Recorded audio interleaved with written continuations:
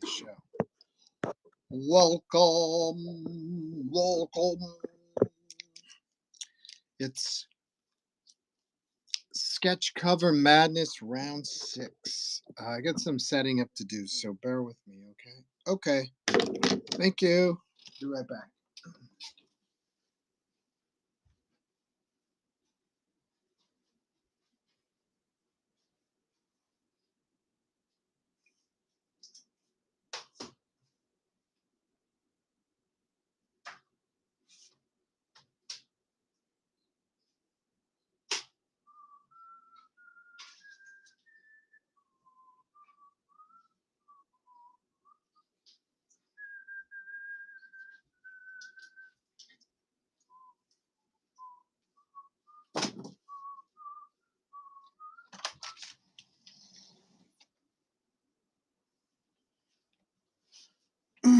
We got 70s here in the Northeast. Very warm. I guess summer's here already.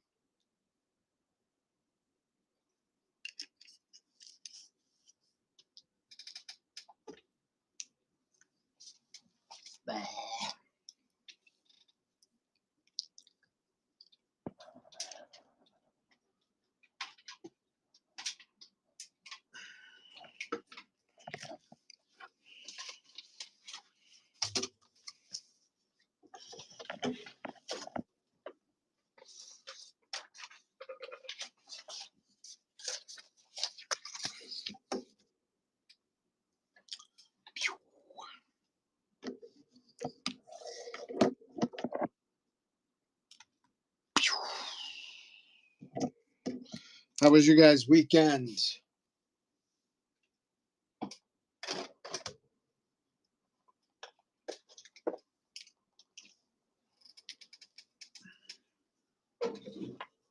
What did you do? Anybody in the stream who was at the Little Giants old school comic show last Friday and Saturday?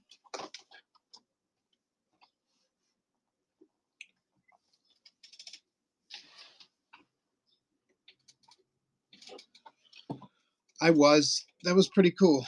It was a fun show. Was it record sales? It was close. If it wasn't a record, it was damn close. So thank you to Jason and Celeste for a great time, fun show.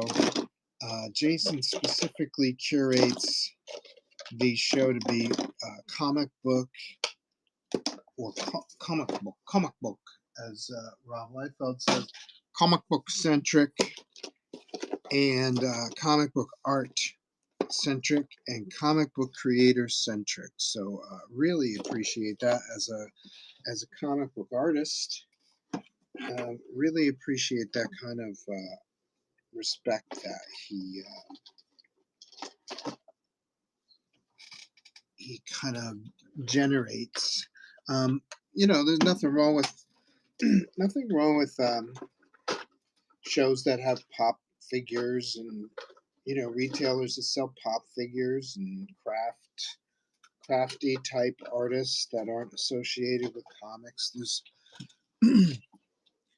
There's room for everybody, but there's also room for shows that focus on specific subjects too. I think, and I like the shows where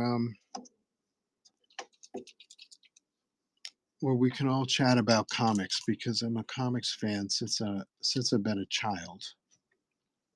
So I love comics. I love talking about comics. I can talk about comics all day long, and that was a good place to do it.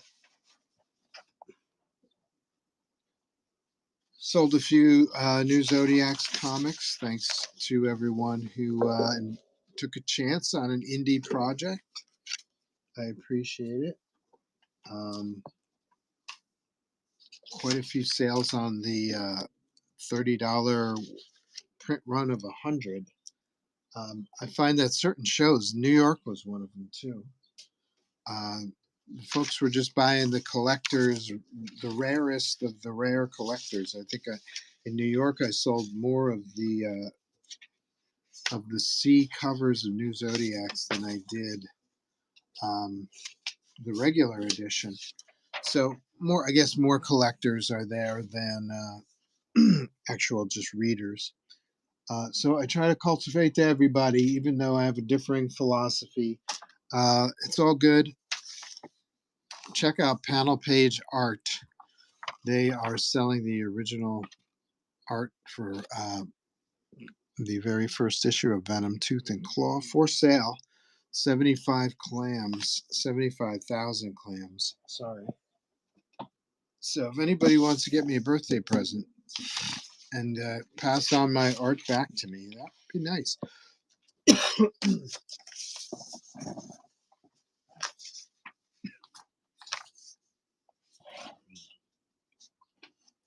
You whatnot whippersnappers, you got 75,000 clams, right? Clams equals dollars. Let's see. So I'm just cleaning up my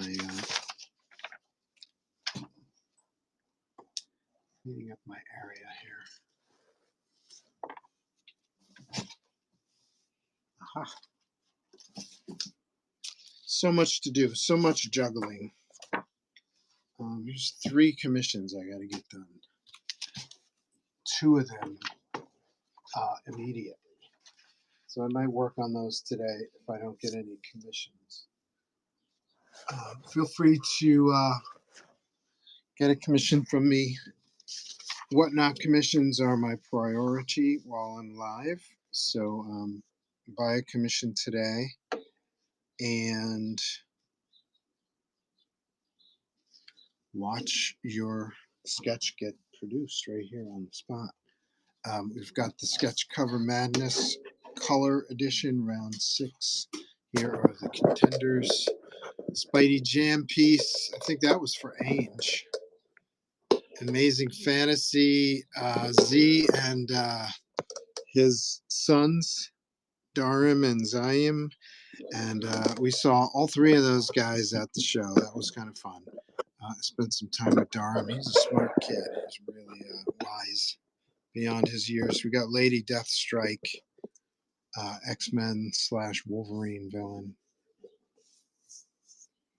And that one was for Danielle. And then the Spider Gwen, Celestial.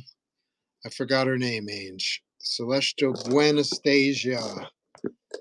Ainge 21's character. Vote for your favorite. The winner of today's round goes to the second round of semifinals. Good luck, everybody. It's got so much shit to do. I'm not even finished setting up here. Okay, let's do this. So I gotta get these done.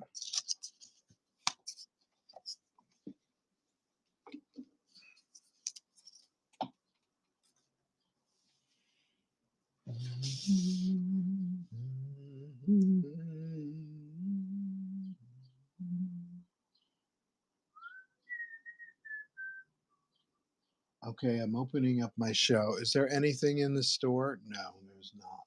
Okay, good to know. Today's episode 259. Can you believe that?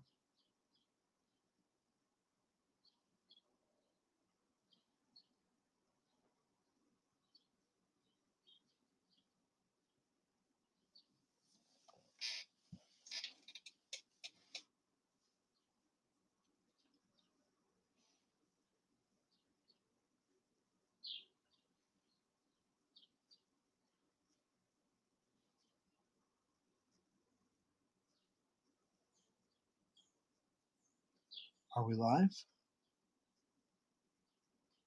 It's looking live. I see stuff in the auction. I see nothing in the giveaways. I see buy it now items. Ooh, a lot of chat. A lot of chat. Let's catch up. Thank you for sharing, Ange. 5D, hello, Joe. Hello, 5D. Congratulations. 5D got some sketches done by me. Had them graded and got 298s. Hell, man. Good job by me for not manhandling your comics while I was drawing all over them. Especially the Spider-Man with all the robes, because I handled that like multiple weeks. That was more than one session's worth of work. So good for me for caring for the comics that I'm drawing on, and good for you for the 9/8. Well done. Yeah, the sketches that I got from you came back 9/8. Look, I'm reading. I'm reading the future. Donut says nice. I'd like to get the comic sketch he did for me graded as well. I'll have to look into that. Chris says hello, Joe. Wow and LOL. Not sure what he's wowing and LOLing about, but that's cool. Donuts. Okay. I do have the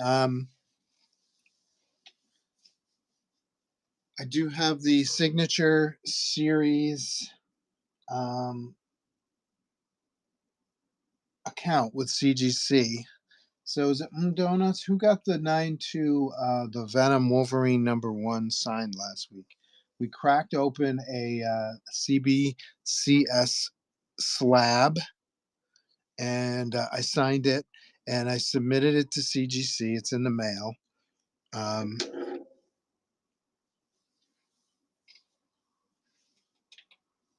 yeah, some Donuts got the CBCS book. Your book is in the mail, signed and securely packaged. Um, so that should be cool. Bionic Commando says yes. Yes to what? Miss Mayhem says you're alive. Aim says Nebula Weaver. This is Nebula Weaver right here. Should have changed the logo there to Nebula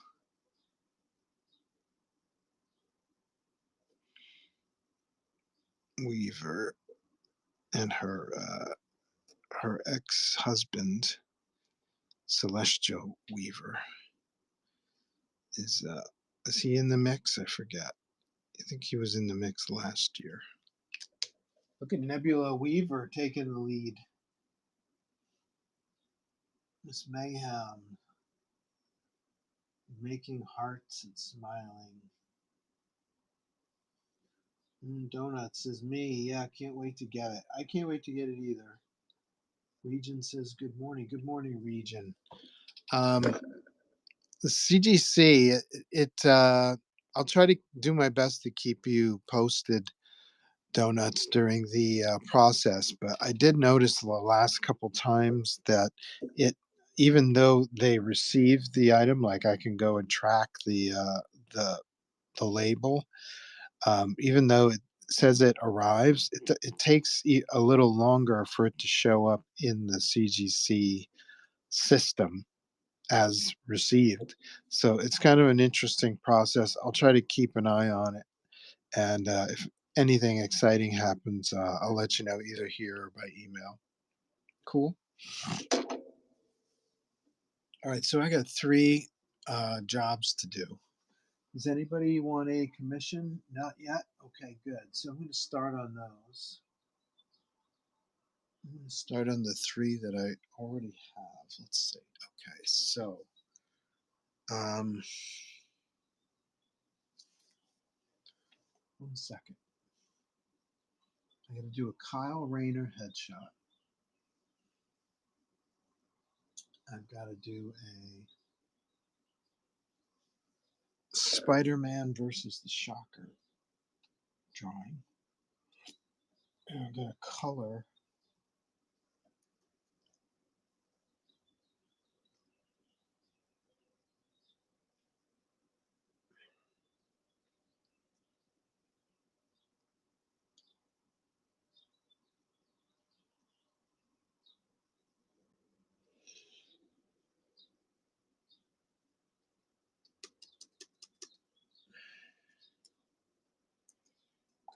color a Fantastic Four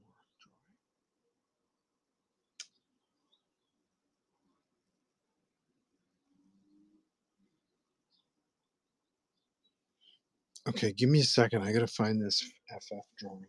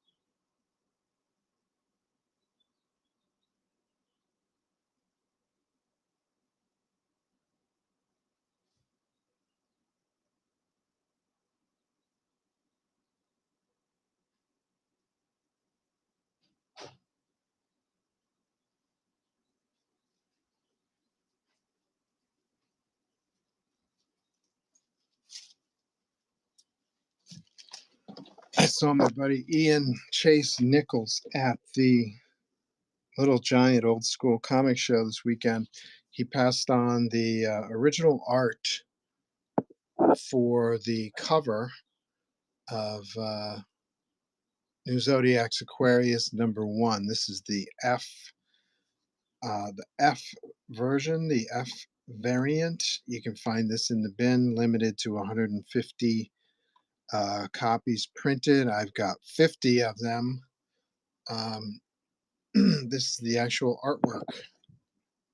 Forgot who colored that. And Ian and I traded covers. So,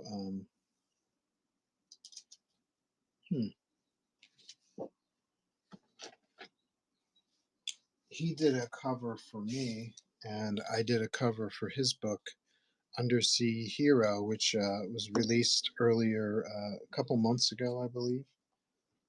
Finally came out. He was working on this for some time. So here's a cover I did, Undersea Hero. I got a few copies of this. Anybody interested? They're $20 each. Happy to sign it, no extra charge. Let me know. I haven't had a chance to put this in my bin yet. It feels like it's about 60 pages, maybe a little less. Maybe it's something this, it feels a little thicker than New Zodiacs, which is 52 pages. So I'd say this is about 60 pages. Undersea Hero is kind of like The Tick meets Aquaman. It's kind of a tongue-in-cheek, humorous underwater superhero character. There are 4 covers. This is my cover.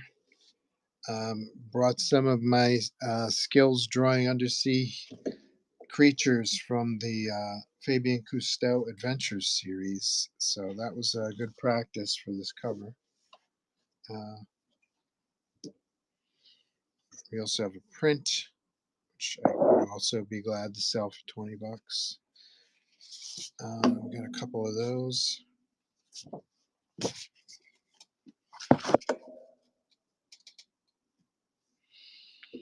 And then here's a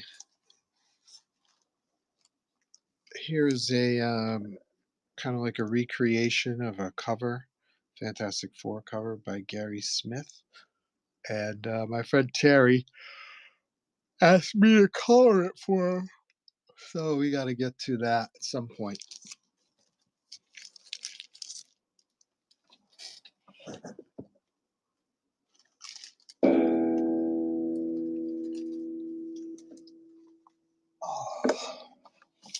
But in the meantime, we've got a Spider-Man versus the Shocker and a Kyle Rayner to do. We kind of start working here. Okay, let's see. This guy needs to.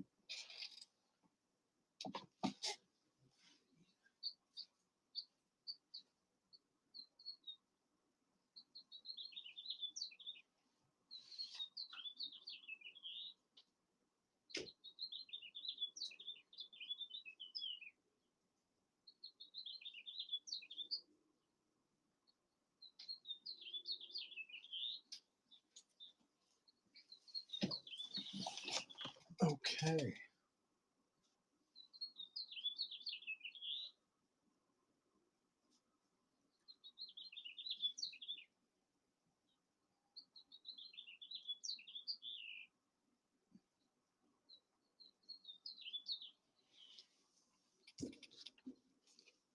So everybody vote for your favorite sketch. We got 8 rounds of 4. That means there's 32 sketches highlighted in the color sketch contest. And then there's another 32 in the black and white.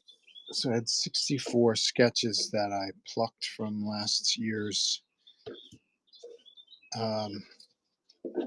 workload and put it in contest. Vote for your favorite. We're gonna whittle it down to a winner in color and a winner in black and white. And we're gonna bash them together, and we're gonna have an overall winner for 2026. Uh, kind of fun if you're just kind of surfing through whatnot. It's something you can pop in and vote. There's no wrong answer, and then move along. Keep swiping up. Come in, vote, and swipe on. It's free. There's no wrong answer. Knock yourself out.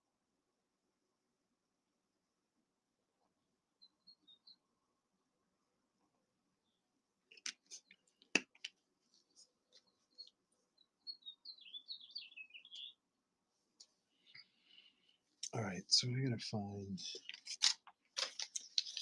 Amazing Spider-Man sketch cover. Still got some Joe sketchbooks. I sold a few at Little Giant Show. I hope I'm gonna need to keep tabs on what I sold because some of them may be in the bin. Shit, I forgot to do that. Some of them may be in the bin and may have sold. So if there's a sketchbook that's got a pre-made remark on it and you're interested, please why don't you check in with me and I'll make sure that I have it available. And if I don't, I can do something similar if that works for you. Here's another cover for Undersea Hero. Ian gave me this. And here's another cover. This one's by Jolton Johnny Lucas, who's also on Whatnot. Follow him. Follow him there. Jolton Johnny, I think his name is, on Whatnot. I found a couple of these because acid got me thinking about buying a bunch of these. I signed a few of these at Little Giant, and then donuts and acid got me thinking. Maybe I should buy a few of these, and we'll do another show in the future where I'm remarking them. This has got a slice in the back. I'm not sure how that happened. Does that, for me, that discounts any value, but it looks great otherwise. It's like it was like it as if it were on the top of a box and somebody sliced into the box too deep.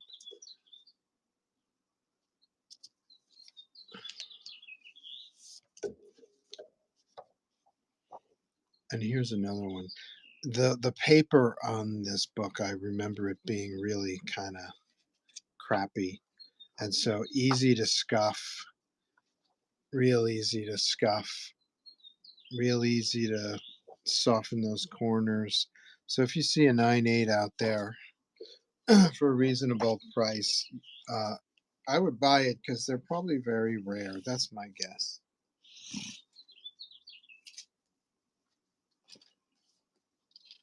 Check this out. Action Comics number 24 from 1940. Original art by the master, Joe Shuster, the original co-creator. Up for auction. You believe that? How hardcore is that?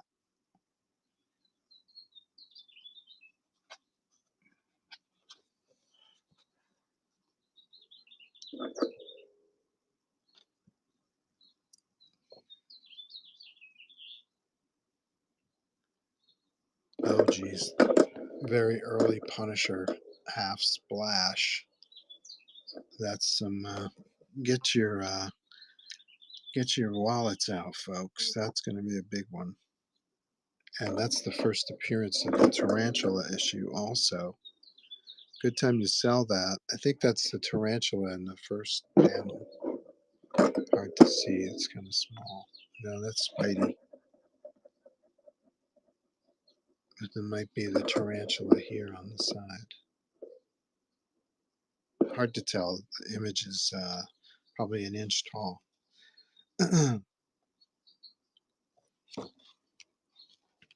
Nice.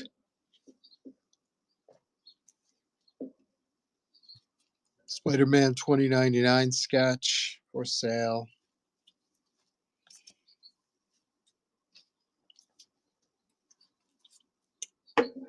Venom, Spider-Man connecting covers for sale. My guy David, he said he was going to buy it at the show. He did not. I saw him walking by, but he did not buy this. So I'm going to color this when I get a chance, and then prices will rise.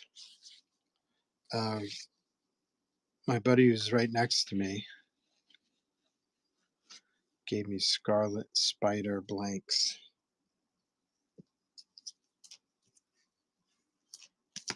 Rich Woodall. Rich gave me those blanks. And then we've got plenty of blanks. Someone in the stream was asking for a Supergirl blank. I just managed to come right across one. So we do have a Supergirl blank in the house. Let me just make sure it's in good shape. So that's a ding. That's 25 off. That's a ding. That's 25 off. So yeah, still a 9.2. That's a ding. That's 5 off. So yeah, I'm not sure. Yeah, that's this is lower than a 9.2. But if that person wants me to work on this, I will. Otherwise, I would bounce this. Somebody gave me this, so I couldn't complain. But this is not a 9.2 or better.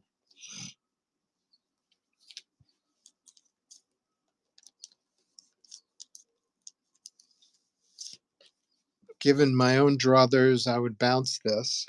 But if the person who wanted the Supergirl sketch is in the room, I'll leave it up to you.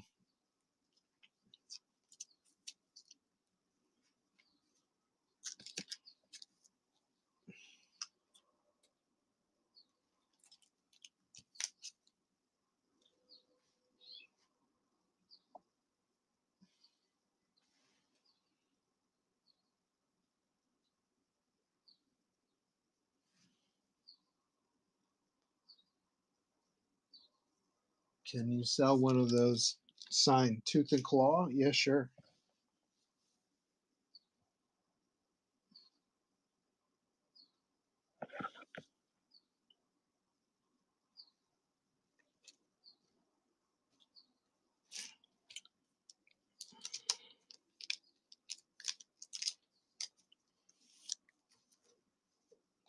Want me to sell one of these?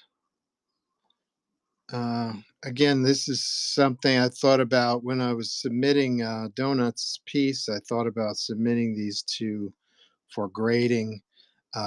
Again, these are not comics I consider high grade. There's a slice in this back I don't know if you can see it. It's like a razor. It doesn't quite cut through, but you can see it on the other side. But it doesn't open up. So I don't know. That's a worthless comic to me, but I can put it up if you like with my signature. We could also test. I've been meaning to test the white paint pen to see if the white paint pen will will not crack and dry out like some of the other colors. So we can do that. We can we can test fly the white paint pen, and if it doesn't work out, I'll sign over it in silver.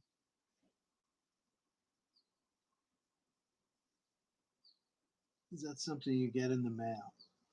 What did I get in the mail? The Heritage. Yes, I do. I'm on the mailing list on Heritage. So yes, I do. I get these sent to me. They want to rub it in my face, all this good stuff that I can't afford.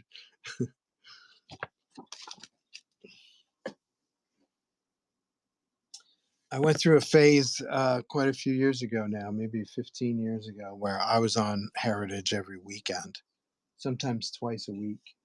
And I was throwing money at Heritage, worse than what I threw at Whatnot lately. What's up, Palooks? Number 4 is yours, Ainge. Ainge says yes. Dang, super sick. Yes, sounds good.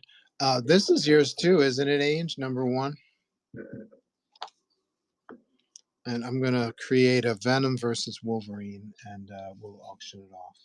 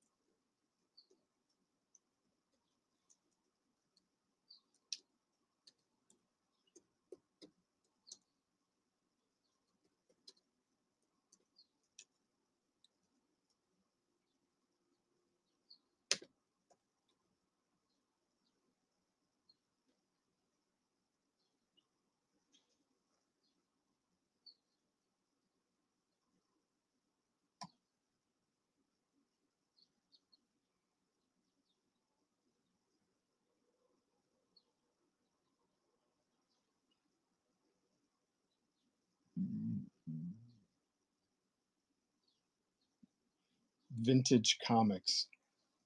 That's like 25 years or older, right? Vintage.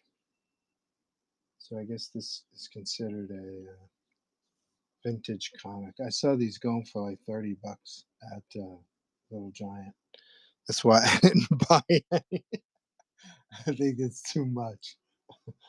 So,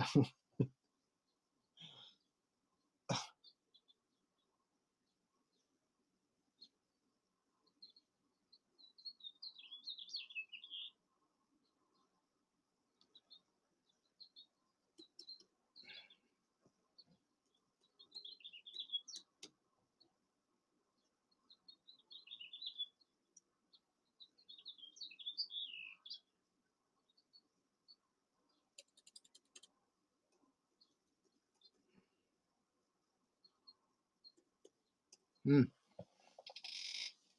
I thought I created the item. I don't see it. I don't see it in the auction. Stand by. Stand by. Stand by.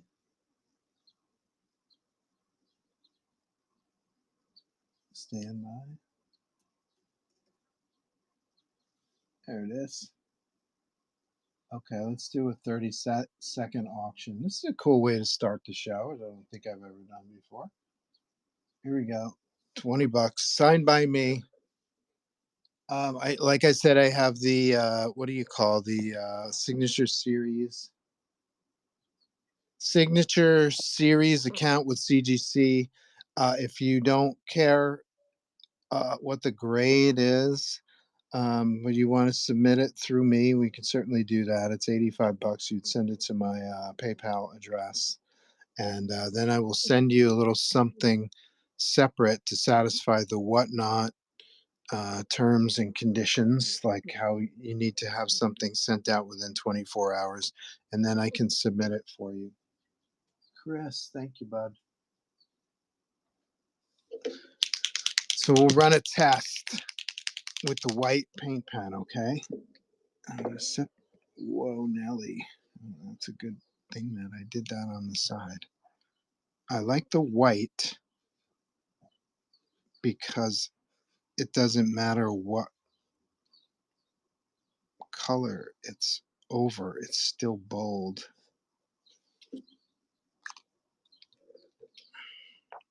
We're going to set that aside, let it dry. We'll come back to it an hour or so. We'll keep an eye on it for the next hour or so. And if it gets cracky or unattractive, we'll bounce it and we'll try the. I'll either go over it in silver or we'll do the other copy that I have. How's that sound? All right. So I need something to cover this up.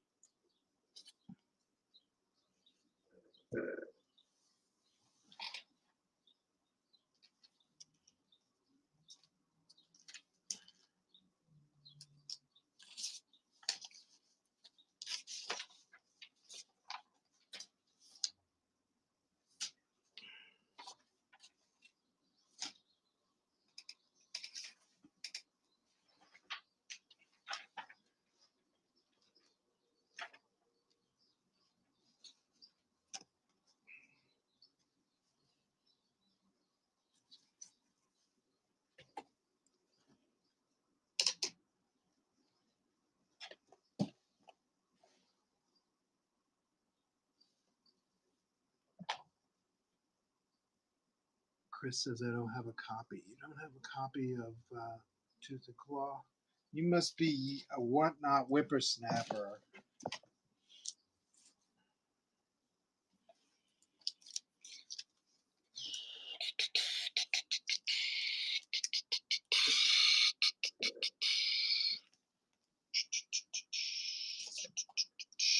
Stand by. I got to do some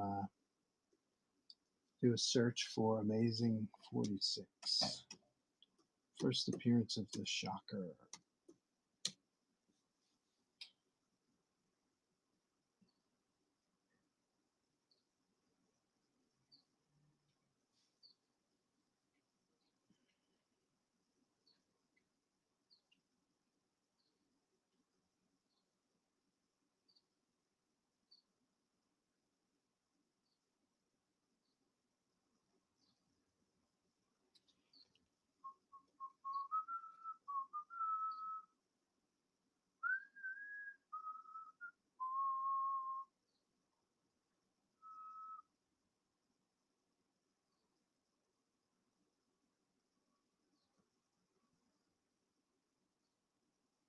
Oof. Picked the wrong website. Grab my image from. I have no idea what's happening here. Okay, go to another website. Don't waste your time. Don't waste your time, sir. Let's keep it moving.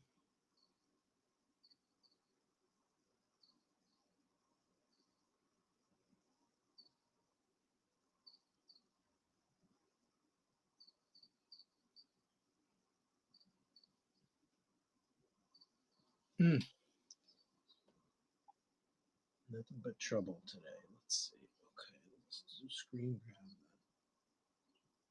Screen grab.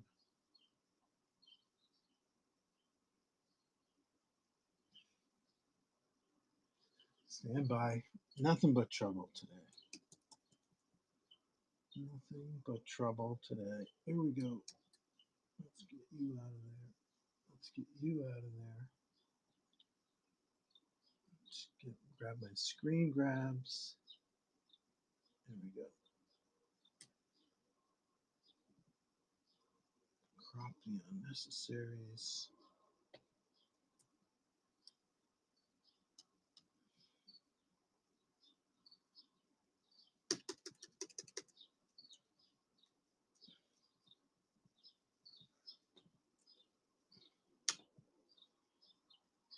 All right, bear with me.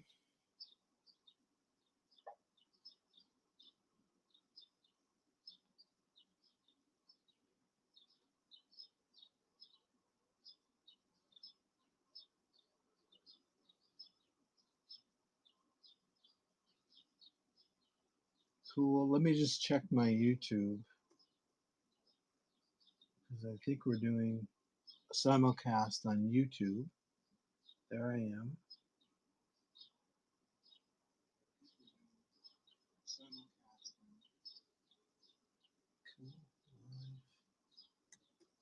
Live on Whatnot.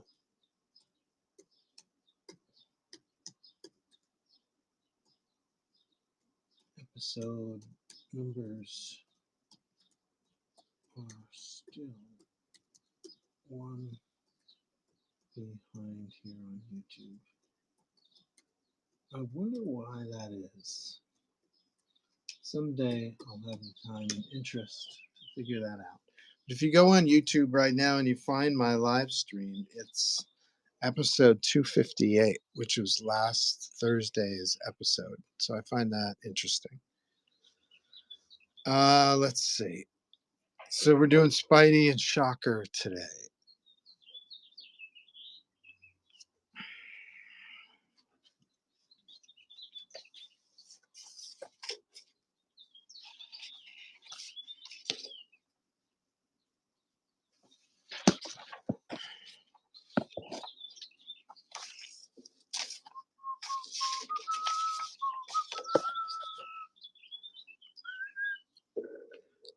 Anybody interested in Undersea Hero graphic novel? Ben Edlund, creator of The Tick, gives it a lively review. Joseph Reitman, writer on Spider-Man Unlimited, gives Undersea Hero a lively review. Jeff McClellan, writer of The Tick, also lively review. Cover by me.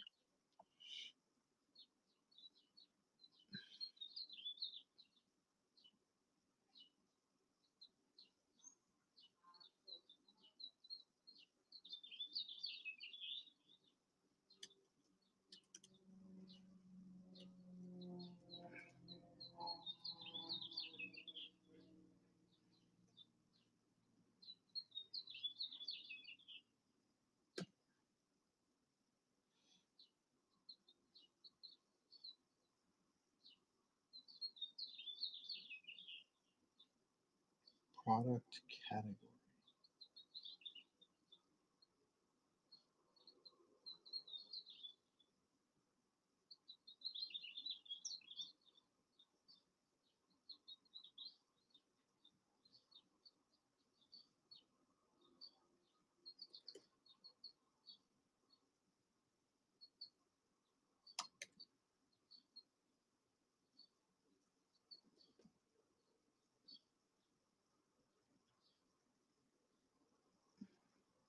Here we go. $20 for this. Happy to sign it. I'll sign it across the top. I've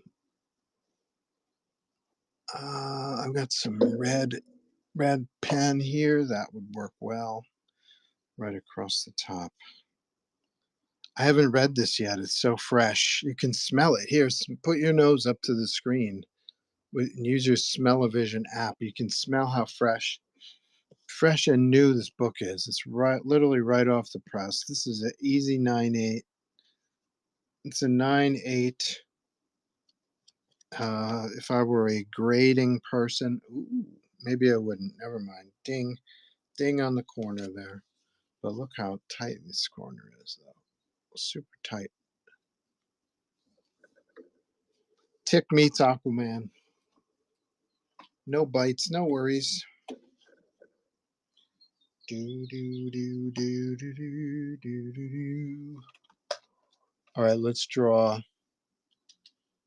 Spidey versus the Shocker.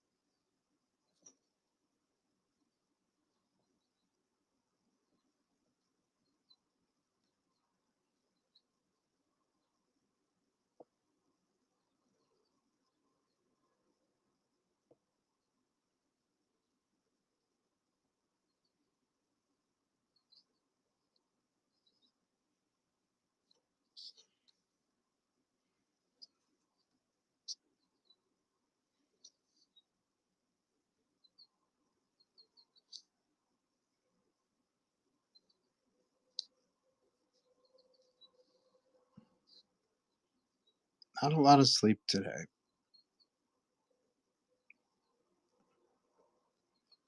I'm so wiped out. This weekend I'll be at a convention whose name is really hard to remember, but it's right here in Danvers, Mass. So it's only about a 5-minute drive from my house, which is very cool. So we got to go, right? I mean, it's 5 minutes away. I mean, that's way too convenient. So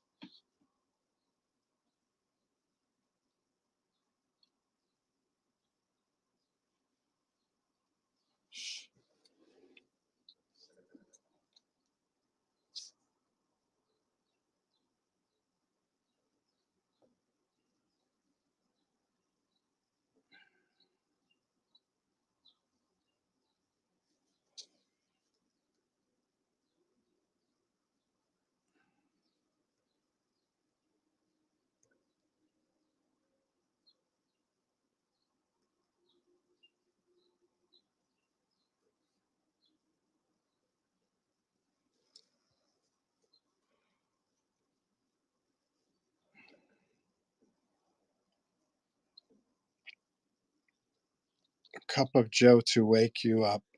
LOL. Thank you. Thank you for the tip. Very funny.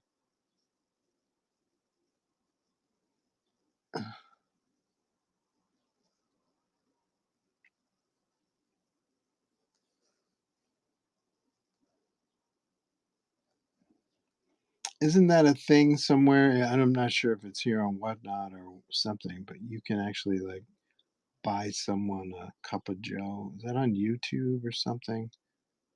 Uh, I know I've seen that somewhere. It's on Facebook, maybe. I forget.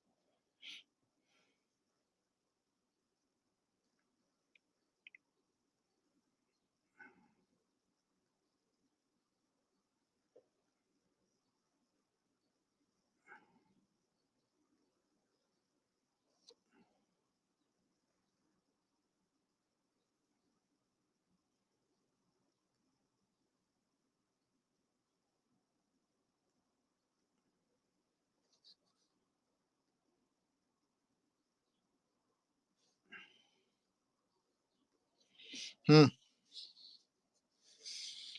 been struggling with this one since the show. Just not finding that right pose for him.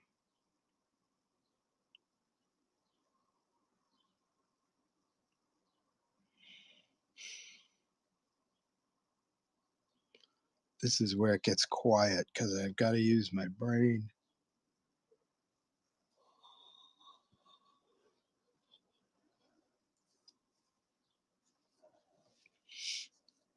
Talking means I'm not using part of my brain.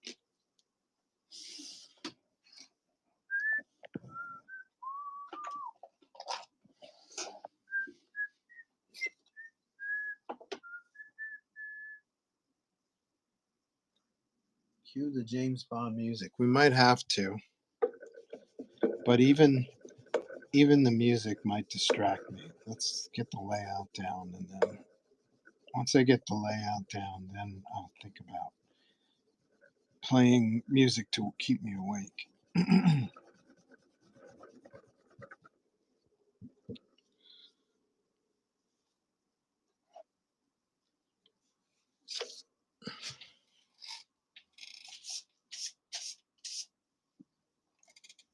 Don't forget, vote for your favorite sketch. Winner with the most votes goes to the second round of the semifinals. Exciting. So far, it's tight. Ainge, this is your piece too, isn't it? Spider-Man jam piece? No, it's not, huh? I'm glad I didn't bet any money.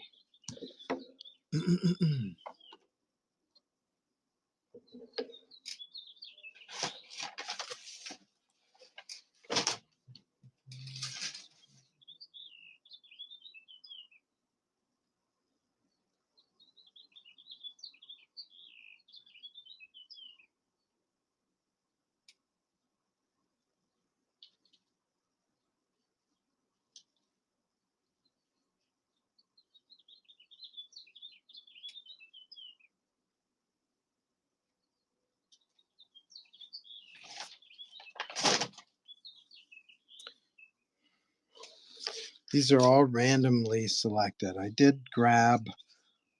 think I grabbed one, like my favorite 8 pieces, and I put one in each one of these contests. But the rest of and then randomly placed them. They're not all in one space each time. But the rest of them are all randomly selected and randomly placed. So each round is different than it's not a contrived contest. It's not like Spider-Man versus something. It's some rounds have multiple Spider-Mans in them. I don't know, they're just kind of randomly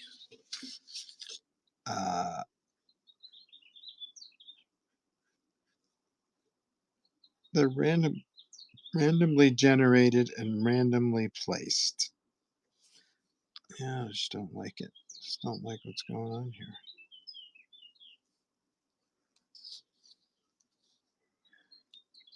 here. We'll try one more time.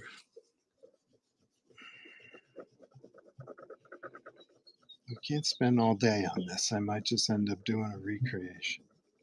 But I have a feeling there's a pose in here in my brain somewhere that will really crush it.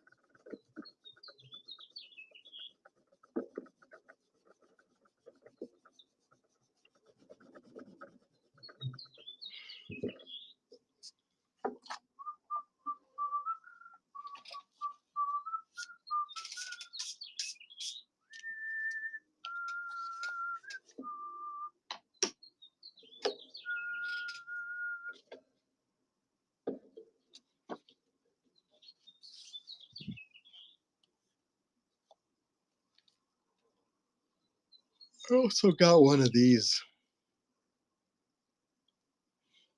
If any Invincible fans out there, I don't think I have drawn Invincible now that you mention it. I think I did draw Invincible for someone once.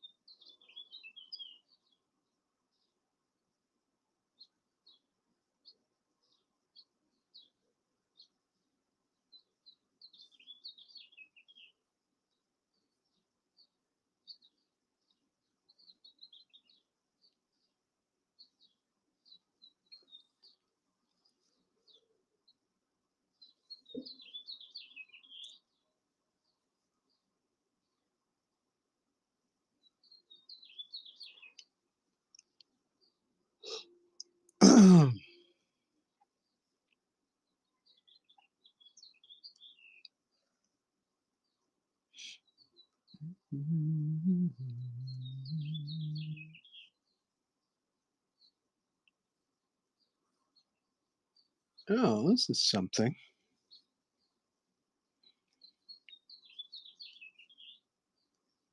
There we go. All right. I knew I could figure something out. There we go.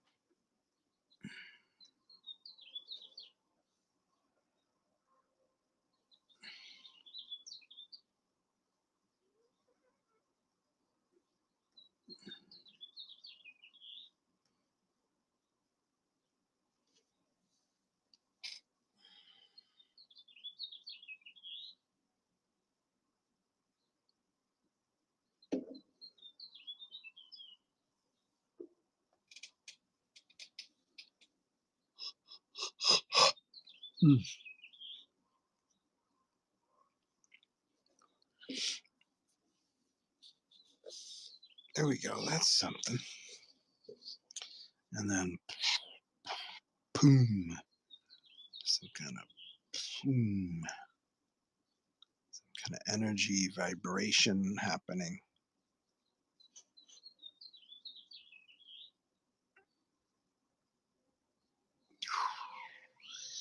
Boom. I'm just missing him. Spidey leapt away just in time. And then we've got this guy. We've got some webbing going on here.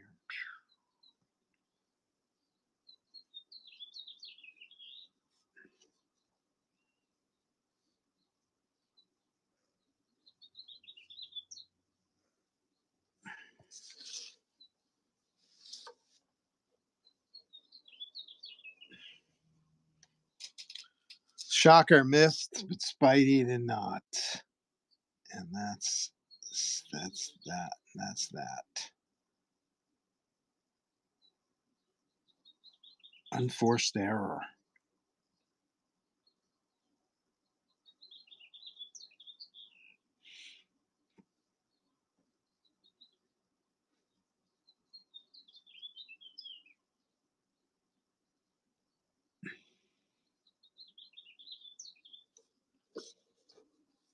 Can you guys make this out? Johnny Pez, what's up? I really like number 1, says Chris Mullen, and the Lady Deathstrike. It's so cool that people know who Lady Deathstrike is.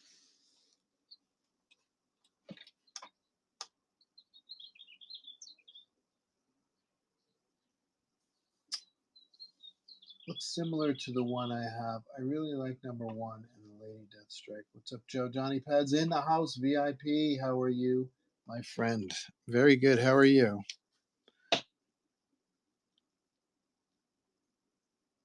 haven't seen you in a while.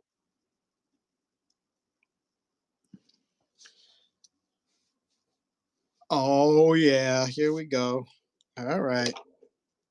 Maybe let's crank some tunes. I don't know. I might want this one to stay, to not get pulled down from from YouTube, because this one might come out really good. Let's see. It took me a while, man. I was really working on this. I was hoping to have it done at the show, but it's just too much going on. It didn't allow me that quiet time, to focus.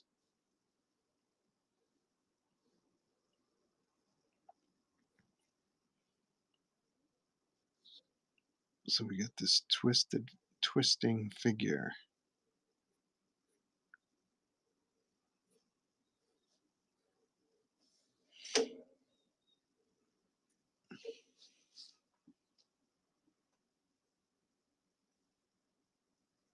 Doing well. What are you working on? We're working on a piece for a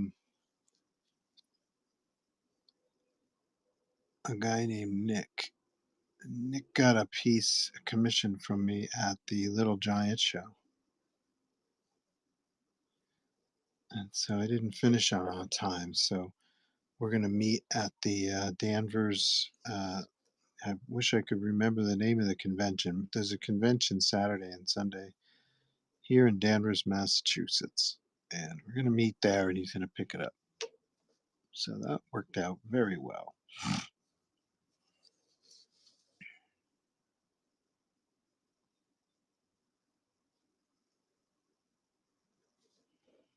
Mm-hmm.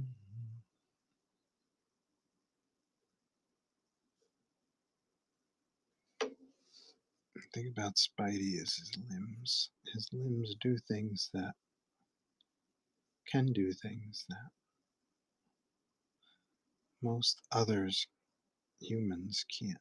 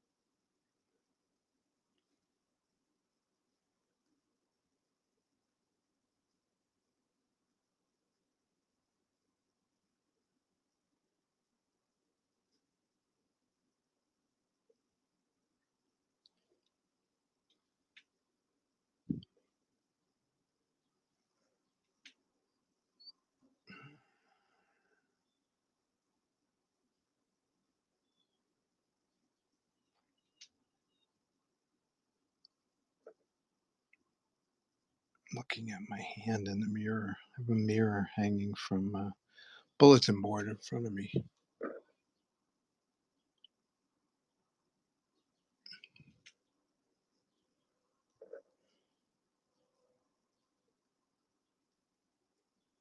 Helps get the basics down.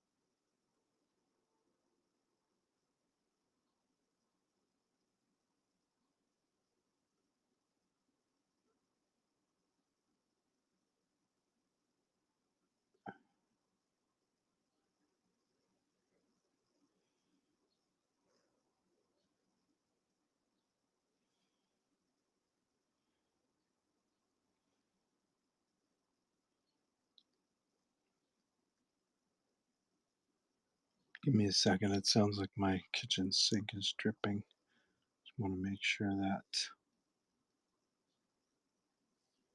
the faucet is properly closed. My water bill's gone up a lot this year.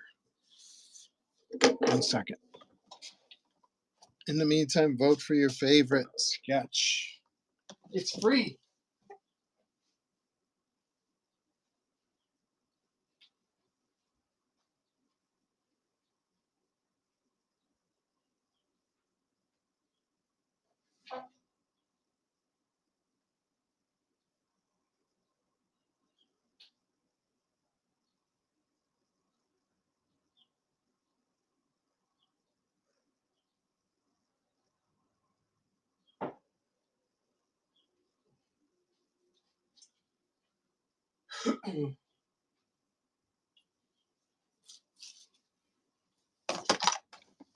It's free to vote, and there are no wrong answers. And for whatnot surfers like me who are flicking through shows like this, you can come in, make your vote, and keep thumbing on.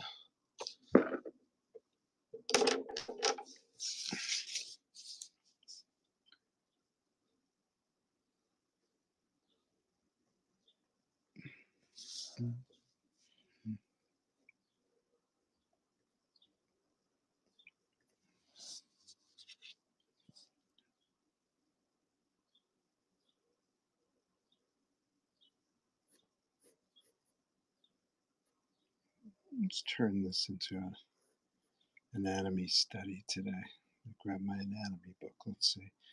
So the calves, they go down like this towards the center. Ankles go up like this towards the center. Inside ankle is higher than the outside ankle.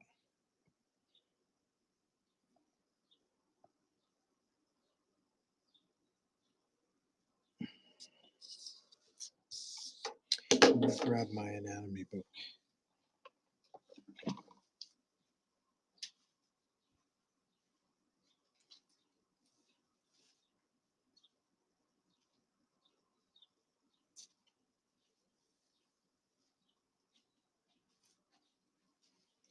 Always close by. Don't go to it enough.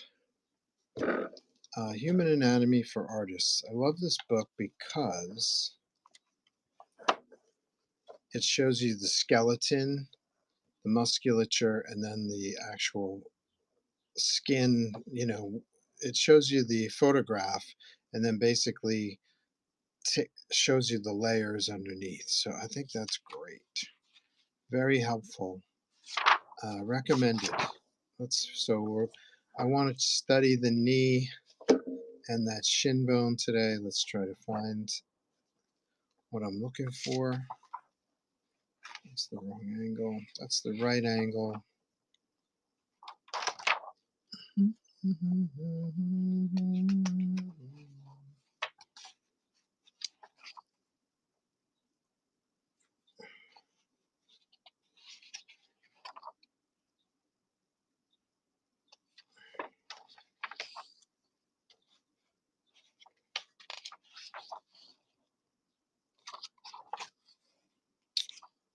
Oh, are we getting close? Getting close. Shit.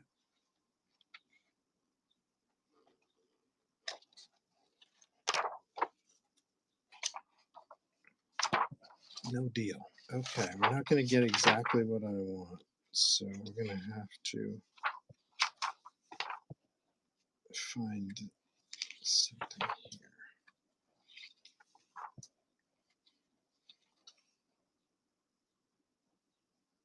Here we go. This isn't so bad. Let's see. It's not so bad. I'd love to see a frontal. We're not going to get it. Okay. So here's the closest thing I got is this guy right here, except it's the wrong leg. So you can see the photo and then the musculatures, the muscles underneath that cause these kind of, this is this muscle here. I forget what that one's called. And then you see this specific, oh, I see what's going on here. This is the extender hallucis longus. It starts here and runs behind the muscle here. So you can see this is the extender hallucis longus right there. This is its origin, and this is where it anchors. And it goes behind this larger muscle, which I'm not sure what that's called. Very cool. So there it is, activated when you pull the toe up. But what am I looking for? I'm looking for these muscles, but on the opposite leg. So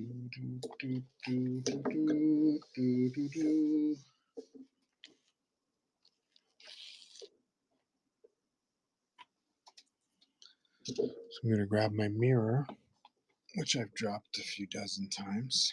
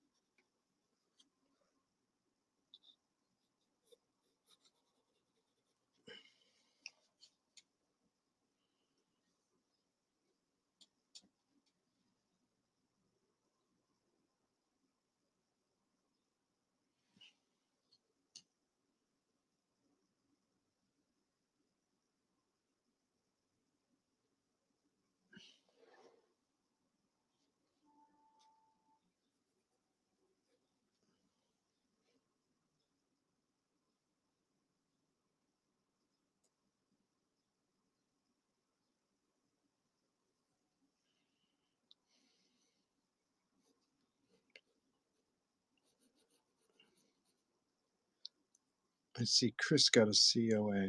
Okay, we'll fill that out in a second. Let me just break this down. We're onto something here. The struggling is over. Sometimes you gotta fuck with anatomy for design and for action purposes. So I don't like this foot.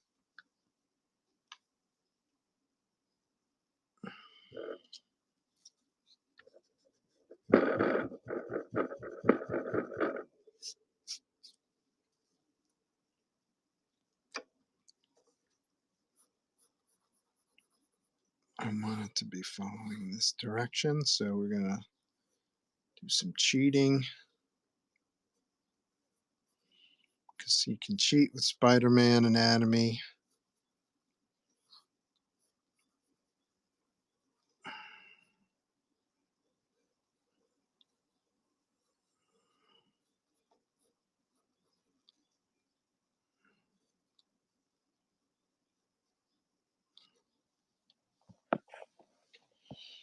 I like this shape better. I like this sense. This curve and this curve and then this curve. They all go against this curve. That's what I'm thinking, and I'm going to stick with it.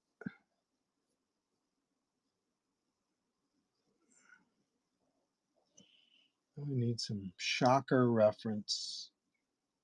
That padded suit is pretty cool.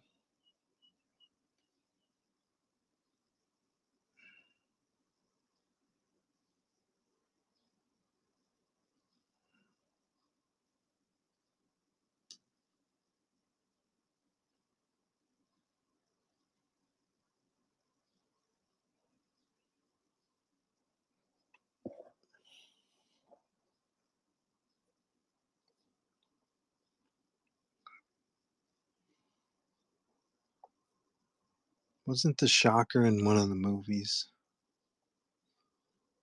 I guess he wasn't a critical part because I don't remember him.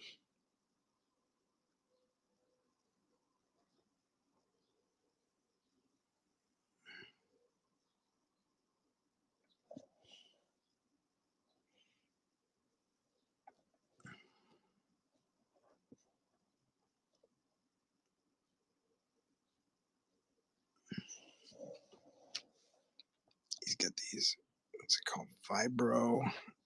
Vibro gloves or something like that. Vibro.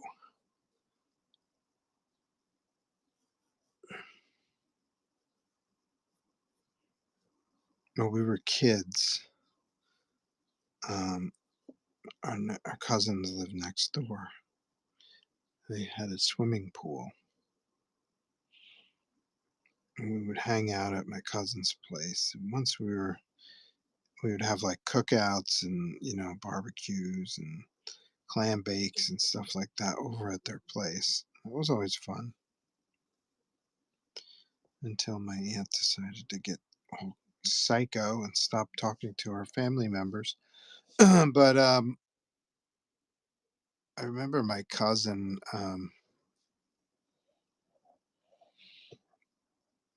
I don't know. We were eating hot dogs or something, taking a break, and we were still kind of.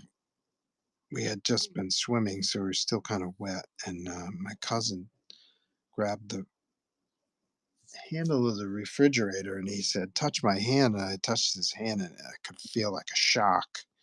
I don't know what caused it. If there was a short in the refrigerator or something, but I could feel a shock go right through my whole body, and that's what I think of when I see this guy. Like,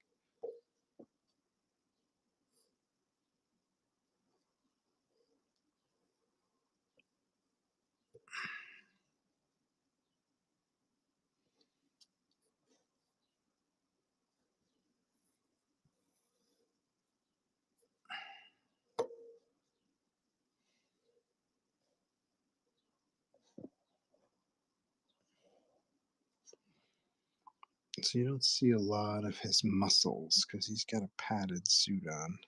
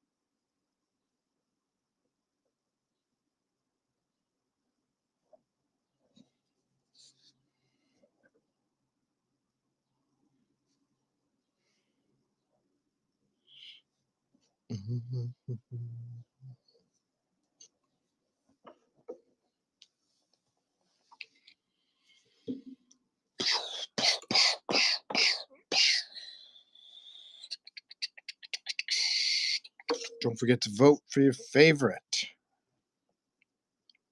Amazing Fantasy or Amazing Spider-Man jam piece starter upper with 3 jammers. I'm jamming with myself on this one. Here's Amazing Fantasy homage with Zishan, who goes by Dark Vash here on Whatnot, and then his 2 sons. And we've got Lady Deathstrike in Japan, and then we've got the Nebula Weaver, aka Cosmic Spider Gwen. That came out pretty good. And I like how we follow the same format as some of the other Cosmic Ange characters, where we got the black space border or background motif, where it's just like a graphic shape with space behind. I think that's cool. Who came up with that? I came out well. It's Ramona. Do you live near New York City? I'm gonna have to say no. Probably about a 4.5 hour drive. Are you going to New York City, Ramona?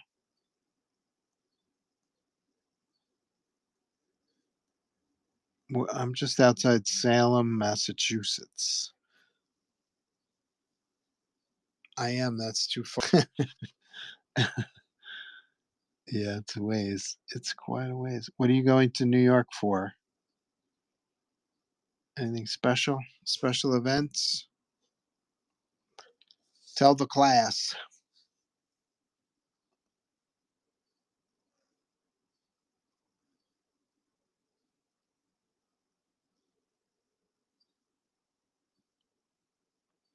VIP Ramona, everybody. It's like it's like Mr. Rogers' Neighborhood here today.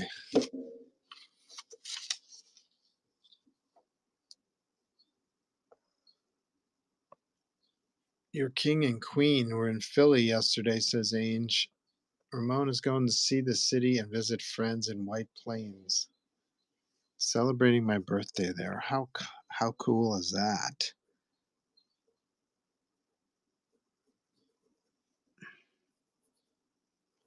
Yeah, White Plains, that's not too far from New York. It's a lot closer than Salem, Massachusetts, I'll tell you that.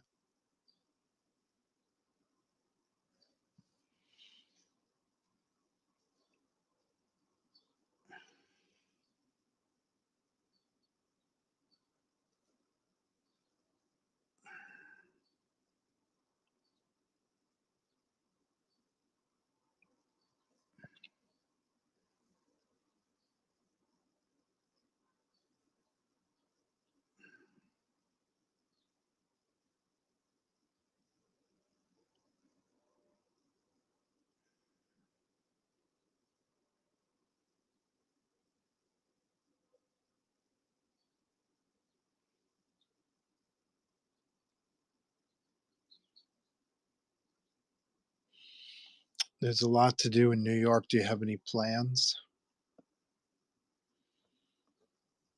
Are you going to go see a play or a Broadway production? There's so much to see. Museums. I used to live about 6 blocks from the Museum of Modern Art, so that was always fun. And then I was about 10 blocks from the Museum of Natural History. That was always great. I have a life-size model of blue whale. You got a section just for dinosaurs. Great stuff. T-Rex skeleton. Fun.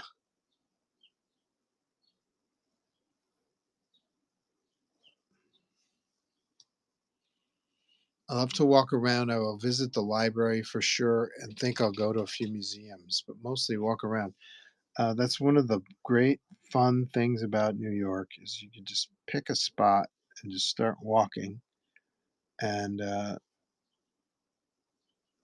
it's just a great city for just casually walking and stuff. Um, I was in New York at New York Comic Con, and I was meeting some friends for dinner, and I was on 42nd Street on the west side, and I had to walk down to 23rd Street, 21st Street, somewhere around there in Broadway. So I didn't, there were no cabs in my immediate vicinity, so I just decided to walk. And what a great time. I realized that Herald Square, which is where Macy's is, where I also worked many, many moons ago, um, is kind of blocked off from traffic now, and they've got these huge ping pong tables and uh, tables where you can play chess and cards and stuff like that. And I'm like, oh, that's badass. That's so cool. It's not great for traffic, but it's very cool to see. And that's something that hadn't been there last time I visited. So it's always cool. There's always something new going on. There's elevated railroad on along the west side, um,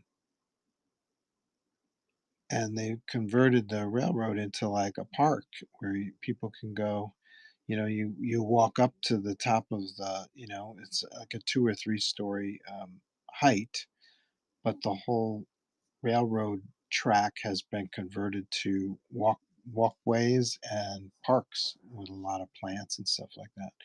It's really quite uh, it's inviting, and it's kind of cool to see. You're basically walking through a park, but then you look to your depending on what direction you're going. If you're walking north, you walk to your left, and you'll see the river, the Hudson River. If you walk to your right, you'll see all these buildings. Like literally, you're looking across over at like the third story of an apartment building or something like that. It's kind of a cool viewpoint. So very recommended to do the elevated. I forget what they officially call it. The elevated walkway, I forget what they officially call it.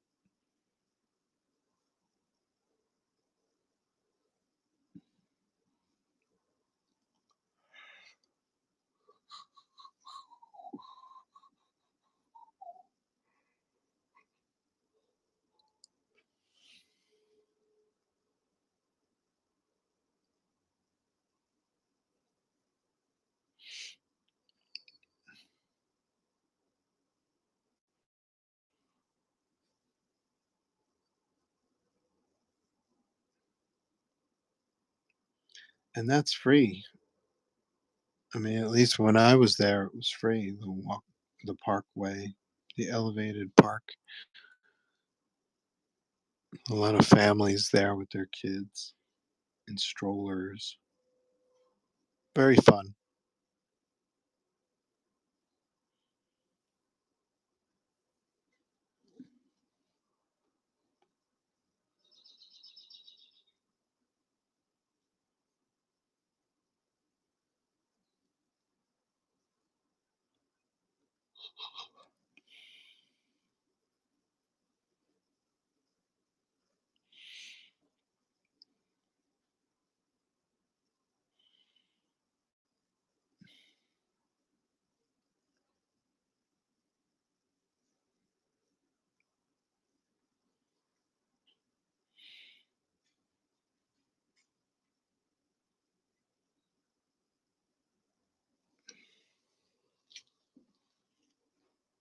It's called the High Line, and it's on my list of walks. Ah, yes, the High Line. Thank you. You've already been there.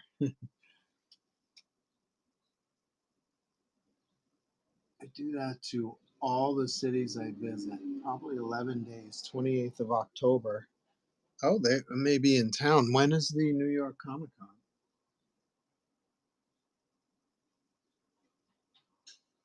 They have great personalities, says Age.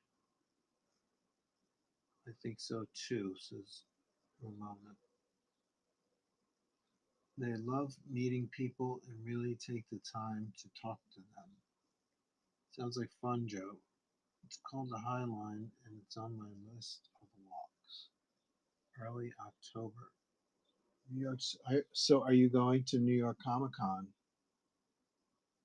I might be at that. I'm not sure though. I thought I thought I had nailed down a position because I was there last year, but I'm getting the I'm getting the runaround again. I think last year was a fluke. So I would love to say that I'll be at New York Comic Con, but right now I can't say that. Sorry to say.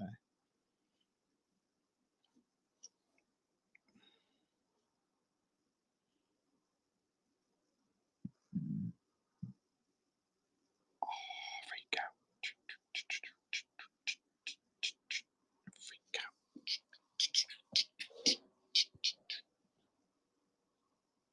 October 8th through 11th is New York City. It's my first time I don't have that on my priority list when I visit New York City.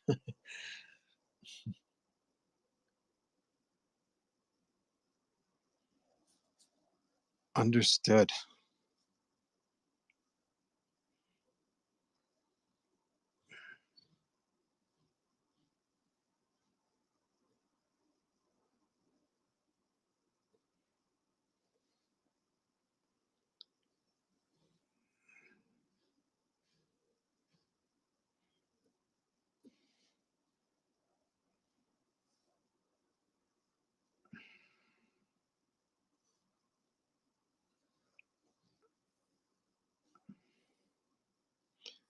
While I was away, Sonia, we live in an apartment building and it's kind of landscaped,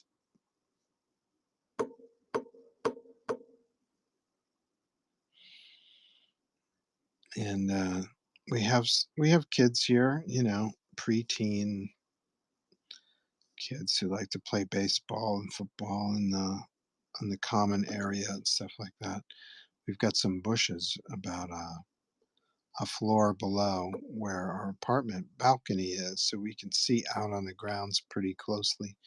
And a couple of kids were out there pulling up the shrubbery. They completely pulled up an entire bush out of the ground. Uh, what do you call it? Land, like a landscape bush, you know? And so I saw the handyman outside on Monday. He's walking around like puzzled, like what happened to the bush that was here? And he's picking up random branches and stuff like that. It's pretty funny. It's funny because I don't have to, because it's not my bush, but it's also not cool, you know. The, the extra funny thing is that the parents were there while the kids were pulling up stuff and they didn't stop them. So I find that to be interesting. I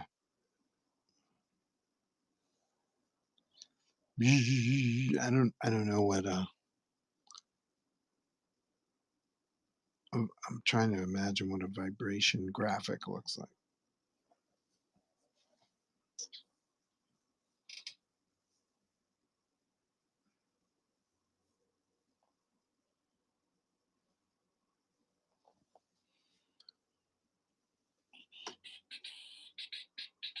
I lived in New York for about 20 years and there were still areas that, you just come out of the subway, you start walking around for a half hour or whatever, and you'd find things that you'd never seen before, or you'd find areas of the city and you'd connect them in your mind to other areas of the city that you had not connected them to before, It's kind of fun.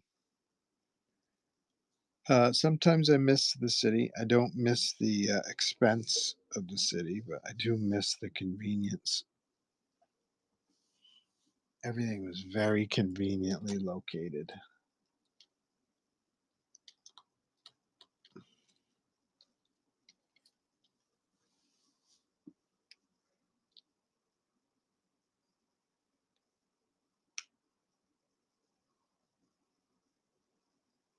Maybe we can all meet for dinner. That would be nice.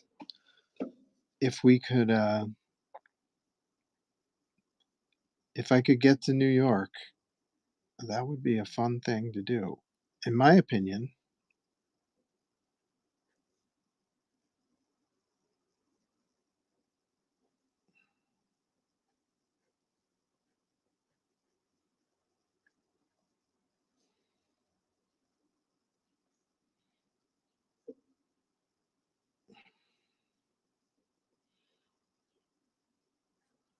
my friend David, he was in the Broadway production scene for a while. He's a viola player, and he was getting quite a few gigs on Broadway. And whenever he was playing, we would try to go to see a show he was playing in. He was in Wicked, and we saw Wicked, and that whole orchestra is underneath the stage. It's really weird. I would get very claustrophobic.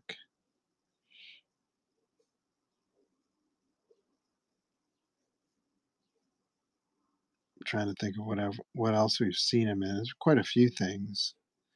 Um, Especially when I lived in the city proper, wherever he was playing, I would try to go. I remember he did like a quartet, like a recital, and it was like this really abstract music. I forget the composer, but it was super abstract. No melodies. Just kind of it's kind of interesting.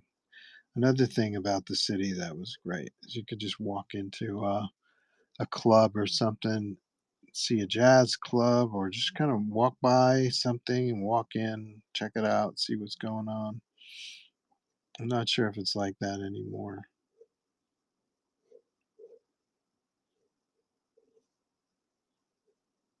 I remember one day, again, this is a while ago, so the city may have changed. I imagine something like this doesn't often happen anymore. But when I lived in the city, I walked by a store that was just only darts. All they sold, the entire storefront, was darts, dartboards, and those, I forget what they call them, the wings. They come off the end of the dart, and so they had all kinds of different decorated wings, um, hundreds of different designs and stuff like that. So you could go bananas, spend a few $100 just on darts. And I was like, where has this store been the entire time I've lived here? And oh yeah, by the way, I think I want to start playing darts. just because there's just because there's a freaking dart store. It's pretty amazing. I'm not sure if it's like that anymore. It strikes me that the city, every time I go there, there's more and more construction. It feels more and more expensive and exclusive. But if I'm wrong, please let me know.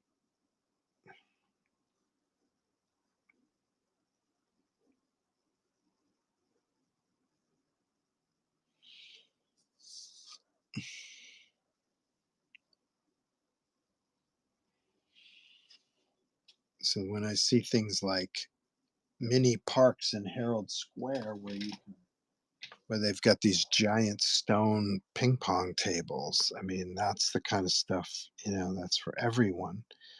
Um, that's enjoyable to see.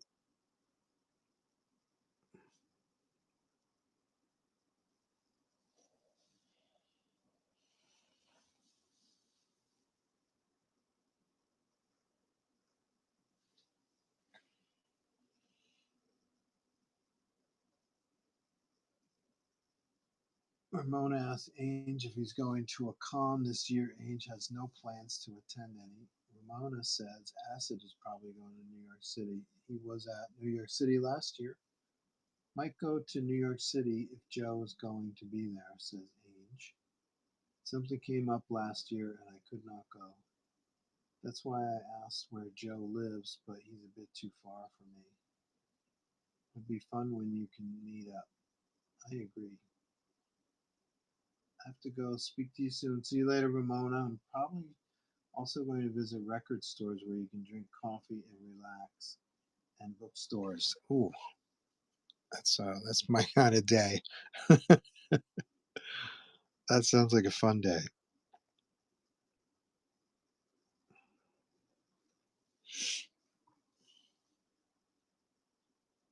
Ramona, everybody, VIP.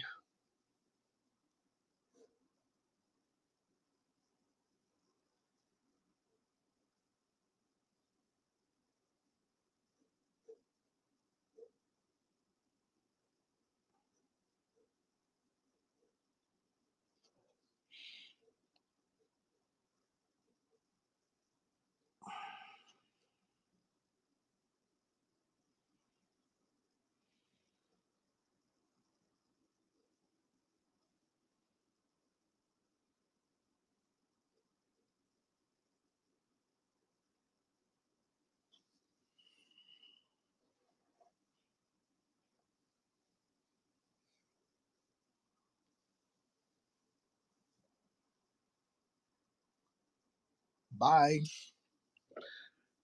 That's Ramona, everybody. She's the best.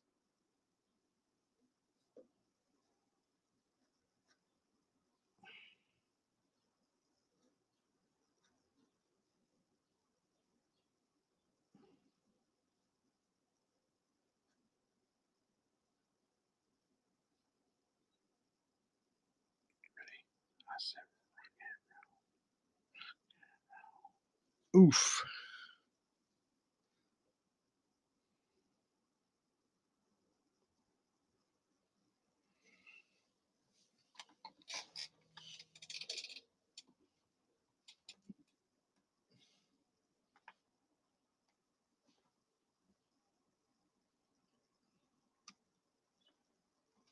Don't forget to vote for your favorite sketch cover. We got to get some votes for this. We should at Dark Vash to get him to vote for his piece.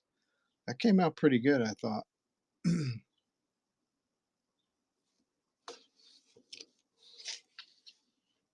We saw Dark Vash at Little Giant very briefly last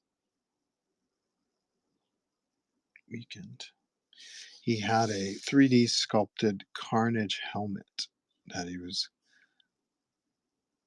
going along and have everybody sign.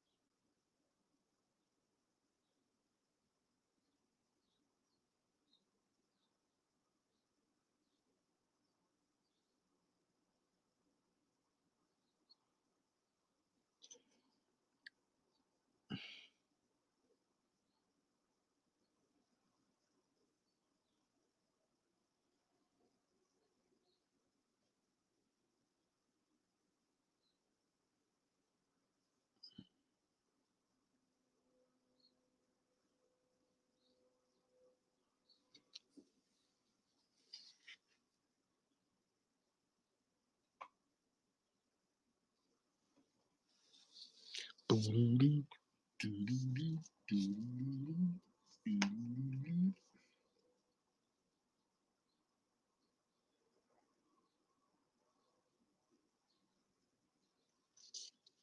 show brought to you by Foragers Kefir Style Cashew and Coconut Drink.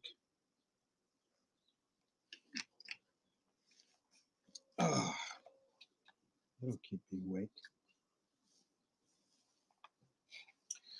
Oh, I want to show you something too. This was interesting. There are two pieces of original art from my Venom days on eBay. I was going to show you that. Hold on.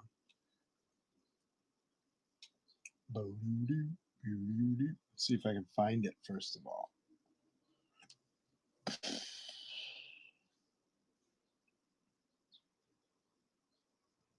Oh, here we go, right here. Can you guys see that? I'll try to blow it up too. Let's click on it.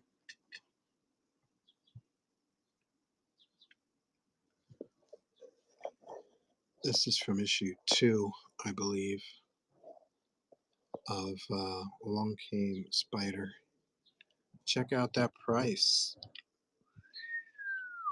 Makes me weep a little bit because I definitely didn't sell it for that much. It was probably something I had sold for like 20 bucks back in the day.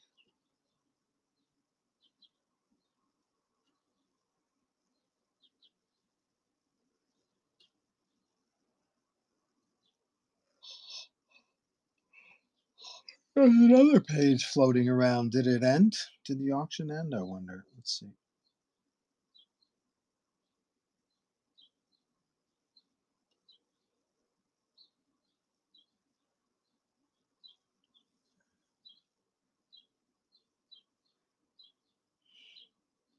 I don't see it now.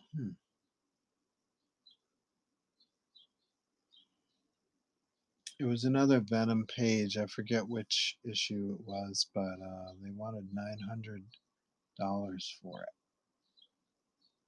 Let's see if I can find it. It probably didn't have my name on it. That's probably why.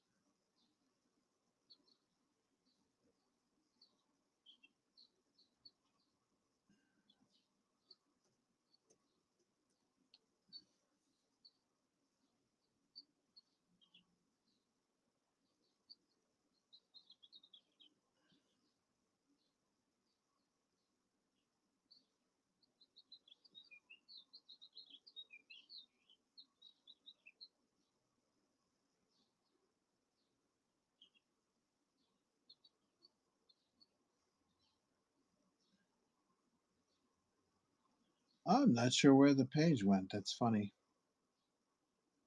It's no longer up.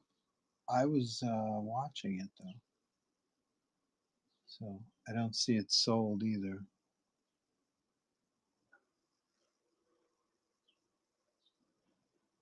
Oh well, good times.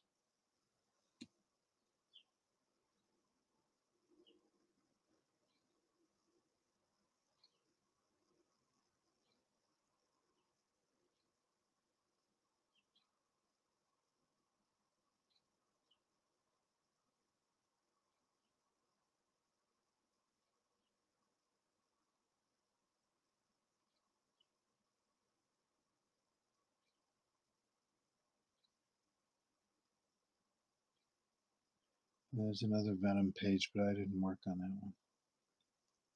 I'm looking for pages that I worked on. I guess it's gone. They pulled it or something. Maybe they sold it off camera or off eBay and then just kind of closed the account. But that would still show up in the completed items, wouldn't it? Oh well. So yeah, so go out and buy those.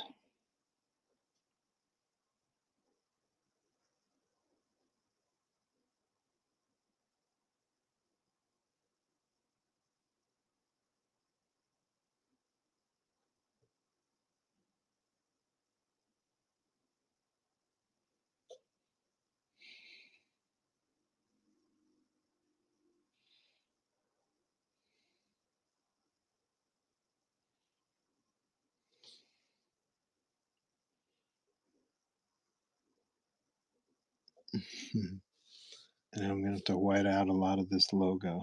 But first I have to ink as much as I can to nail down the line art, because I don't want to erase pencils and then miss a space or miss a part of the drawing. Here we go.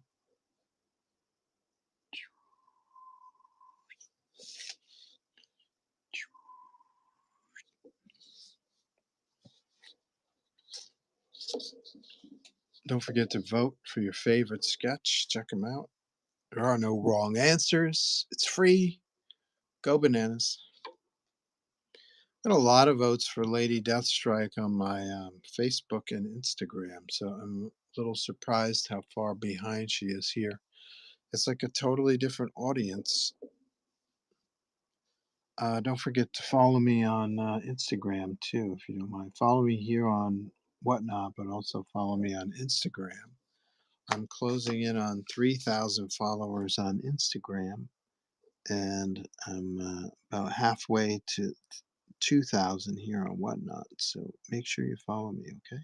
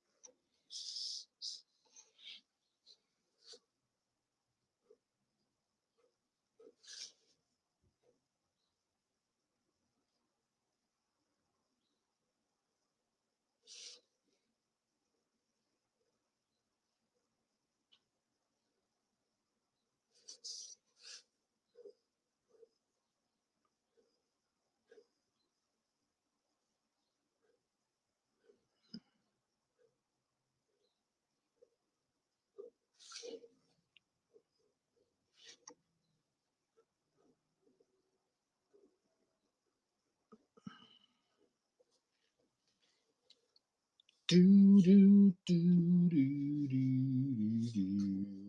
Don't forget to vote for your favorite sketch. It's free to vote.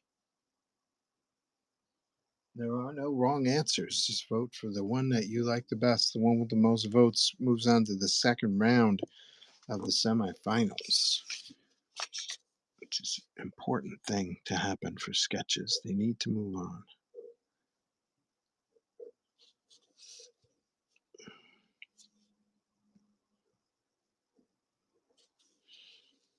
The shaka.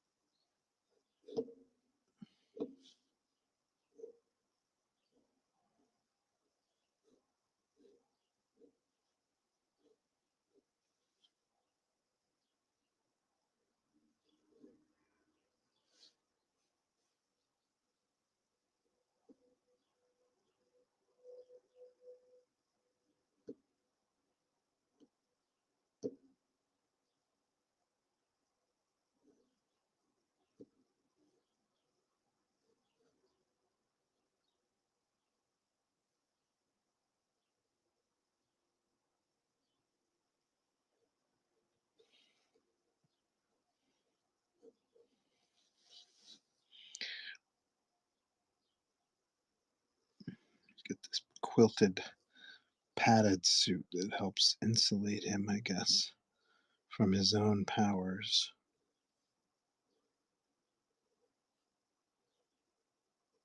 So that's cool.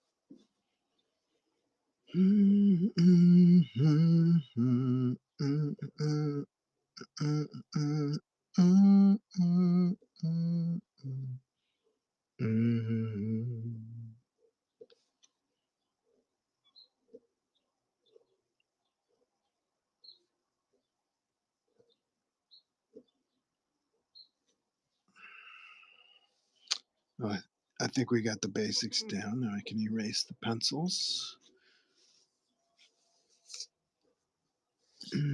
Maybe I should pencil in the web pattern to make sure I nail that down before I don't want to freehand that. So it's going to get quiet again because I need absolute concentration to get the webbing down.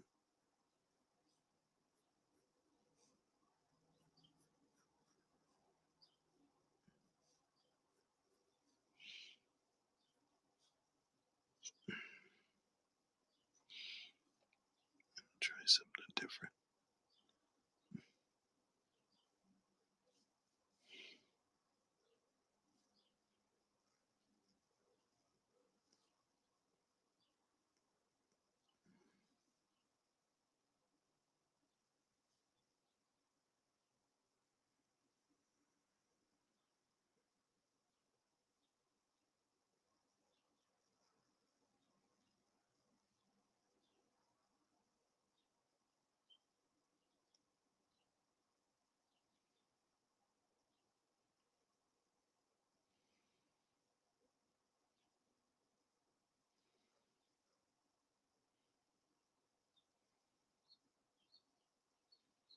I like the version of the spider that I draw. I came up with my own version. It's a combination of McFarlane's stiff legs with Romita's realistic legs. I got a stiff leg and a realistic leg, so that Spidey legs spread out a little bit. I kind of dig it. I'm digging it.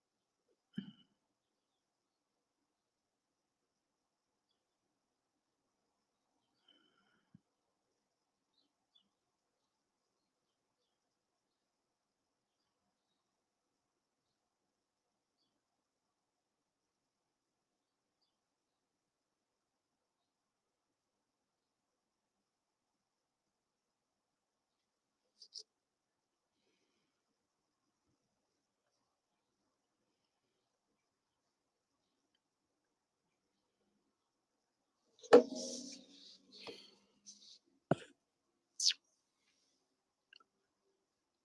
bow, bow, bow, bow, bow, bow, bow, bow, bow, bow, bow, bow, bow, bow. Okay, I think I got everything. I should probably do the webs. I should probably finish the webs.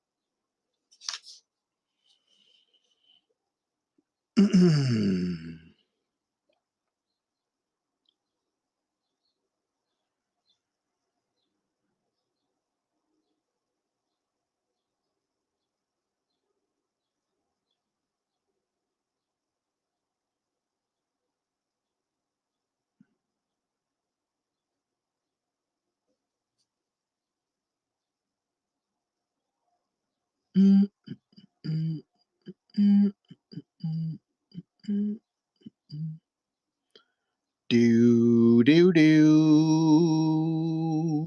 do do do. Ba-da-da-da-da-bop, ba-da-da-da-da, ba-da-da-da-da-bop, ba-da-da-da-da. Boo, boo, boo. Boo, boo, boo, boo, boo, boo, boo, boo, boo, boo. Boo, boo, boo, boo, boo, ba-da-da-boo, ba-da.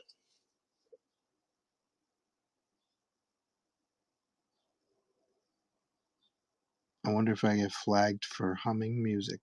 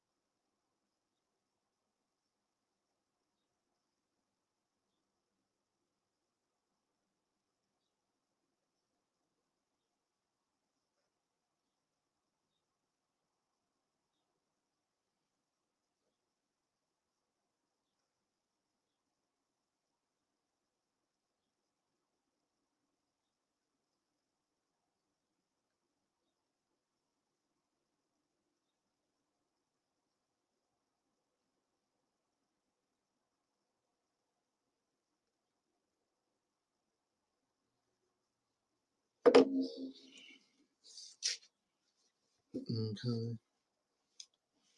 All right. Now we need my SIG. Where does my SIG go? Put it up here.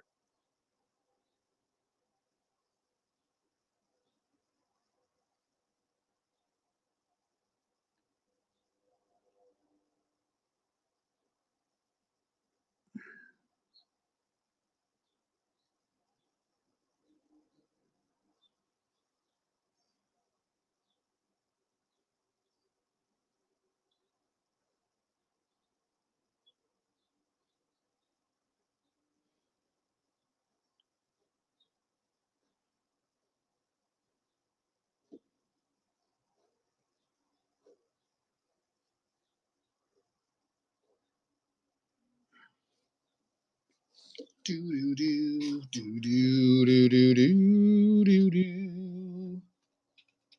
Do, do, do, do, do, do. Rodney's in the house. Rodney, which one do you like best?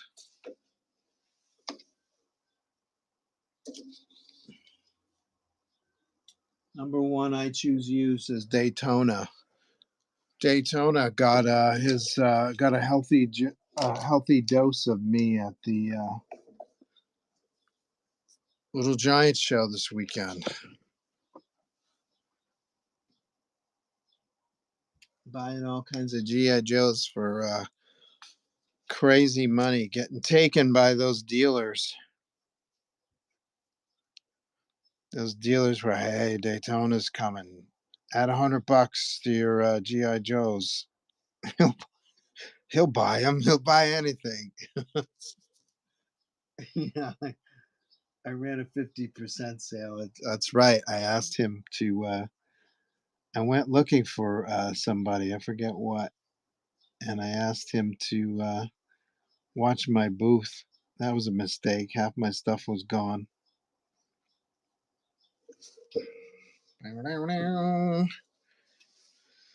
All right. Let's see. Oh, just kidding. Daytona's all right. We love Daytona here. He's a VIP just like the rest of you guys. Want to co-host, Joe? Yeah, sure. You want to come on? Keep me awake. I'm dozing off here. If you rewatch this video, you'll see drifting things. How do I do that? I'll invite invite to co-host. Successfully. Yes, you did it. You did it. Am I on there? Not bad. Wait, hold on. Let me turn the camera around.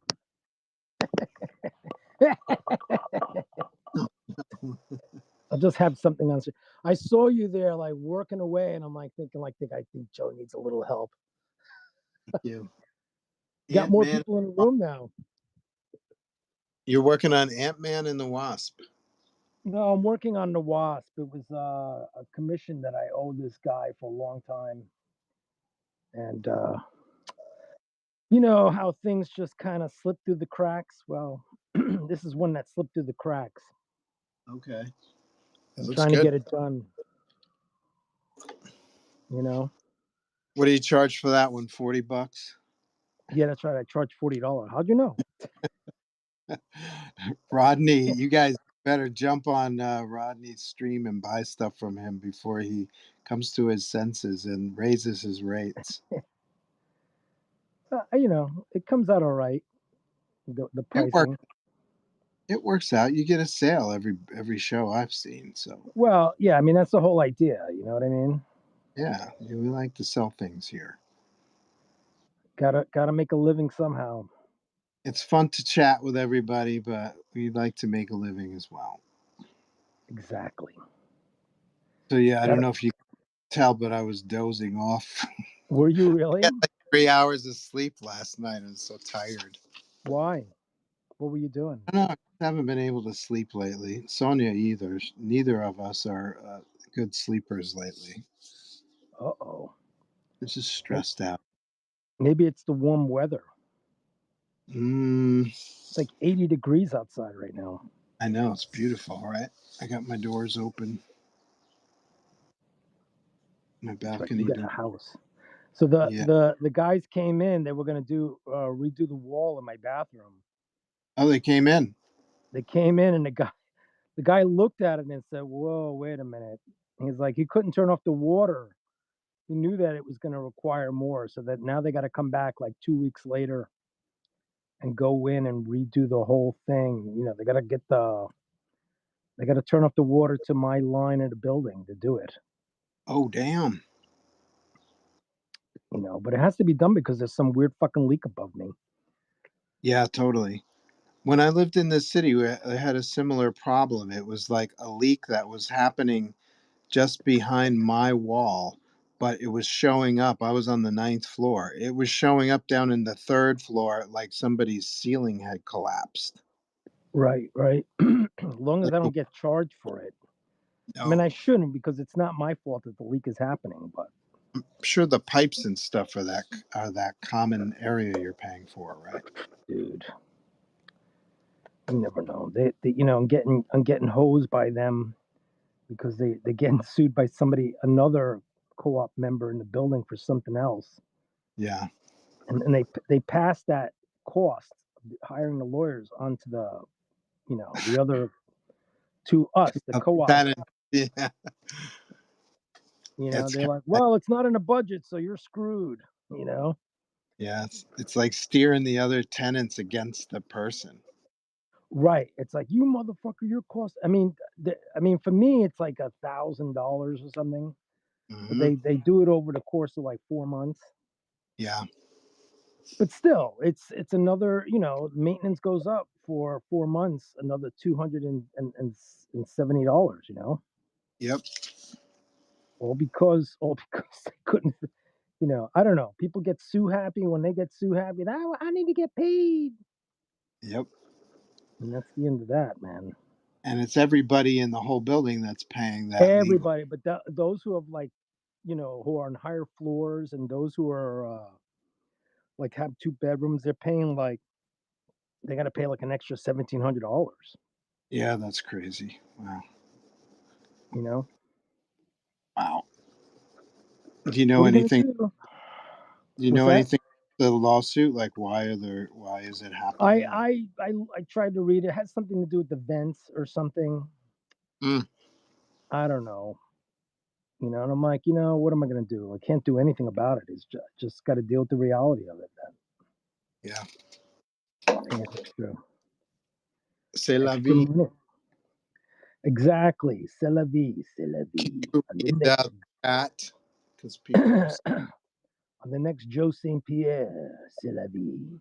Hey, what's going on? Don't worry about it. C'est la vie. Chris Mullen says, "What's up, Joe? What's up, Rodney?" Yo, yo, yo. Look at those beautiful lines that Joe does. The amount of work that you put into those pieces, the sweat, the blood, the That's tears, the that's right. gnashing of the teeth, The, you the, know? the Jim Hummy says, "I heard that, Rodney." What do you mean? Oh, Jim's here? Jim's here? Yes, Jim, you're Jim. in here? Let me see. I don't see. Bald Dude's in the house. Follow Bald Dude for all your comic book needs. Chris Mullen's in here. Who else is in here? You brought all these people into my room. Did you raid me or something? No, I just came in. When you invite me in, I'm just in. I guess People people follow saw that I was in here. And people follow you around or well, something. it is if I go live in any way, they get a notification that I'm Oh, live. look at that. Cool. That's cool. Yeah, I promised Jim this ages ago, so I'm close to finishing it, Jim. I'm close. Jim, this is your piece, buddy. This is your piece. That's right. Nobody asked me for the Wasp. Well, I did him an Ant-Man piece, and then a while back he's like, do me a Wasp piece, and I'm like, okay. And then how some pieces just fall up between the cracks for a while, and Yep. I felt bad. This kind of fell between the cracks, and I was like, fuck, man, I gotta get this done. I gotta work on this before Jim starts knocking on my door. Ding dong, it's me, Jim. It's me. Where's my piece, you bastard? You Where am I prick. at? Where is my fucking wasp, you bastard? I Hey, need my wasp. we're PG-13 here, Rodney. So Oh, watch. sorry. I'll I send you need a. my wasp, you bum. I'll send you a soap emoji. I'm gonna soap it in. Did you ever do that? Like when you were caught swearing by your parents, did they ever put soap in your mouth? No, my parents never cared. I don't think I cursed that much when I was a kid. No. Oh, I was, I I was probably. very much a geek, a geeky kid. I'm Yeah. just a geeky. I don't think they really cared about anything. I mean, they didn't even understand my obsession with comic books. Oh, neither. And then when I got that job at Marvel as John Romita's Raider, like they were confused. They were like, my dad was like, "You gotta move out. You gotta." And I said, "I will. I will." I Oh, he remember I wanted got you out. with they wanted me, but so I got the call because Mark Texiera took me. I was Texas assistant back then, Hmm. and Mark took me up to Marvel to meet John Romita Sr. What And was John that? Romita Sr. was like, he's like, "Oh, stay here. I'm gonna go show your stuff." And I was waiting in the reception area, and then Mark comes back and goes, "Stand up, stand up." And I stand up, and right behind him is John Romita Sr. And I'm like, "Oh my God, it's John Romita Sr." I'm like freaking out. And John's like, "Hey kid, you got some talent, but I don't got an opening right now. Just give me your number." I'm like, "You're John Romita." And then he called me like a month later. Oh, a month. Not bad. Not that long afterwards. and he like and my mom picked up the phone. I was 18. I was living with my parents. And Mhm. she goes, "Some guy from Marbell named Ramita, whatever." I'm like, "John Ramita from Marvel?"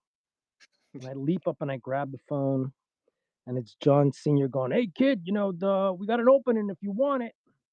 I'm like, Nice. "You're John Ramita," and I'm like, he goes, "Well, it doesn't pay much."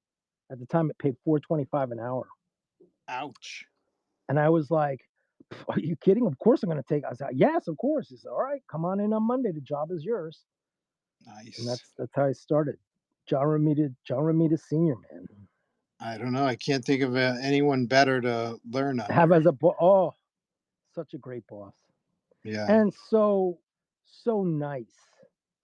He was Was he just fun? so Was he nice. serious? Was he all business?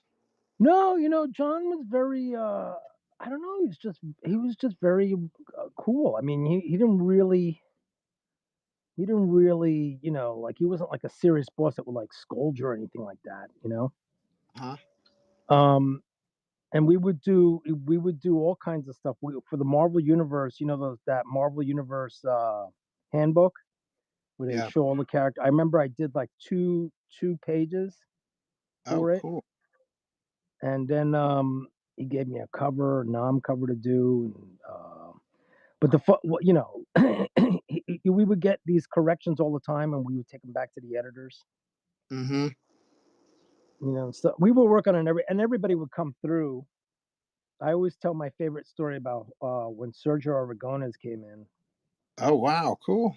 Sergio came in is when he was working on Gru, Mm-hmm. and the editors came up to us and said, "Listen, Sergio Aragones is coming here.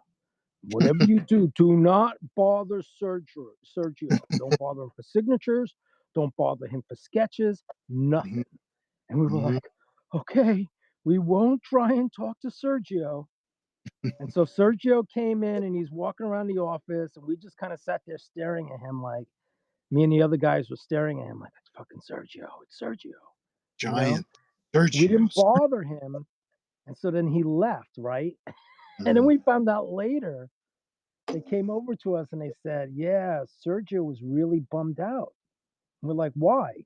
He said, "Because nobody came up to him and asked him for sketches. That it's like they didn't care that he was there." And, Oh, and he loves that when he gets we that kind of attention. And we were like, "But you told us to you leave him told us alone." not to. And they said, "All right, the next time he comes through, when he comes through again, you guys can ask him for sketches and stuff like that." And so he came through and we mobbed him. We all mobbed him. That's great. And he lit up like a fucking Christmas tree. He was so happy. "Oh, Sergio, oh my God, you're so fucking awesome." And he sat and he did quick Gru sketches for all of us. I Oh, what still a have that Gru sketch too. do you He was, really? oh yeah, it was, it was great, man. He was so awesome, You you know? should post that on your social or on your whatnot. Yeah, I would post love it to up. see that. And he's Yeah. probably like super fast too. He looks Oh, like a you're kidding. He was knocking him out like it was water, yeah, you yeah, know? yeah. Bitch. He was like, and people were like, "Oh my God, Sergio! Oh my God, that thing that you did! Blah, blah, blah, blah, blah, blah. Oh, I can't believe you're here!" Blah, blah, blah, blah, blah. And he was sitting there doing sketches and telling stories. He was so happy. That's And it nice. goes to show the editorial doesn't know what the hell they're talking about when somebody comes to the office. Like, No, they "It's don't. fucking Sergio. You're gonna keep us from Sergio? You're gonna keep us from the master? How dare you?" Amazing. There would be guys that would come through, other guys. you know. I remember things like Shooter walking down the office and Archie Goodwin. Hmm. When Archie Goodwin left, he, all the editors, at the time they used to get, you would get a copy of everything that they printed that month. That included trades and Yeah. hardcovers. Yeah. And when he left his office, he took all his stuff from behind his desk because they all would just pile it up behind their desk. And he put Hmm. it out and he said, "All right, guys, just take it." And we Wow. went through that. I found a copy of Love and Rockets #1. I was like, I grabbed that. Wow. Very cool. We were all fighting for everything. Oh my God, I can't believe this is here. Give me this. No, I'm going to take that. No, I'm going to take that. Give me that, you motherfucker. Did you interact with Archie at all? A little bit, whenever I needed to, I had to do stuff for him in his office or something. I never really liked to bother them too much. Like Ann Yeah. Nocenti used to be in her office, and she didn't really like anybody really, like she kept Of it course. dark. Yeah. Her office was dark, and like she just didn't want anybody. She also had like some weird fucking stalker too at the time. Oh, Jesus. Yeah, so she was weary of anybody like staring at her Damn. because, well, she was beautiful back then. Hmm. And everybody was like all like, "Oh, Innocenti." Everyone So crushing it's on her. understandable. Yeah, it's understandable why she would be like a bit distant, you know? Yeah. I mean, the comic book nerds don't know how to speak to a woman, so Yeah. she, Well, she's probably this guy was a freaking real out. piece of work. I knew the guy. He was creepy as fuck. Oh, really? Oh yeah, he was super fucking creepy. Was he an artist or a comic No, guy? he was a wannabe artist, Mm, and I guess he used to try to show stuff to Anne, and he just became a little bit too obsessed, ugh. you know. Ugh. And that was the end of that. You know what I mean? That was those days. In those days, they looked at you. But man, I could tell you that experience of working for Marvel back then. Marvel was so much fun back then. Yeah. You know, it was I can, so much fun. I well, stayed the for as long as I could. Um, and then I got regular work. And once you get regular work, or at least a couple of jobs, they expect you to leave so that the slot can be filled by somebody else. sure. You know, So McKenna had a list of the Raiders, and you were on it. He just posted it on Facebook. Who were you in the pit with? I was with Chris Ivy, Don Hudson. I brought Don Hudson in. Oh Don yeah. was doing some stuff, and I said, Don, they got another opening in I don't think he ever remembered that. I mean, I know Don since high school. Mm-hmm. Don was one of those. He's super funny fucking guy. Mm-hmm. Sorry, I'm cursing again. He was a funny guy. He was a funny guy, and he, there was two guys that were like this. Um, and he was one of them. He was one of these guys that would just start like, and he would just start dissing on you. And Oh, then he was just so funny. Oh my God, he was crazy funny. like roasting style, like Oh Buff. man, he was so good at it. And I used to get attacked a lot by these guys. There was another guy named Julian who was built like a fucking linebacker. Sorry, he was built like a linebacker. Sorry, I can't help it. It's my New Yorker. He was built like a linebacker, and but he was the kind of guy that didn't need to beat you. You know what I mean? Like he didn't have to beat you up. He just had Mm-hmm. to open his mouth, and everybody knew that the Mm-hmm. minute Julian decided to attack you, you were done. Mm-hmm. And it got to the point where all he had to do was go, and the whole room would turn and to find out who he was going to go after. Oh, And that's like that's the sound. That's the call. yeah, Call of the he would just wild. start like, he'd be like, hey, your mother. Okay. And man, the zingers that used to come out of his mouth were crazy. Very funny. He was One, just so uh, good at like you've insulting got people. a bunch of people in the chat who want to talk to you. What are they saying? I can't really see too much on them. Jim Hummy says, looking great. Ainge gave you a salute. Chris Mullen is laughing. Chris Mullen says, I like the shower.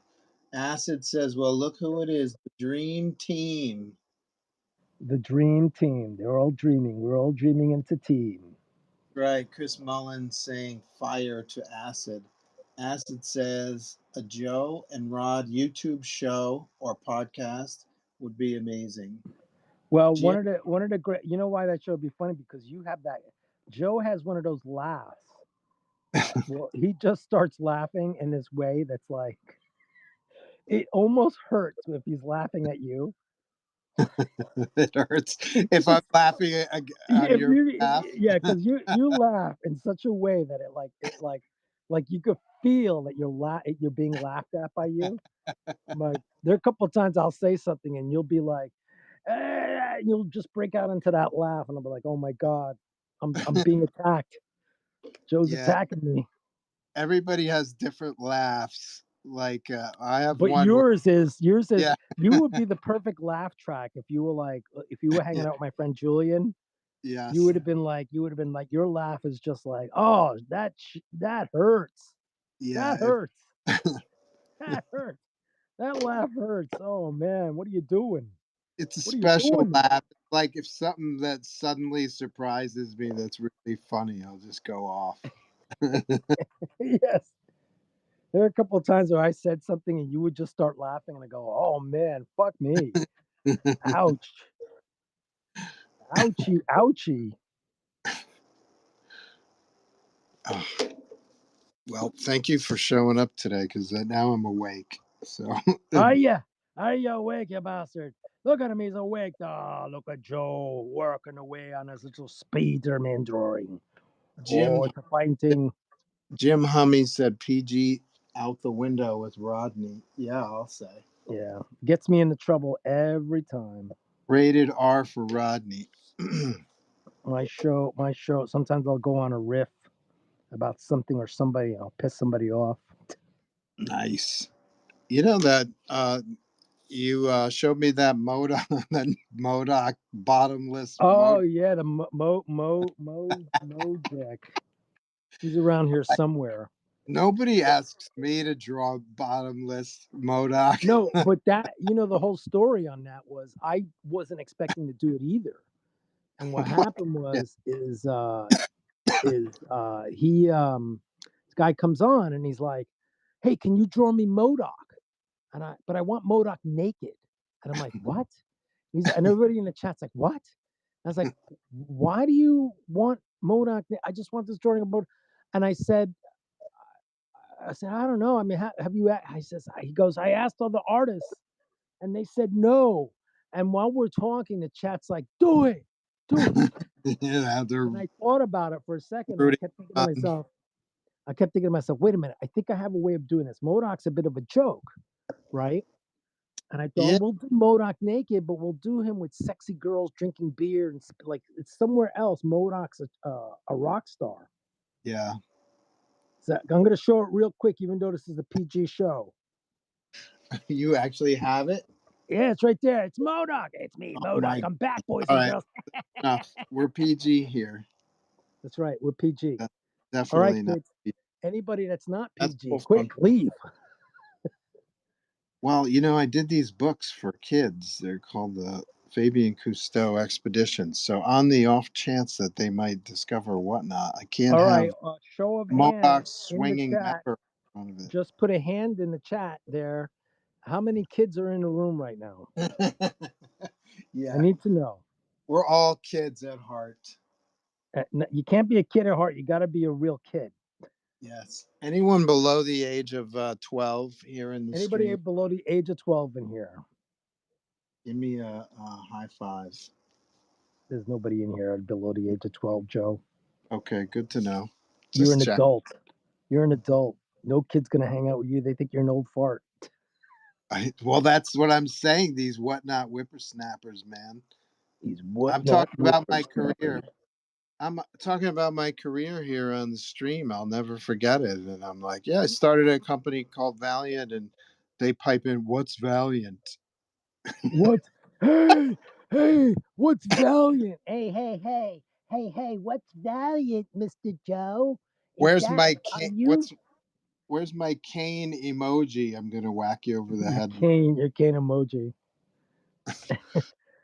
I always tell everybody, if you want to know what Joe looks like, all you have to do is look at David Duchovny. Yeah, Because not anymore. Joe looks exactly like David Duchovny. Not anymore. Well, you still do. You still look Wait, young as ever. What are you what's talking about? weird? What's weird is when I lived in the city, remember the X-Files movie? Right. I did walk past a showing of the X-Files movie. People were in line, and I And they walked said, "Holy shit, up. it's David Duchovny." Yeah, somebody said, "Hey, it's David Duchovny." And so when you say that, I don't think you're half blind and you have and, and you have poor facial recognition skills. For a brief moment, everybody's running over to you for signatures. That's Hey, right. here's my signature. Hey, why are you signing this, Joe St. Pierre? Aren't you David Duchovny? For you, I'll be David Duchovny. I'll be David Duchovny for you. I know the truth. The truth is out there. I've got real ink. I'm David Duchovny, the artist. The artist? What do you mean the artist? East, David Duchovny works for Marvel and DC? Holy crap. the artiste. Hey, did you see this What's that? panel page art? Oh, This the cover art for Venom versus Wolverine #1. They want $75K for it. yep. Dude, imagine if you had that page now. Yeah, tell me about it. It's like that page. I inked those 3 pages of McFarlane, and one of them went up for sale recently, Oh yeah, and it went for $23,000. And I'm holy! sitting there going, like, I wish I would have. That page mistakenly got put in a bunch of pages I sold to Anthony Schneider years and years ago, and I Oh shit! regret it. I regret it selling a pile of work like that to him. Bites. Man, Yeah, that's Schneider. He doesn't. 22,000, 22,000. But then there were other pages that I had done over Eric Larson too. I wish I would have held on to. That wouldn't be Um, bad. and man, I wish I had because Eric Larson had a fire in his house and he Yeah, lost a lot of his artwork. yeah, A lot of his artwork went up in flames. So whatever's left. So if I would have had if I would have still had those pages now, pay off my credit card debt in 3 seconds. yeah, buddy. Yeah, Eric Larson. He's no Todd McFarlane as far as sales numbers go, but he's not nothing either. He's no spring chicken.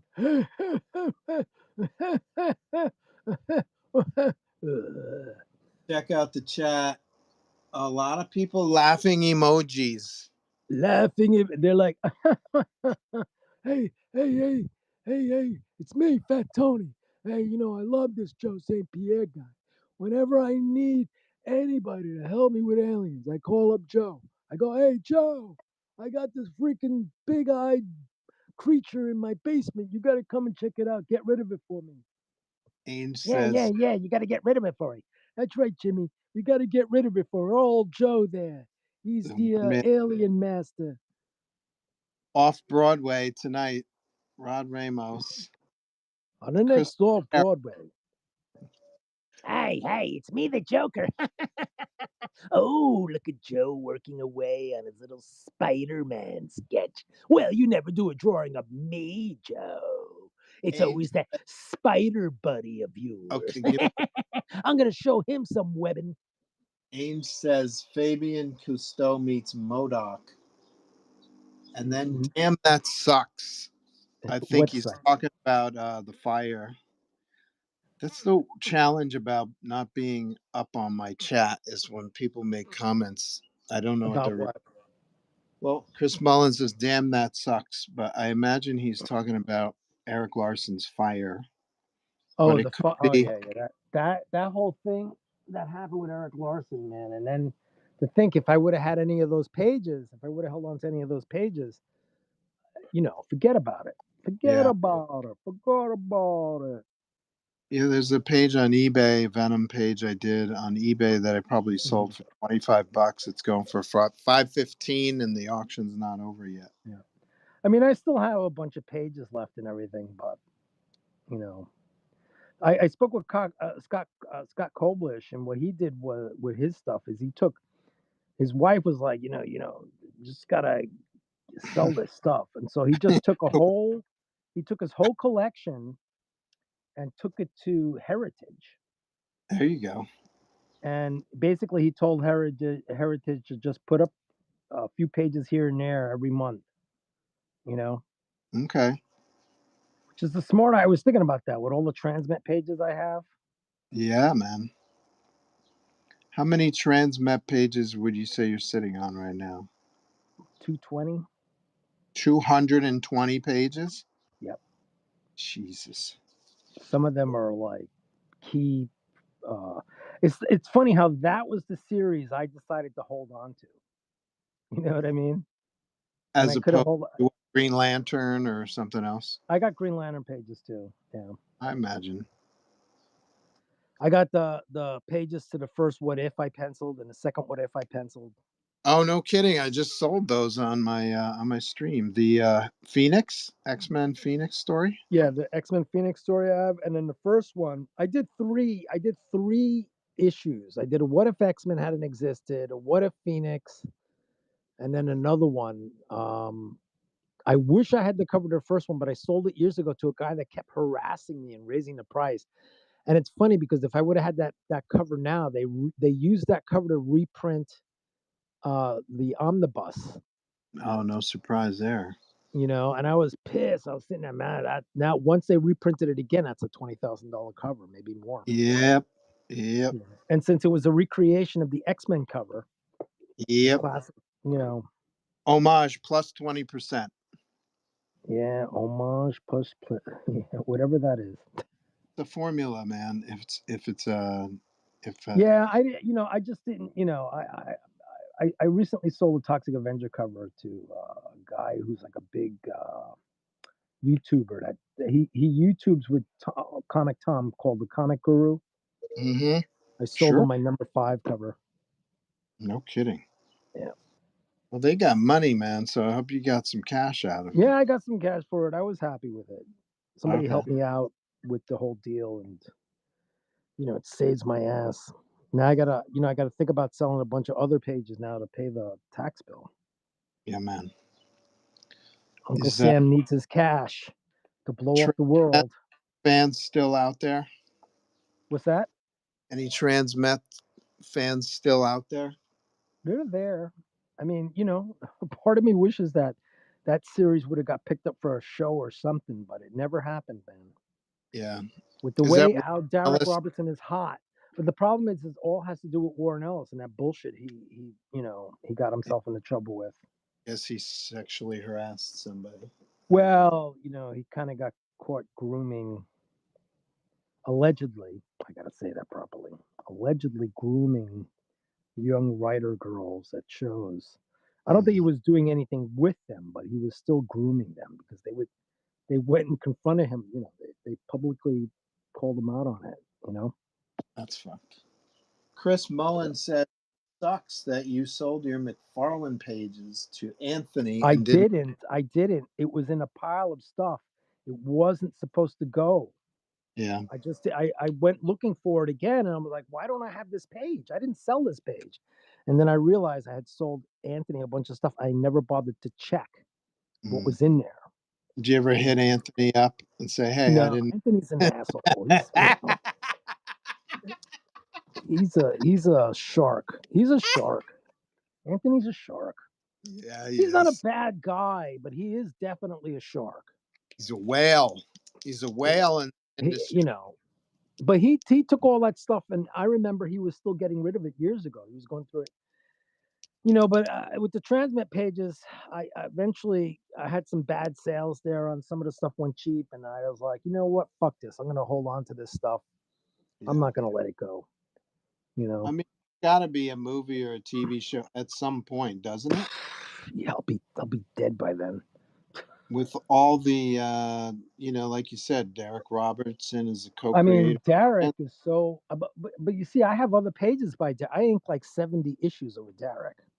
Yeah, of Transmet, or you mean of No, other stuff? I inked 56 over him, but I've inked them on a whole bunch of other stuff. I inked them on a Spider-Man Sweet Charity issue. I inked them on 6 Oh, issues of Toxin. I inked yeah, them on like 2.5 issues on Fury. I here we inked go. them on Nightcrawler.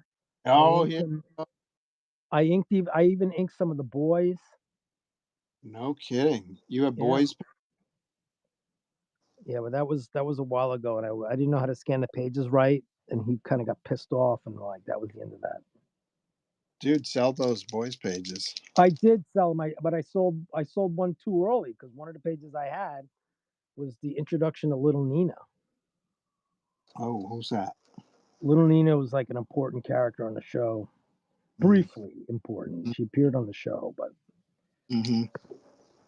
and I sold it too soon. But I did sell it on Comics Link, so it wasn't the end of the world.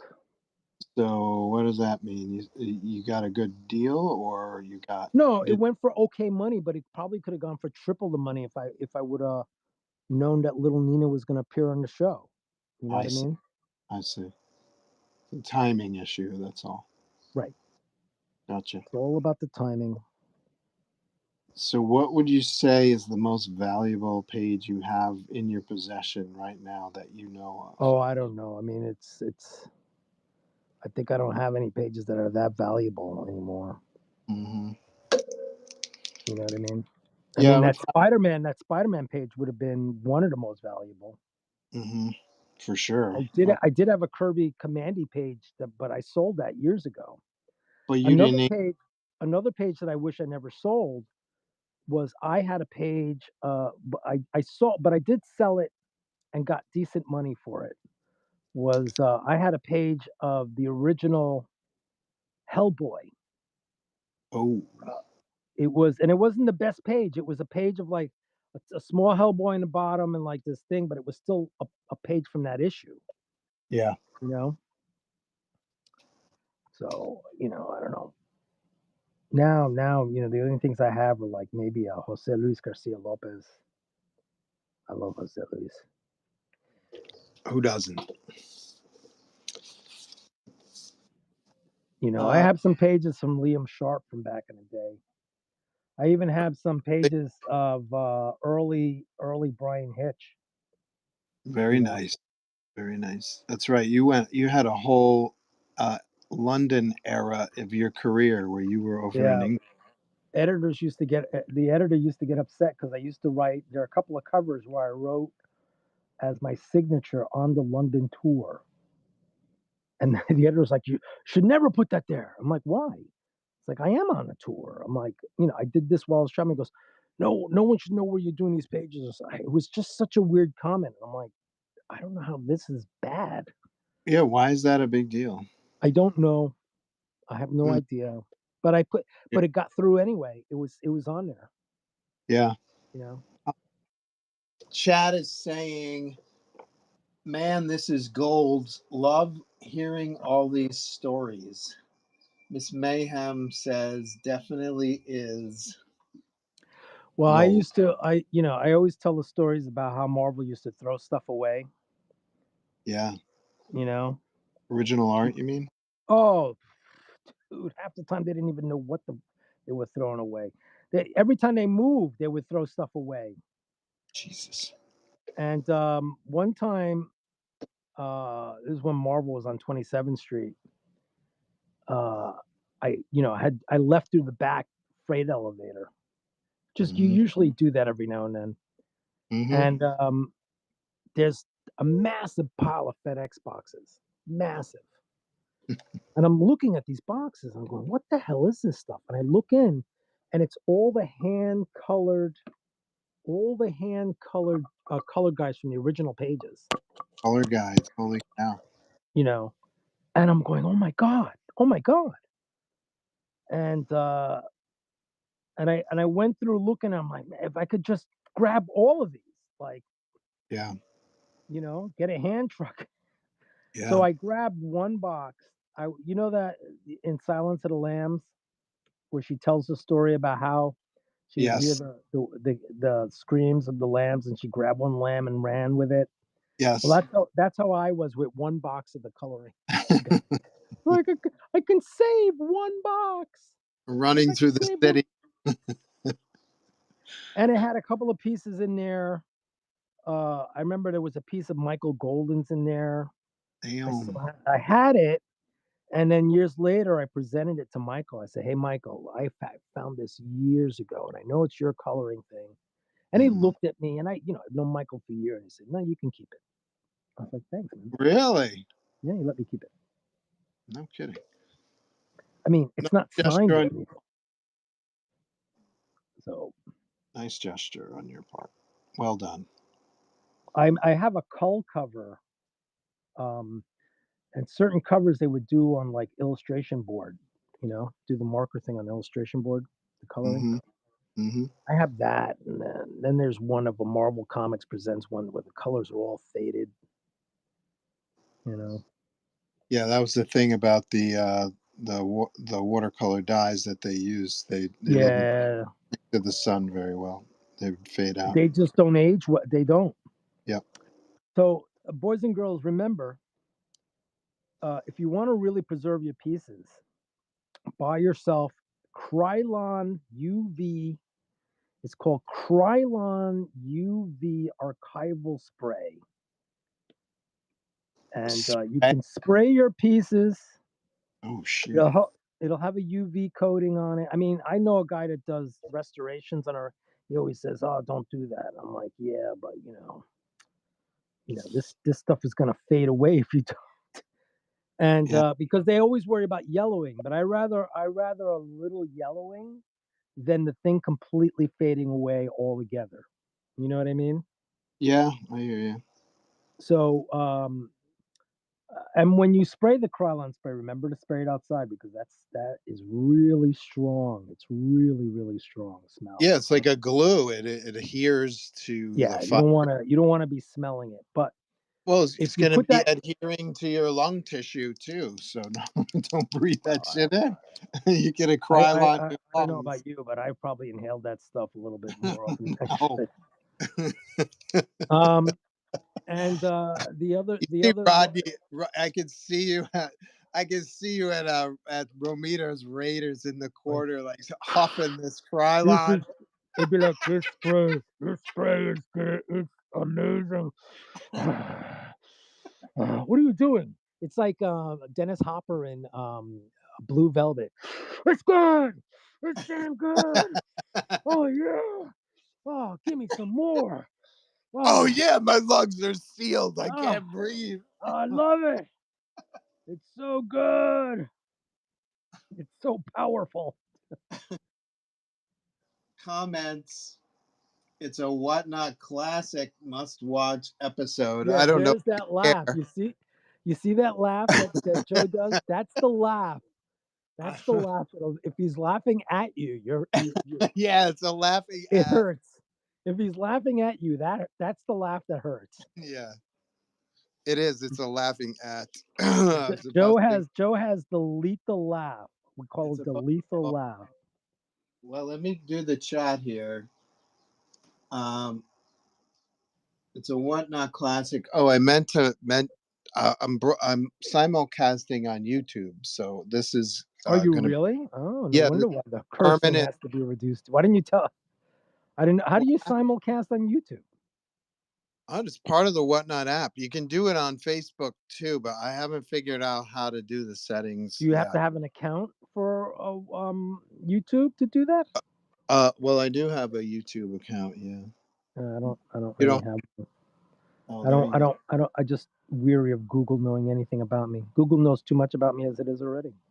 I hear you. We all They know know that. too much, Joe. Should I Google knows. show? Should I show some of your pages? Here, This hold is on. the question I had Hold for on. Joe. Let me see about digging up some pages of yours. Hold on a second. This is the question I had for Joe last week. Are you still there? Yeah, I'm here. I'm Ames just says we. digging. I'm just digging up my Joe St. Pierre's. Oh Christ, this guy. What? You don't want to see your Joe St. Pierre pages? Oh, that's Aquaman.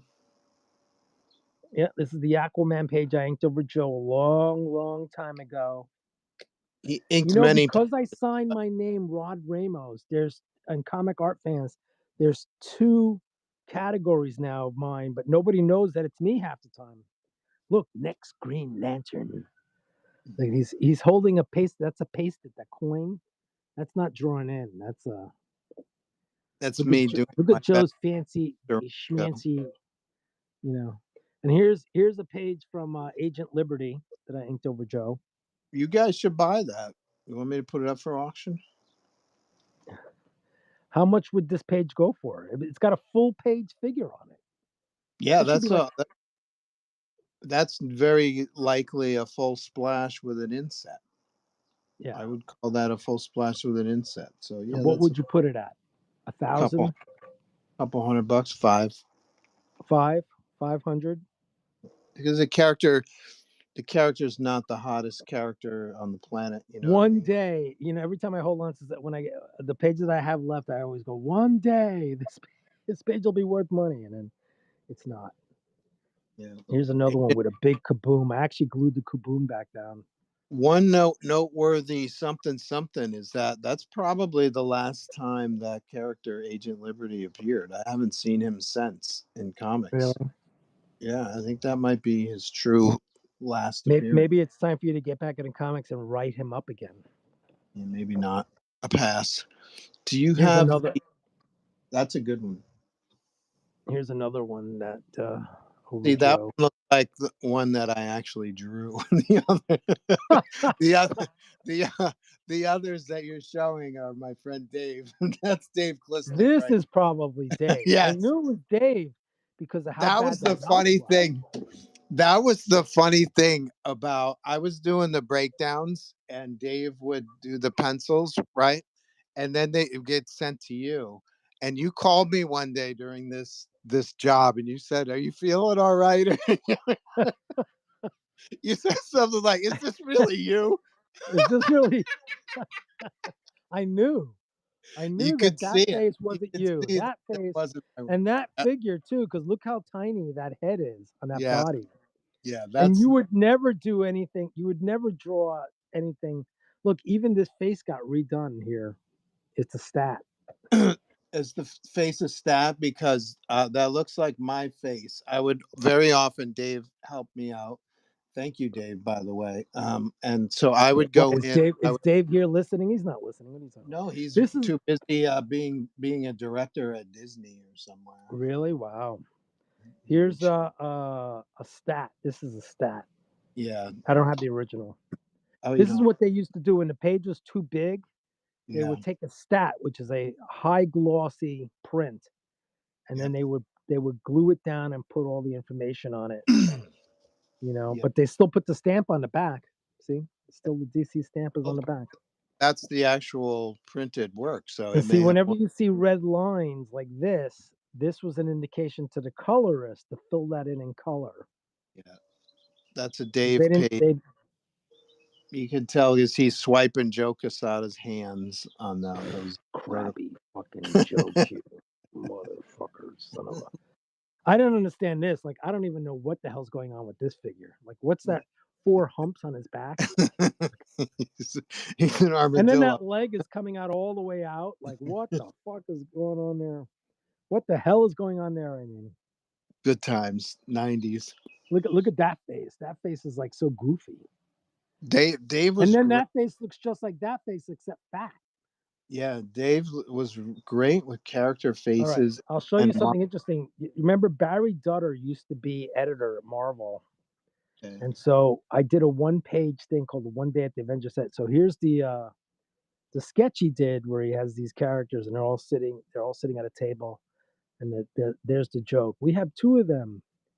You got no righteous brothers on your team, and then they go, "Oh, we do," and it's these 2 white guys that are like. So that's the thing. This is the lettering on the page, right? And so this is me finishes. I did pencil and inks on this back in the day. Damn, nice. Nice. And there's the 2 guys like, hey, Captain America, all like, we got the righteous brothers right here. There's a long, long time ago in a distant land. The land with Joe St. Pierre, when he was a rock star at Valiant. Oh yes, the days of Joe looking like the Duchovny, walking around New York City, and everybody going, "Ah, look at that lad! It's fucking the Duchovny. I gotta get me a signature from the bastard." Okay, we gotta have a signal when I'm reading the chat. I'm reading the chat now. It says, Right. would you recommend doing that Krylon spray on a comic book as Yes, well? but you only need to do it on the cover. You know, so what you do is you take the cover, Are we talking and then about covers, right? right. So what you want to do is you want to take the cover like this, and then hang it over an edge. So you hang the rest of the cover over the edge, like that, right? And then you spray it. Make sure you do it outside. You spray it lightly once, let it dry. You could spray it again, you know. And what'll happen is the colors will pop on it. The colors will pop. A nice gentle spray on it, and you know you won't warp the cover really. But what you can do if you're worried about, like, see how this warps a little bit. I have a press, and so what I do is I only press the cover, you You know, like and I'll pull the cover away from the comic and put it under the right. press. I pull the cover away. It's only the cover that gets pressed, and then you have to have some special like Teflon paper that you put on the bottom and the top. And then I always get a metal plate, like an aluminum plate, to put on the bottom so it heats evenly from the bottom to the top. Okay. I let it sit until it flattens out, and then I take it out of the press. And that way the piece is nice. It's no longer warped like this is warped right now. You can see a little bit of a warp on it, Mhm. and it'll flatten it right out, nice and flat and juicy. You know, so if you do have to get it graded, at least it's a flat cover. You know. Okay. Acid says just sketches and art, I think. Yeah, I think that's what he's referring to. Just Chris, you know, you could do it on sketches too if you want. You could use the Krylon spray on sketches too. It's yeah, Krylon. Hold on a second. Let me pull it up on my iPad here. don't you have a can of it that you're huffing right now? I do have a can of it here in the apartment somewhere. Well, you like huffing? You like huffing? He's huffing right now. He's huffing the Krylon. You could tell because he sounds like he's sucking on helium because his lung It's tissue Krylon is archival varnish or spray. It's okay. this one. It's this one right here. This is what you want to get. You want to get the Oh yeah, Krylon yeah. Gallery Series Gloss, advanced non-yellowing protection against fading, dirt, moisture, and discoloration. Contains superior levels of UV light absorption and stabilizers. Removable for conservation purposes. So if you ever have to Oh, it's remove it, good to yeah, know. it protects acrylic, watercolor, oil, color pastel. You know, just remember to use it outside. It's a very strong spray, but it's worth it because it's the same thing. I don't know if anybody's been on Deviant Apple show. Deviant Apple actually varnishes his pieces the next day. He lets them dry and then he varnishes them. And you notice how the color pops. Well, your color on your pieces will pop if you use this. Hmm. You know, so if you got a bunch of pieces like Chris has got a bunch of people. Chris's pieces are mainly ink, so Mhm. but if We you used to want, you can spray this on it, and it will, you know, just follow the instructions and you'll be fine. we Yeah, used it's to use good. that at school for charcoal and It's good for everything. It's good for yeah. everything. You know, it's not a workable fixative. So there are workable fixatives where you can spray it and still work on top of it. Yeah. But this is more of a permanent, like really to protect the colors and everything. Yeah. And if you want to keep the colors in, you could always spray the back too to lock in those colors. The You know, back so of the that because what cover. happens, what the thing is, when you buy anything, it, it doesn't even if it's markers, whatever, it's gonna slowly fade on you. You know, so if you want to prevent fading, you want to use that spray. All right. What else Yeah. we got? Chat. LMAO. There's that laugh you were talking about, Rodney, says Ange. Yeah, because when Joe starts laughing, it's over, Johnny. It's over.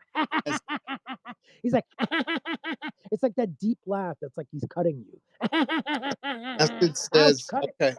okay, Joker, stifle yourself. Acid says, definitely need to rewatch this on YouTube. Mr. Joker, calm Joker, down. Leave Joe Joker. alone. Oh, It's a Betsy, I'm not gonna leave Joe alone. He needs a little help. He's okay. doing a Thank little Spider-Man. He never does a Joker. Joker, Okay. you really need to leave him alone. Joe's a Okay. very talented artist. Oh, sure he is. Sure he is. Option when you start your show, look towards the bottom right, I believe. Oh yeah, and that Ainge is talking about simulcasting, but I do think you have to have your own account on You do YouTube. have to have an account, probably. Yeah. Yeah, the Krylon answer, Ainge is very pleased because he asked me about that stuff, and I tried to steer him away from it. But Why? he's headed right at the Krylon. That's the page right there. This is the funny page. I don't know what that means. The funny page. Yeah, I'm behind on the chat, so hold on. Acid laughing, lots of laughing going on here on the chat. He was drunk when he drew it. That must be He's like, somebody else. Al Shredding Comics joined. Okay, I think I'm caught up. you know, if I had an OBS system, I will record your laugh, and anytime anybody said anything that made me want to be sarcastic, I just Nice. hit your laugh. Oh, that would be classic. Joe's in the house. That would be classic. I would like that. I would enjoy that. That would be the penultimate. You know. It usually comes out when I surprise myself with a joke of some kind. You surprise. So I've been finding out that certain blanks that I've had are like worth money, and so it's like, oh my god, could have just sold the blanks. You have any absolute blanks? I do, but I charge 40 for them on the stream. Mind you, it's a little bit extra, so I do more in the drawing, but but they're not cheap anymore. I wish they would do another absolute blank. They really need to. Mm. I mean, I've been talking about this for like last month or so, but I don't know why they haven't bothered doing another one. You're talking about absolute Batman? Because I can get absolute Flash and Green Lantern. No, nobody cares about those. It's all the other absolute books. All the other absolute books are nobody cares about those books. Everybody made a big deal about Absolute Manhunter, but I don't see anybody going like, I want an Absolute Manhunter sketch. It's just it's more of a comic fan thing than a character thing. It's Right. It's you have to love comics. It's BS, man. It's BS. So I always have a bunch of these covers. Yeah, show us some. Done that I haven't finished. These actually go to somebody else. This is more along the lines of like I don't know whose head she should be holding. I think I probably put Thrag's head on the bottom there. This will make acid burn. Acid burn will probably be like, holy shit! Wait a minute, those are different. Those are more detailed. Oh my god, what the fuck? What the fuck? Why can't I get those? What the fuck? What the? I'm sorry. What the hell? Let's see. These are for a friend of mine that he gave me the blank. I promised. Can't sell these really. She's all battle damaged. Do you have a store that's alive on Whatnot even when you're not? Yeah, you could set it for that. You could set. Wait a minute. Why is it? Hold on a second. I gotta put my charger on.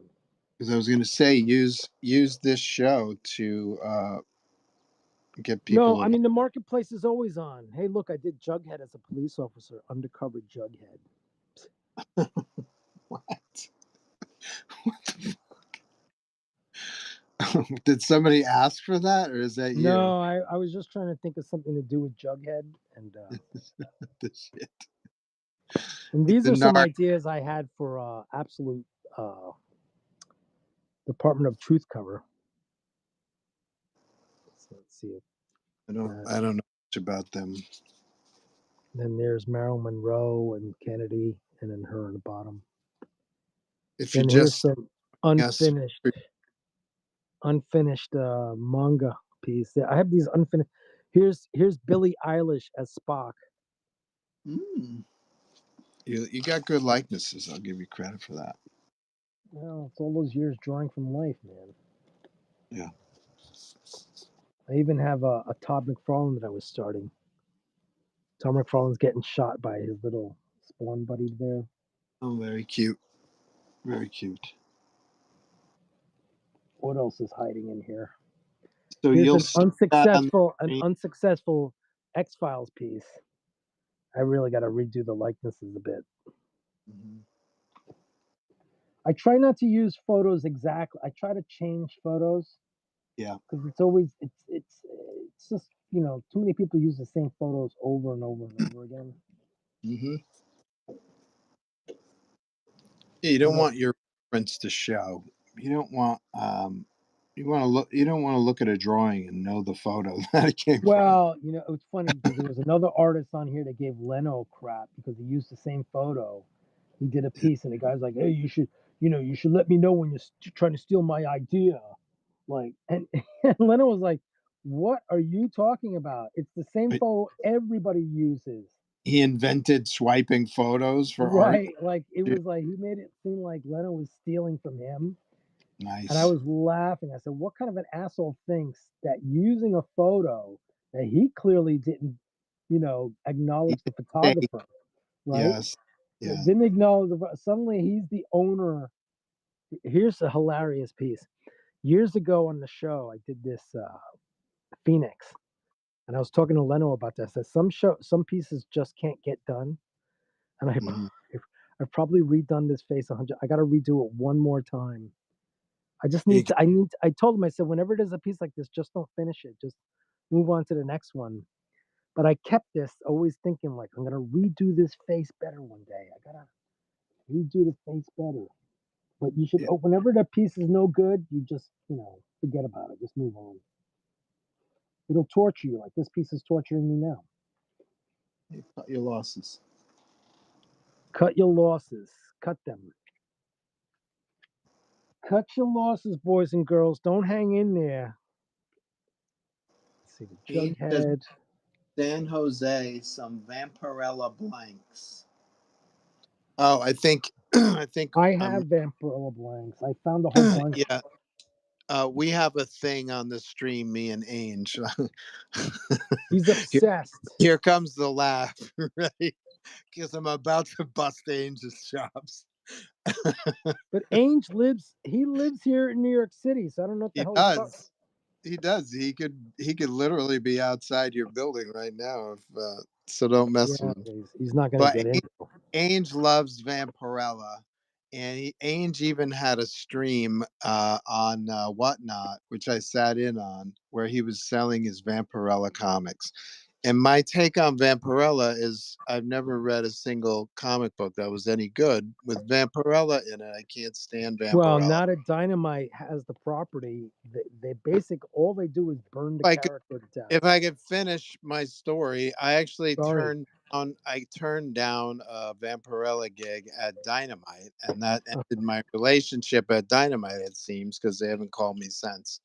But I can't stand the character. She's only good for TNA illustrations, and that's not a bad thing. I just don't see the reason why they need to make comic books with Vampirella in them. So Ainge is always busting my chops. He wants you to send me some Vampirella blanks. So he's busting You want Vampirella blanks, Joe? No, I don't. I don't need them. You know what's funny? So Dynamite, which is always overcharging for their blanks, they charge $10 for their blanks, even though the paper that they use the blanks on is crap. It's pure garbage. Yes. But they refuse to ever drop their price down from $10.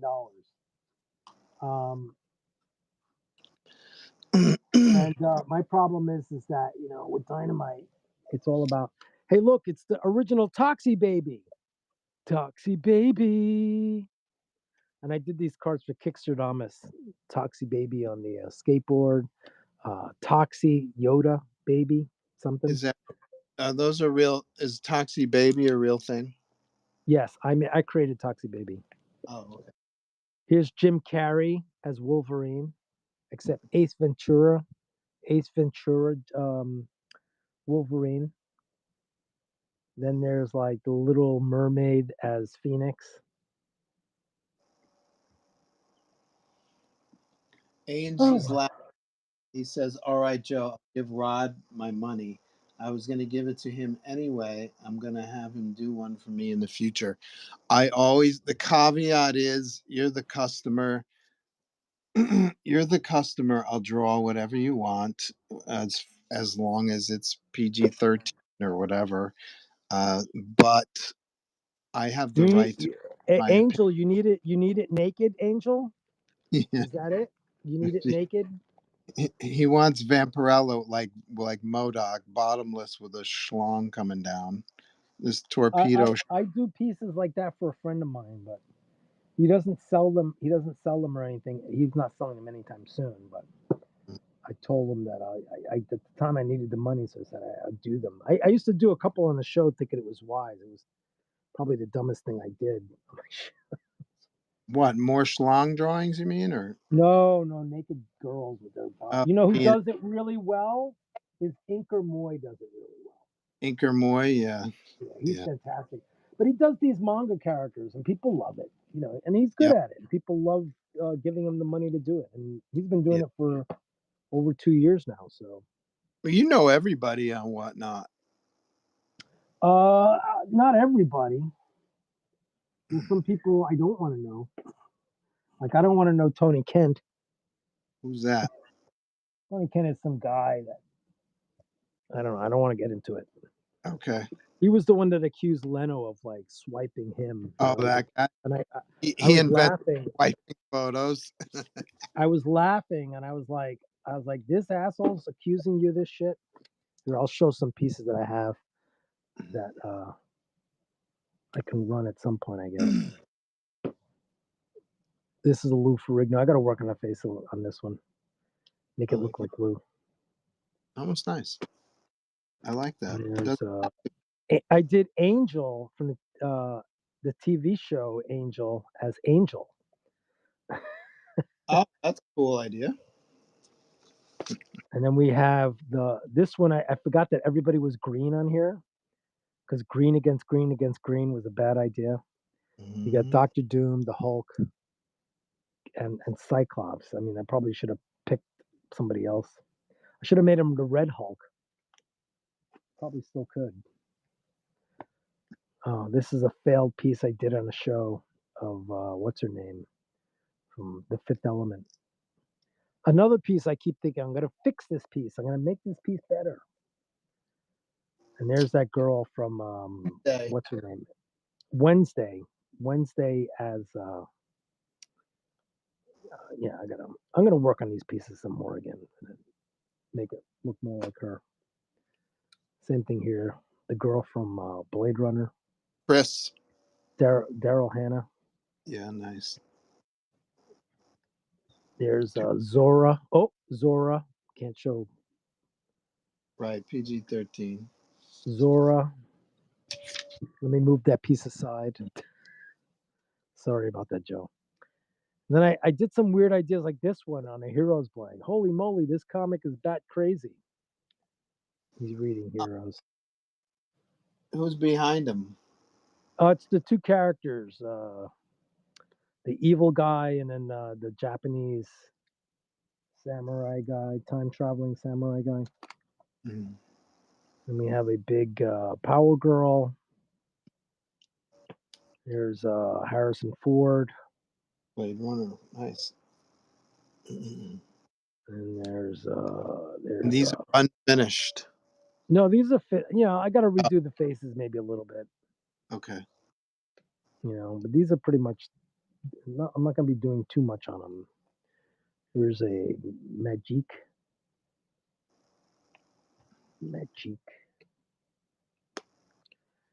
And there's a Homelander. Oh, nice. fully painted Homelander. And we have Marilyn Monroe as Supergirl. Oh, they think I came might- into popularity about the same time. What? Marilyn and Supergirl. And then there's an Elektra. Nice. Ainge is asking, have you drawn Vampirella? Do you have any you can... Yes, I've drawn Vampirella. Did you work on Vampirella like for Dynamite Comics or anything like that? I inked half an issue over, I did an issue that Buzz was doing. I'm He gonna was say it. supposed to ink, he penciled and inked some pages, and then Kevin Sharp took over because Buzz couldn't finish. Yeah. And so I finished inking the rest of that issue of Vampirella. So I inked like an issue of Vampirella. You know me, I was known as the guy that could save you if your book was had some disaster happen to it. You know? Yep. Because you're stupid fast. I'm stupid fast, and when you let people behind the curtain and they know how fast you are, that's all they think about you for. That's right. They go, They don't "Oh, we're gonna save him. We don't want to give him a real job. We don't want Mhm. to give him a job where it's gonna take him away from when we need him to save us." That's right. They don't want to reward you for bailing them out. They want to keep you Right, in the because they spot. need you. They need you when the shit hits the fan. And then, of Yeah. course, as time goes on, they forget about you. They go, "Oh, but the stuff comes out and nobody likes it." I'm like, "Yeah, because I saved you, It looks dumbass." it looks rushed. Oh, that's because I Right. rushed You it. get, I think it was Mark Morales that told me one time, he's like, you got to start with the rush work because they're going to only think of you for that. Bingo. And then the only thing that's published is the rush work. And then people think you're not doing your best, which, Yep. when I sit down and do my own thing, man, I'm kicking ass. That's right. A similar story I heard from Jason Fabok, who was a protege of Finch, David Finch. Right. He said the same thing. He said, essentially, I'm paraphrasing, not quoting, screw deadlines, do great work that people want to read, and it won't matter when the book comes out, basically. Right. Because it's just the same way that Michael Golden approaches things. Michael Golden never rushes anything. Yeah.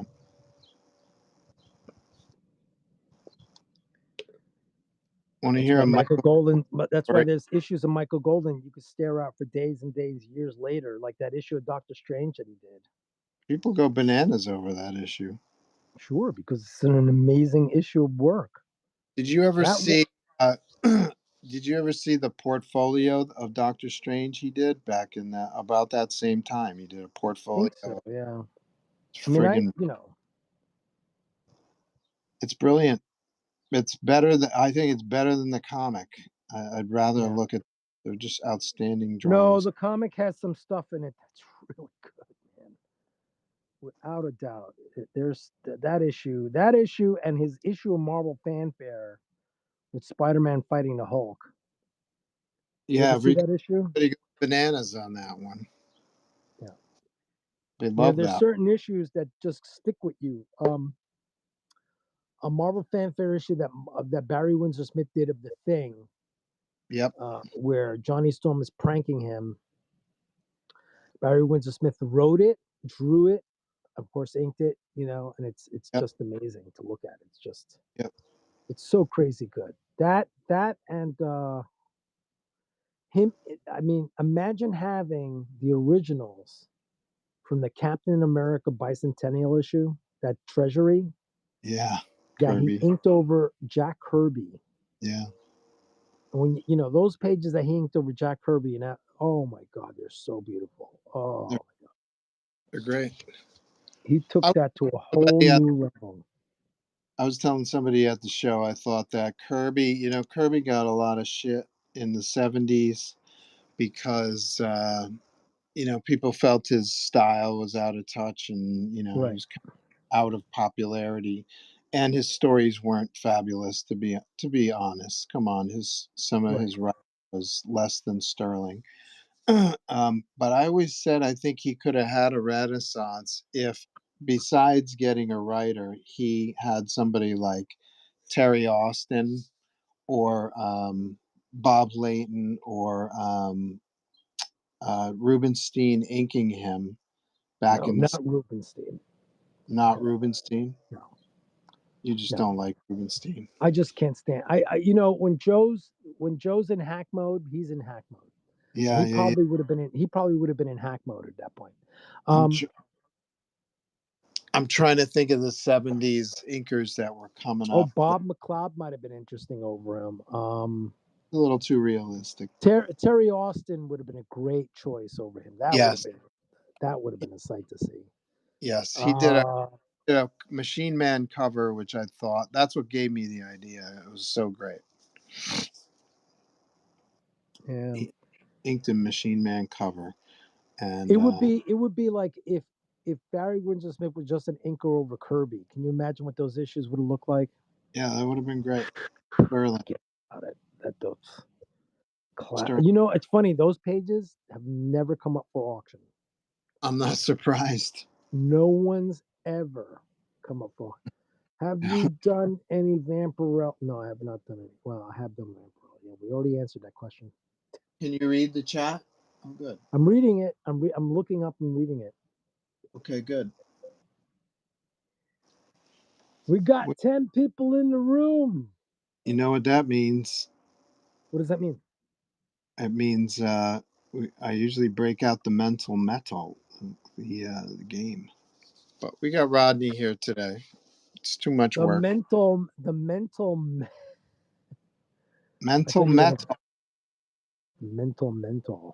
It's like MODOK member.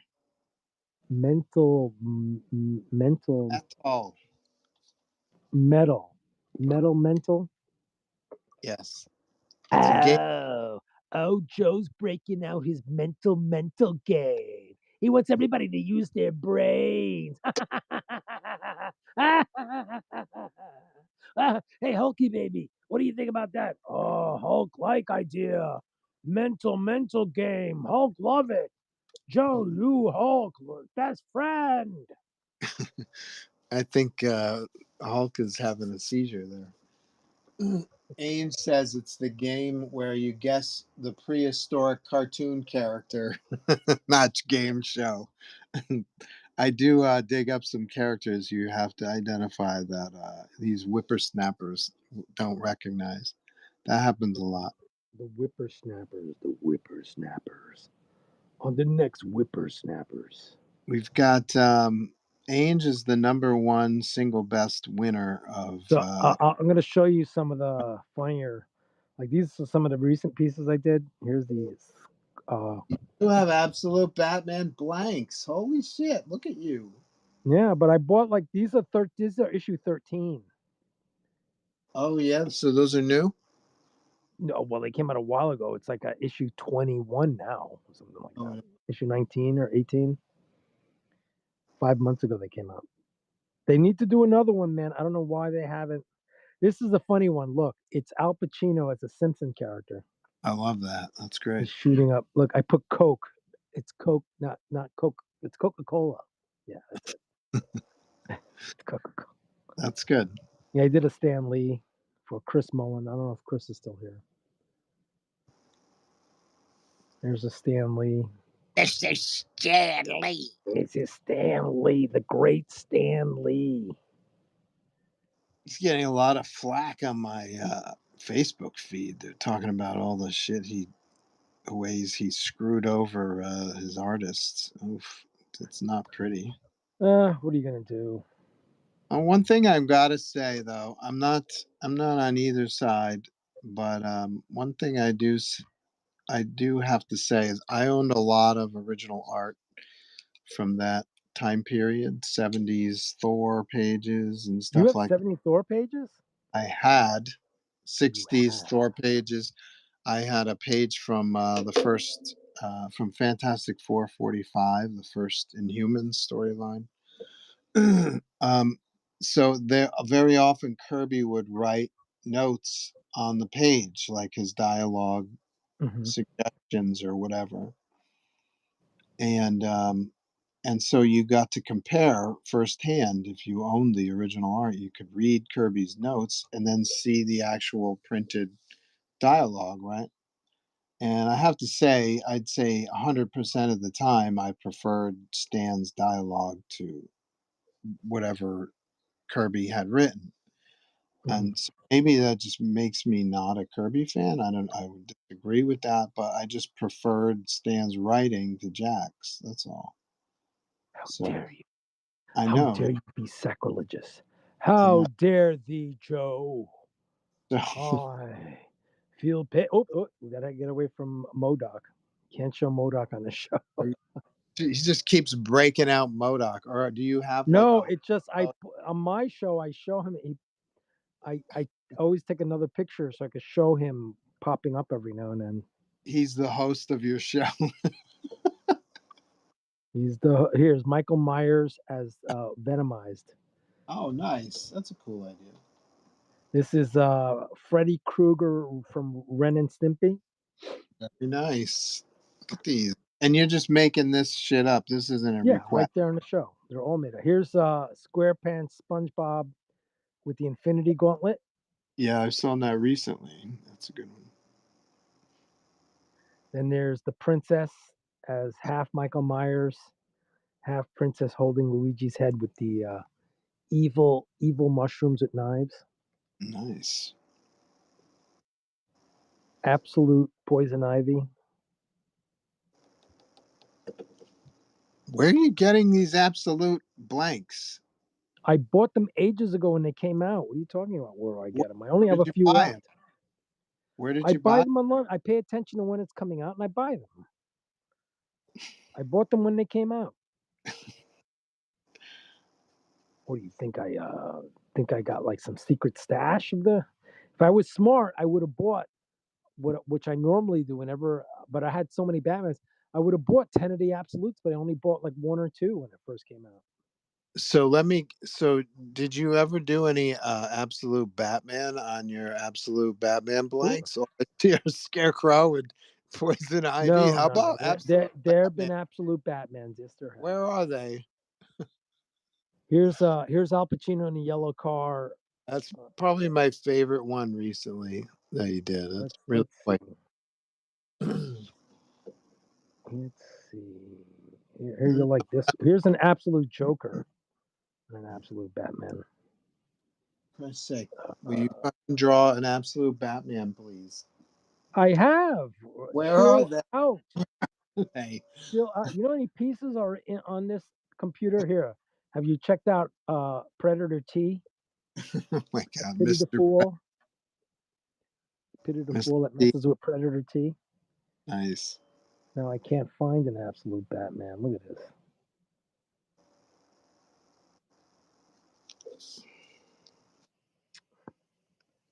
Now you got me digging. You got me digging through hundreds of drawings. Hey, here we did one of the Gargoyle on vacation. Oh my God. That was a Looks- funny idea. That's a Here's a great nice one. Absolute Black Mask or whatever Yeah, it is. man. And there's an absolute. I did some absolute Jokers. I did an absolute Crocodile. No, that's a question. What do you use for color? Copic or Prismacolor? Me? Yeah. I use gouache and then I use marker. There's that laugh. There's that laugh. There it is. That laugh that makes you feel bad for doing something. You have 2 choices. I choose choice 3. Choice. I don't have. That's my choice. Here's what I use: Copic sketch marker. Here's the other companion piece to Jim Honey's piece. Is the Ant-Man shrinking onto an ant. Oh, cool. They have chisel ends and brush ends. No, I don't use those. I use them afterwards to highlight. But Here's I an also absolute, here's an Prismacolor, absolute so Batman. my Here you answer go. is both. There I it also is. have Prismacolor. There's an absolute Batman for you. There we go. Wow, what a concept. Batman on Are a you bat. are you happy now? Are you happy? That looks cool. Don't you think it's much better to do all the other characters instead? Acid said he's got 3 Batmans from you. Here's an absolute Batman where he's getting licked in the back end by the absolute Joker. That's nice. It's based off another cover that's like it. Nice drawing. Here's an absolute Catwoman. Very nice. I guess she's getting her own series. Yeah, that blank is coming out. So here's another absolute Batman there. All right, you did it.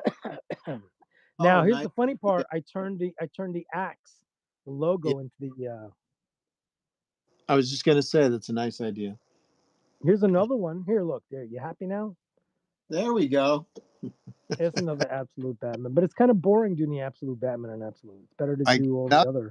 drawing absolute. Here's an absolute Bane. You're like me with Vampirella. Very resistant. All right, hold on. I think that was it. I think there's a whole bunch of other weird characters like Porky Pig as Bebop. It's all the wild ideas everybody has.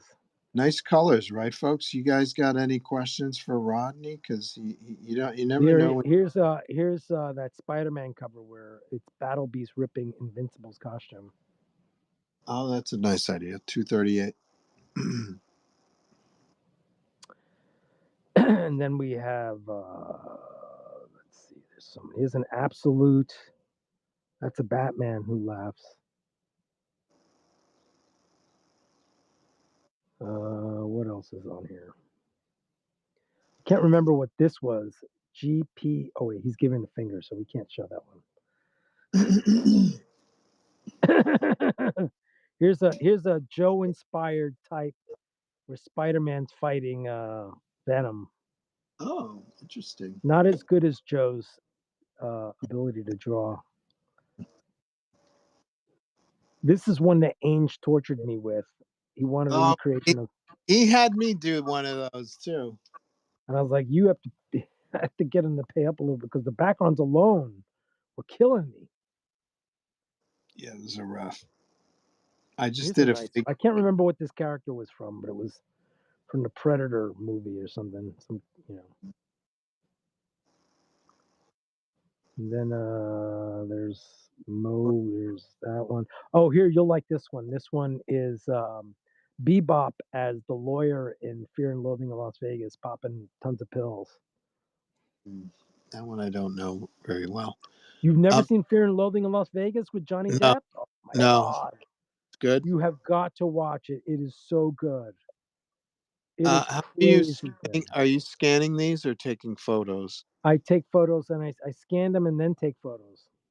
I take a photo on my iPad and a photo on my iPhone. Okay. How do you scan them? Do you have a scanner? Scan them at 600 DPI. I got a scanner. You have a scanner? What's your scanner?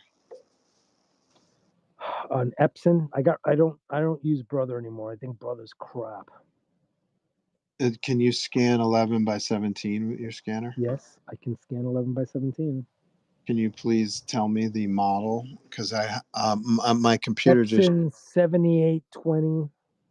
I'll message you what it is. Don't worry. All right, thank you. Because I gotta get a. Don't buy a Brother. Brother is shit. I mean, it's garbage. Again, cursing. Here's Bebop as Scarface.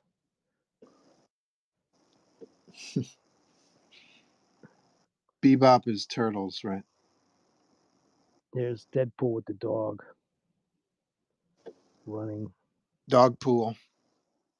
Here's Arnold. Arnold with his sword. Arnold. He looks kind of sad, actually. It's kind of like serious looking Arnold. He's like, I don't want to kill you, MODOK. I love your swing. I love your swinging one. Here's MoMA. Jason Love you, MoMA. member, but I don't want to kill you. Here's Eminem with doing the whole Michael Myers thing. Oh, that's cool. Also cool. Who else is in here? So your stream, Here's another absolute Batman. There you go. There's a bloody one. there you go, buddy. I knew you could do it. I knew you could. Now there's some pieces in. So this is Lieutenant Thrawn Gump and Lieutenant Daniken.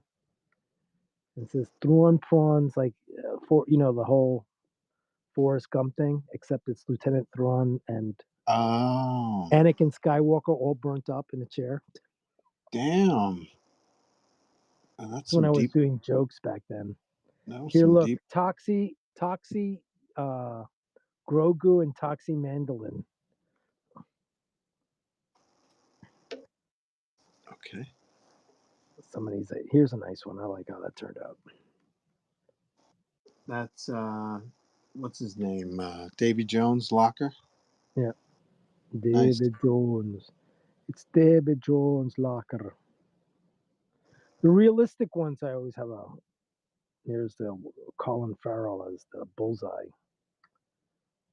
Wow, cool. Then we have Jack Sparrow. Nice, dude. These are great. Jack How old is? Sparrow. How old are the Pirates series there you got going on? What pirate series? The you just showed you just showed me a Davy Jones and a Johnny Depp Jack Sparrow. When did you do Yeah. those? Oh, a while ago. Here's Rastafarian Splinter from the Turtles. Of course, why not? Somebody wanted a Rastafarian,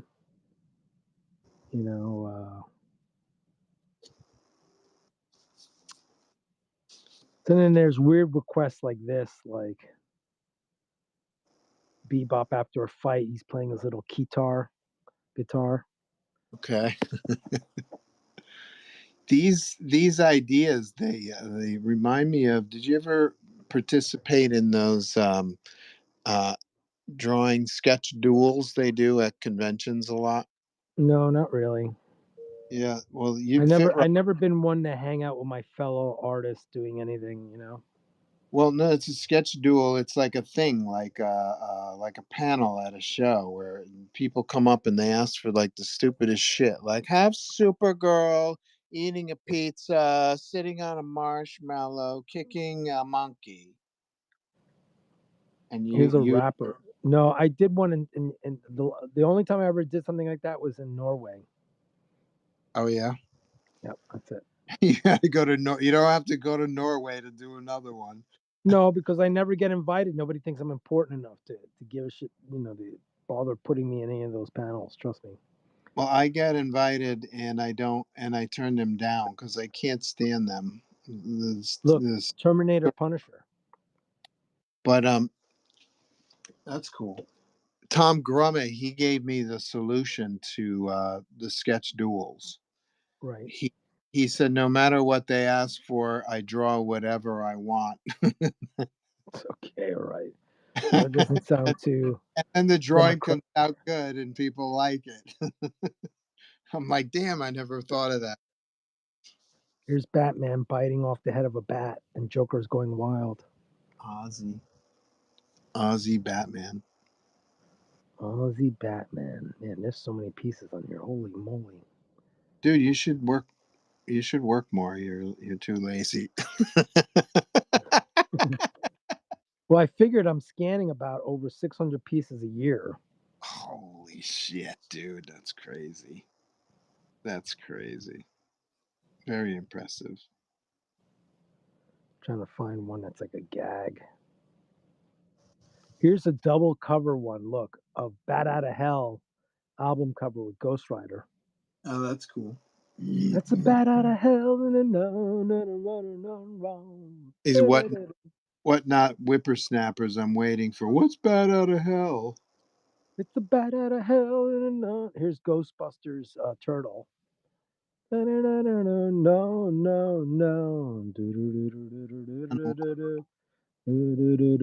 Their mode keeps coming up. Here's Venomized Green Goblin. You should have a sketch madness contest like I do, man. Have people vote on your favorite sketches. You know how many pieces are in here, man? Here's Just pick something divisible by 8. Pick 32 or 16. You out guys of buy- 1,500 sketches. When I had time, I used to do these pre-show starters. Here's Deadpool Samurai. fun. What's in the background? Just a stylized sun, or is that a specific symbol? No, I just was doing. It's like they were coming out of a portal. Oh, cool. Here's Deadpool slicing the head off a guy with a taco. Of course. It's delicious and functional. I did something like that once. I forget. It's a bat out of hell. No. People would ask for like the weirdest requests. There's some weird requests, and it's all reference.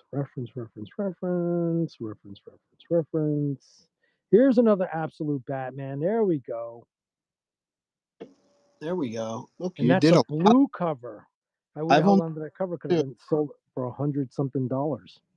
Of course, no surprise there. Here's an absolute Superman. I like how this one today came out. That's a pretty good book.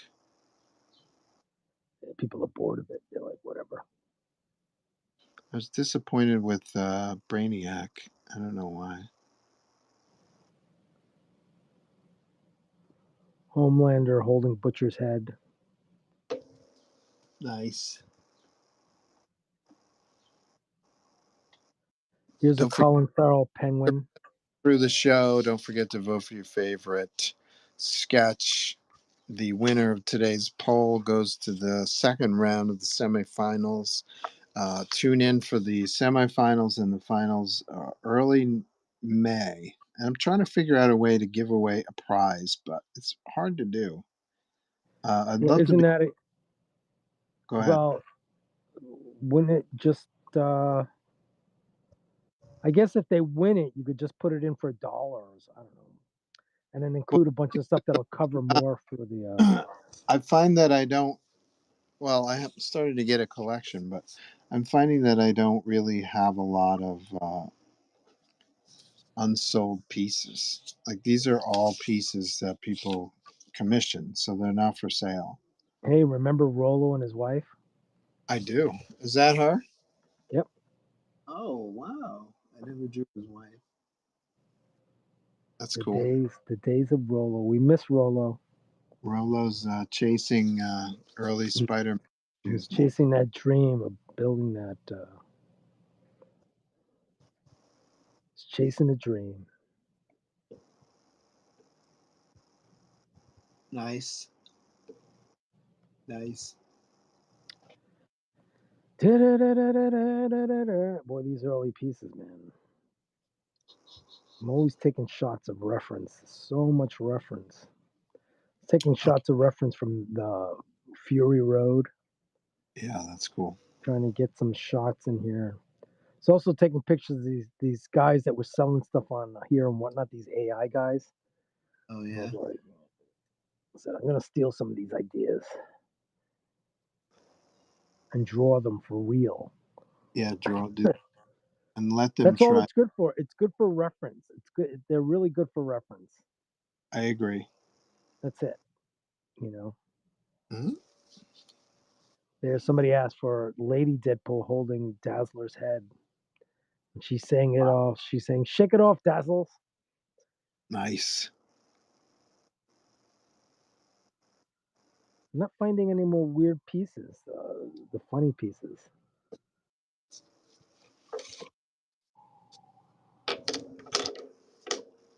You have a sketchbook, right? What do you mean? A sketchbook, i.e., a collection of some of these that you're showing. Yeah, I did 2 of them already. I got to do a new one. Is yours in color Ooh, or look at that. Oops. Some reference. is your sketchbook in color or is it in black and white? Of course it's in color. Why would it be in black and white? Because I Who have a wants a black. sketchbook in black and white? What? I was going to think about doing a sketchbook in black and white for as like a coloring book. Really? I guess I did it wrong. Yeah, why don't you do full pages so people can and then put it on paper where they can color it? I guess you could color these if you want, but it's meant. I thought it would be a good art book, something like if you say you didn't have the budget for an actual sketch by me, you could buy this sketch book, which is full of 100 sketches, and knock That's too yourself. many. Dude, you could be that's like 5 sketchbooks right there. We had this discussion before. I did it wrong. You sure I did. I sold a few at Little Giant though. Yeah, what do you do? It was like a 16-page book, right? Yeah, well, I mean, why do you need it's supposed to be comic book size. It's not supposed to be something where they sit and they trudge to it, like I'm sorry I added too much value to my book. what are you charging for it? $8 billion? 30. Yeah, you got some value there, my friend. Yeah. But Rodney's got a sketchbook too. Apparently has 16 drawings in it. Yeah, but what more do you need? It's supposed to be comic book size. It's not supposed to be Mine has 100 drawings in it. And it's comic book size. I don't even Black know which way I'm going Bob there. says donuts. Yeah, that's dope. Donuts, do you have one of those sketchbooks already? I forget. If I do another sketchbook, your piece will probably be in there too. Yeah, people get excited when their pieces are in the book. I think so. It's like a catalog. I have that one from you. I'd like to get one. Yes. You just go in the buy it now section and you scroll down to item number, or you do a search for item number, let's say 1 second, sorry. Look, Wile E. Coyote Green Lantern. 015 is the sketchbook without a remark, but you can scroll down to item 042 and onward, and those are already done Ooh, remarks, sorry. which are only $20, and I usually charge 40 for a black and white remark, 80 for a color. Because Joe loves giving the deals. He's a deal man. I tried doing the deals. They call Joe the deal man. He's the wheeler dealer. So The next Joe wheeler I'm dealer. taking Rodney's advice next time. My next sketchbook will have 16 pieces in it. Just do it like a regular sized comic. And You maybe mean get some 30, get, you mean get 32 pages? so is it 32 pages? I don't think it's 32 pages. 24 Why does it have to pages? be so big? Because there's 100 drawings in there, dude.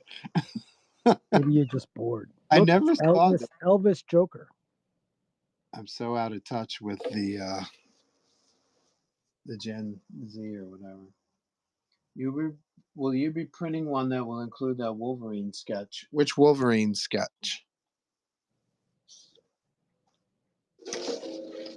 This one? I have the pencils for this included in this book. I'll show you. Hold on. These are the actual, Sorry. not actual pencils, but this is a copy of the actual pencils from Venom Wolverine #1. And another one of my cover highlights is the Planet of the Symbiotes cover, and here are the pencils, untouched by an inker, for the Planet of the Symbiotes. So I thought it would be cool to do a package with like a whole bunch of stuff in it that you can look at. But I seems like I'm way off the mark. Like most people want like what Rod's talking about, Well, like they a want a comic book, and they want six foil covers. They want cool virgin covers and stuff. yeah. So You could put all that information on the back cover, all the other information. I'm gonna do that next time. I'm gonna have foil covers, but it's just gonna be a 16-page sketchbook. And 'Cause then you that's could do one if you wanted to. You could do one every month. I was just gonna say if I've got 100 sketches, I could do bi-monthly, and boy, none of that is appealing to me. You know why? Yeah, because I'm a making more work. like That's to I like to write and draw comics, original comics. That's why. And so none of these ideas help me do that. Putting together a sketchbook takes you. Come on, Joe. You can put one together in 5 seconds. I don't even know what you're talking about. It takes a while. You got to do Really? this. Look at the well. If you're doing 16 pieces, each page is one piece, right? So I don't have to do any design or anything like that. Like No. I could have arranged these figures so that they would work together, that kind of thing. So Well, I got to tell you. Sorry, I'm yawning. I probably should get some of these before I stream later. now you're yawning. Now I'm yawning. Now You gave me your yawn. Yeah, You gave me your tiredness, Joe. I'm awake. Now I'm It was awake. your laugh. Your laugh was like, I'm stealing your energy. Now I can stay awake and you can go to sleep. Well, you do include that Wolverine sketch. Which Wolverine sketch is what my question was. I'm not sure which. I've done quite a few Wolverine sketches. Do you mean your Wolverine sketch? Not mine. His? Yours? I think I may have done one for Donuts. Well, anyway, Joe, I'm going to rock and roll now. Say goodbye to Rodney, everybody. It's been fun hanging out with you guys. Always fun. I got to remember not to curse on Joe's show. Now Joe is full of energy and he'll be able to finish his sketch. I've sucked the energy out of Rodney. The energy out of the room. All right, laddies. Like vampire. Great hanging with you, Joe. Thanks, buddy. Appreciate it. Always. All right, brother. I'm going to catch you later. I'll see you guys. Bye. Rodney Ramos, everybody. Come on, give it up. Give it some applause. Some applause for Rodney.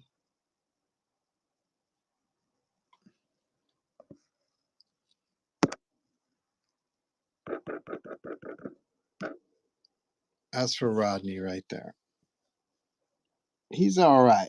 I've known him for a very long time, as you guys probably know. I didn't know him when he was telling his Rodney as a Romita Raider. I didn't know him that long ago. That was like later 80s for him. So I met him when he was already an established artist, and he was getting work at Valiant. And he inked a cover of mine, Secret Weapons. And I was like, hey, this guy's all right. I like this guy.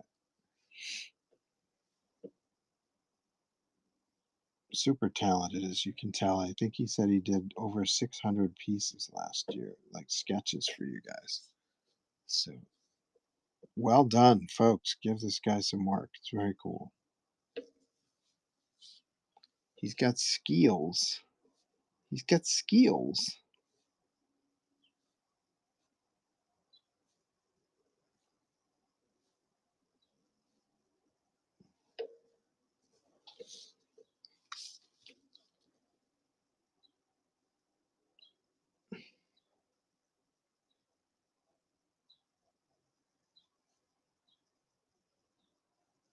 And he's also a ventriloquist and a comedian and an impersonator.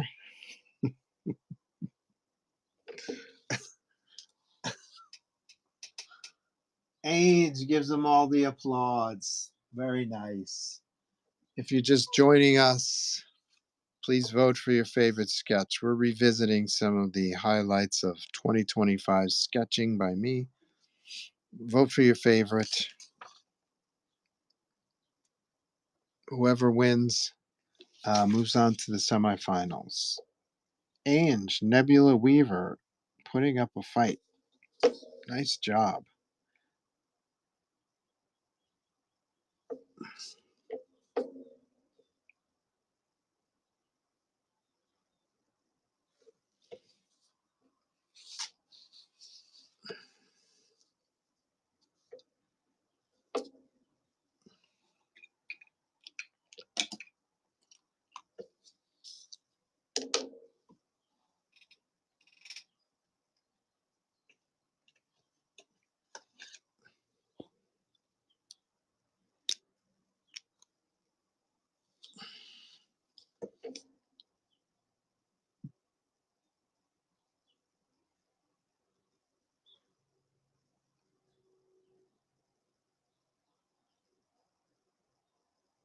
Ains loves that Vampirella.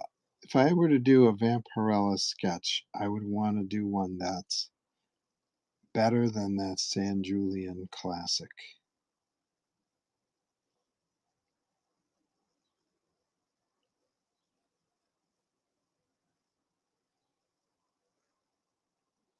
Everybody know what I'm talking about? Ains does.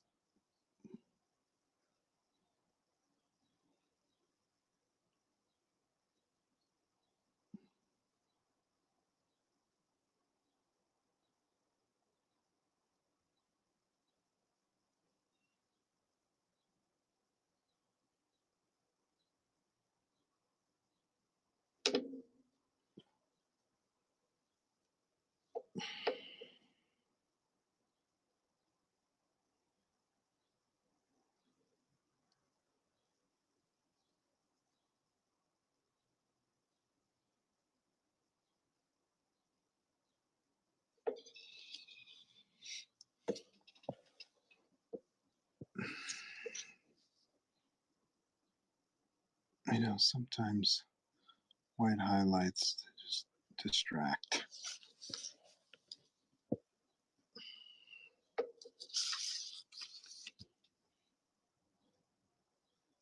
The last thing I want you to look at in this drawing is Spider-Man's junk.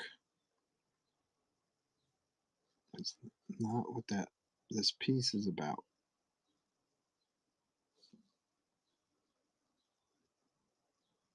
This isn't MODOK. This isn't Modic. This is Spider-Man versus the Shocker.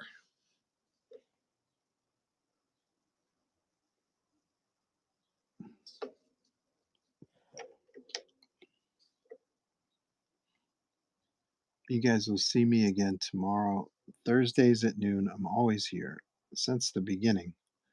I've only missed a few Thursdays, usually holidays and convention appearances.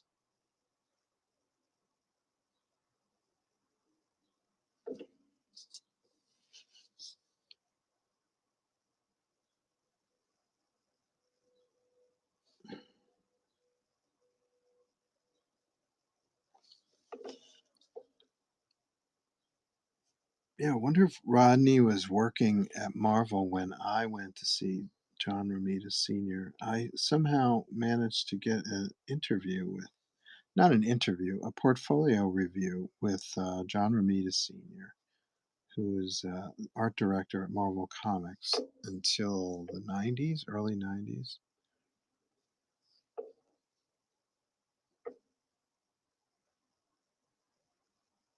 Actually, I actually went up to his office and he went through my work, put some tracing paper over some of my drawings and kind of made corrections, to kind of show me what I could do better and this and that. He's a very helpful guy. And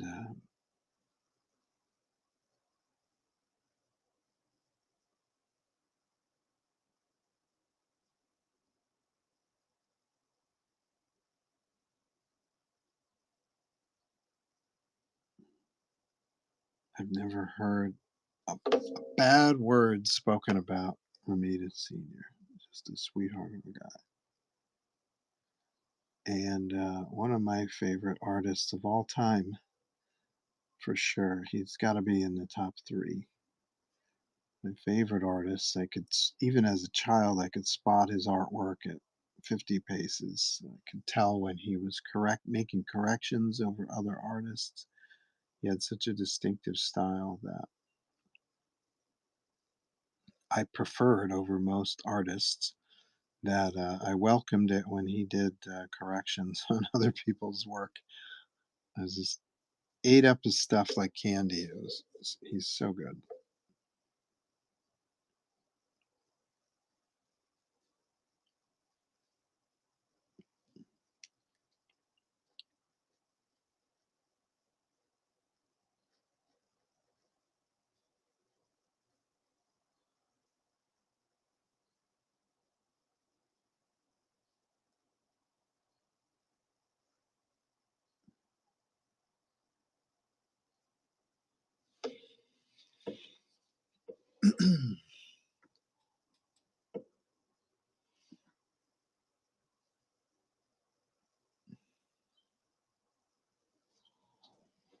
So yeah, my next sketchbooks are going to be much smaller.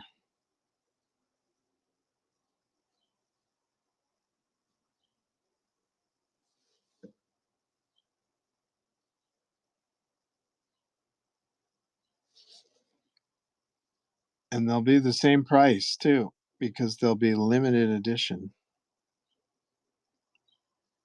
So I would say buy the heck out of my sketchbooks while you can. My first sketchbook was similar in format.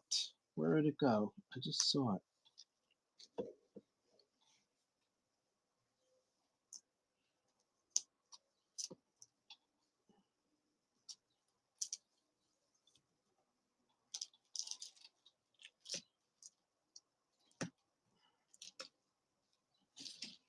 Similar in format and even similar in color. I used the same image. Cheating. I just wanted to. This is my reason was I just wanted to see what this looked like in red because I had already seen it. This is how it looks in New Zodiac's Pisces, #1. I wanted to see what it looked like with some intense red on it, so that's why I did that. And same format, like about 100 sketches in here. I just thought, let's give these people their money's worth. You know, I did a lot of really good drawings that I liked and couldn't bear to remove from the book. So we'll do it a little bit differently next time. Rodney says to do like a 16-page book.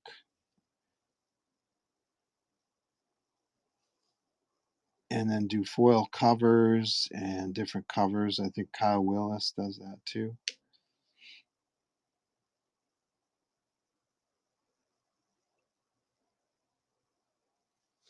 And then if you have a lot of sketches to share, just keep doing.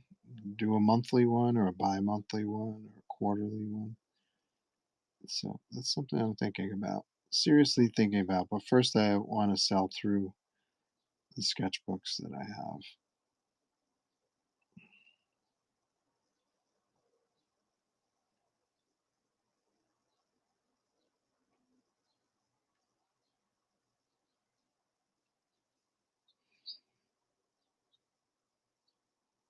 I was talking about this with Daytona too. He was making suggestions what I should sell and acid too. And all you guys have very cool ideas and they appeal to my business brain, but I'm frequently ruled by my artist brain that wants to write and draw new comics. And so recycling or revisiting stuff that I've already previously done, that's not easy for me to do creatively. It's really easy for me to do from a business standpoint because it's actually less work to come up with a sketchbook than it is to come up with an original comic book.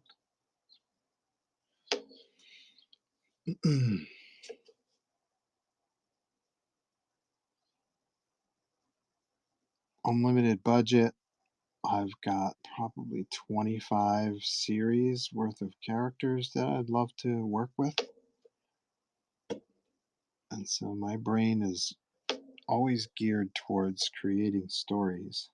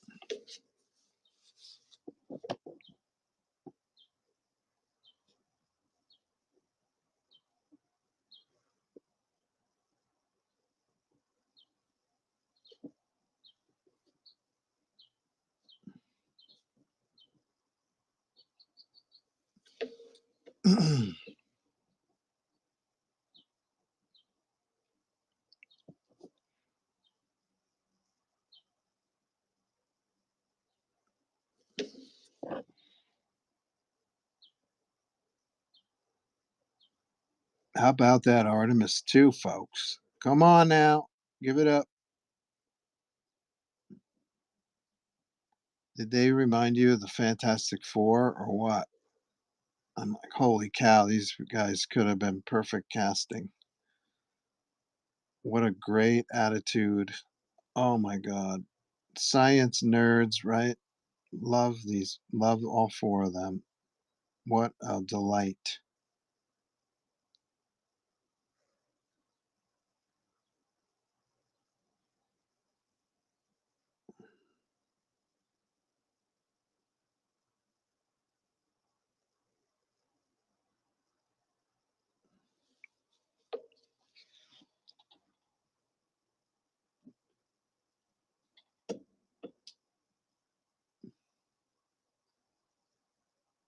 Acid says, I love that your sketchbook is black and white.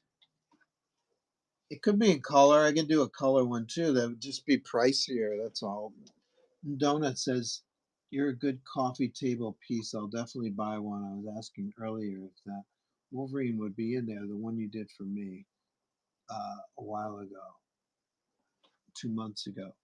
It would be in the next sketchbook for sure. Yes. And will probably be in the next Sketch Madness as well. So look for that. It makes a good coffee table piece. How did your Little Giant commissions come out? I'm working on one right now, as a matter of fact. I'm not sure which ones you're referring to, because I did a bunch. Bob Sharon had the best art at the show for $20. Yeah, I know. What the hell? Too many conspiracy theorists on social media that ruin it for everyone else. You don't need stupid people in your life. Block that shit.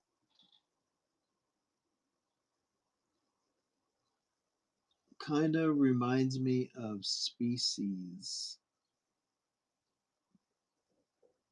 Yeah, don't listen to Rod. Love seeing the inks. Well, Rod's not the only one. Agreed. We don't need stupid people in our lives. Okay, that's all there is to it. And so I'm very surprised and pleased with how my Instagram feed is coming out, because I'm actually following a lot of science and a lot of history people. And my feed is starting to respond to that. And I love music too. So there's a lot of music popping up. So my if there's an algorithm working against me, I'm not seeing it because I'm getting a lot of stuff that I'm interested in popping up on my Instagram feed. So maybe that's the place people need to hang out. Also, my personal Facebook page isn't so bad. I do get the occasional idiot, um, but you just block that shit, man. You don't need to argue with them. You don't need to waste time. A lot of times I'll post stuff on my feed and just to see what happens. And the first guy who says the Earth is flat or whatever, out and see, out and see. It was proven 3,000 years ago that the Earth is not flat.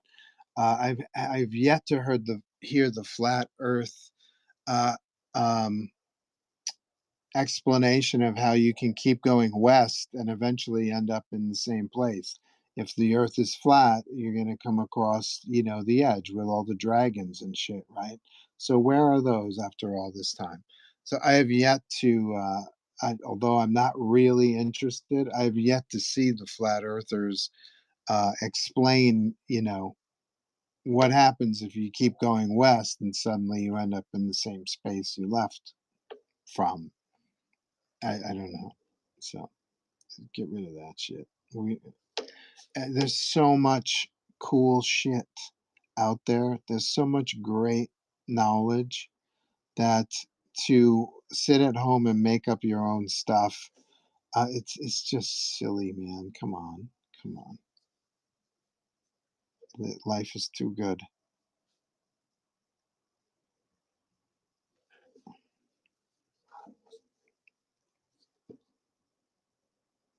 learn some stuff. It's so cool.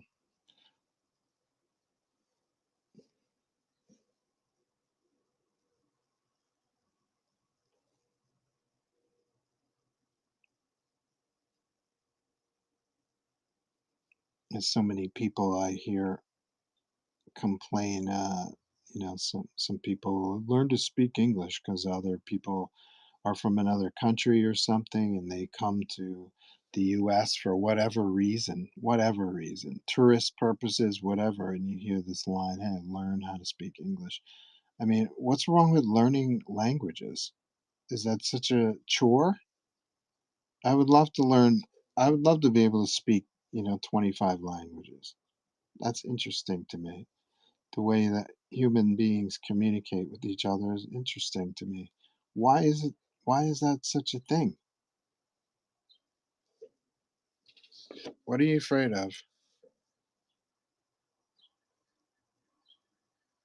Sonia and I have been talking about taking Spanish classes for a while. We haven't gotten to it yet, but it's starting to get important because a lot of the people that we interact with here in Danvers are Spanish speakers. So wouldn't it be cool to know how to communicate with these people?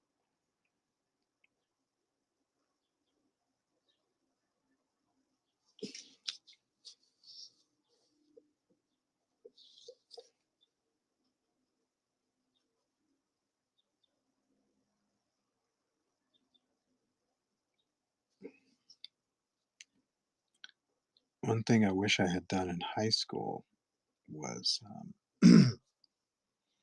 I took French mostly because my family is French Canadian background, lineage, but to be fair, mostly because most of my friends took French in high school. I really do. I mean, I know this for a fact. If I had taken Spanish in high school, it would have worked well for me because I spent 20 years in New York City. And, every other person in New York spoke Spanish. I could have gotten somewhere.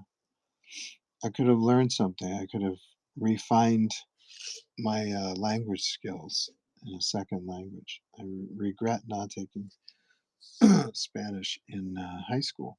Excuse me. Whereas I very rarely speak French to anybody, and it's since it's been since high school that I learned it. My French is quite poor. Um, what I wish I could have done, I wonder if it would have been available to me because I grew up in a small town. Is if I could have taken both. I think that might have been cool to take French and Spanish because they are similar. Um, the language structure and the words themselves are very similar to one another. I think I could have aced one language or used one language to help me understand the other. So I wish I had done that. Woulda, coulda, shoulda. Keep moving. But Artemis, come on, man, these guys are fantastic. I saw on my Facebook feed someone had recreated a Fantastic Four pinup with the Artemis crew as the Fantastic Four, and I'm like, yeah, that totally makes sense.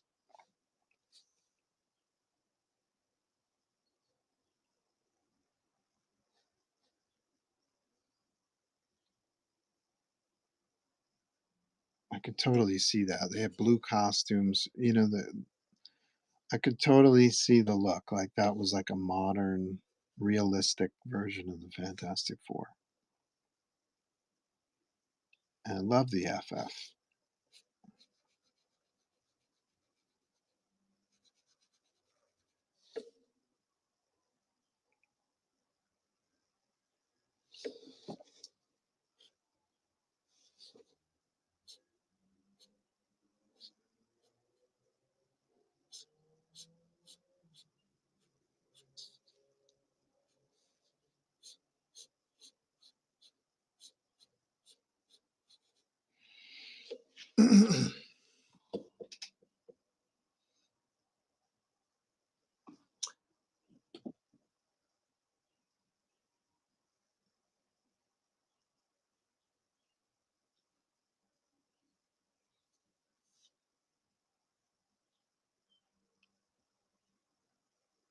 My algorithm fights me every day. Yeah, sorry to hear that. I'm sure there's a trade-off. I mean, my algorithm probably gives me what I like to look at, but it doesn't expose me to new followers either. I have like no, I have like minimal gains in followers. So I'm sure I'm paying for I'm paying for the algorithm in other ways. I'm lucky if I get like one follower a day. And Donuts is laughing at something. He said Daytona is saying you sound like Rob Liefeld. Which part? What did I say? Isn't Asgard flat? It actually is not flat. Read your Marvel official Marvel handbook. It is not flat. Ainge says I will teach Spanish in return for sketches. Oh, okay. We can do that. When I was in Europe, Daytona says, I didn't expect them to speak English to me. I learned German. Look at that. Daytona says, Joe, you might like the TV show For All Mankind. I've heard about it. I haven't seen it.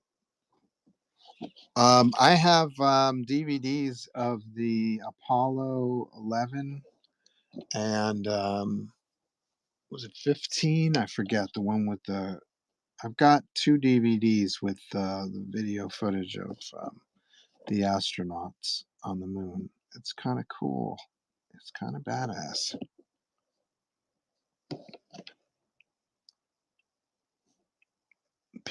I remember hearing somebody say somewhere, how come,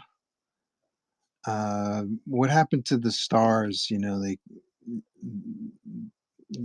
How come you can't see any stars? How come space is black in these pictures? And I'm like, that's your cue, folks, to block this fucking moron. That's your cue, folks.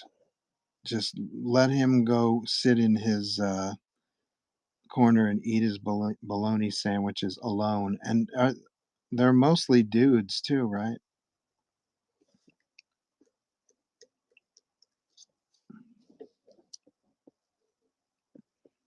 That's your cue to skidoo.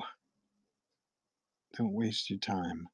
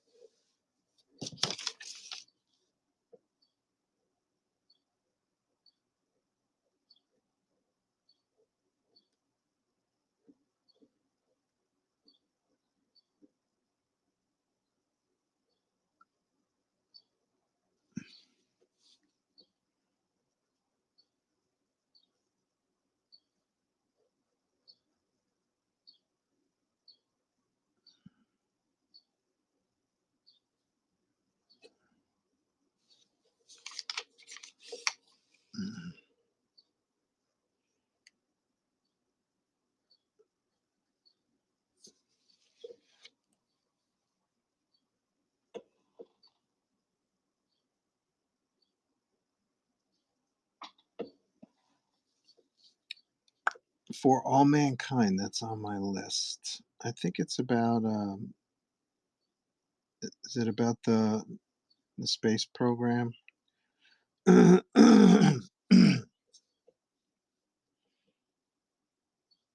And speaking of which, you let politicians decide our science. The idea that um, an entire generation passed without being on the moon, I think, is a crime. Um, it's a crime, and so I welcome the Artemis folks, and it's kind of a fun thing. Um, is that I found that the Artemis crew could communicate very well, like their feelings and the things that they saw, and what the higher meaning of what they did, what they accomplished, could mean for people, and they seem to all be in touch with that. Whereas the old school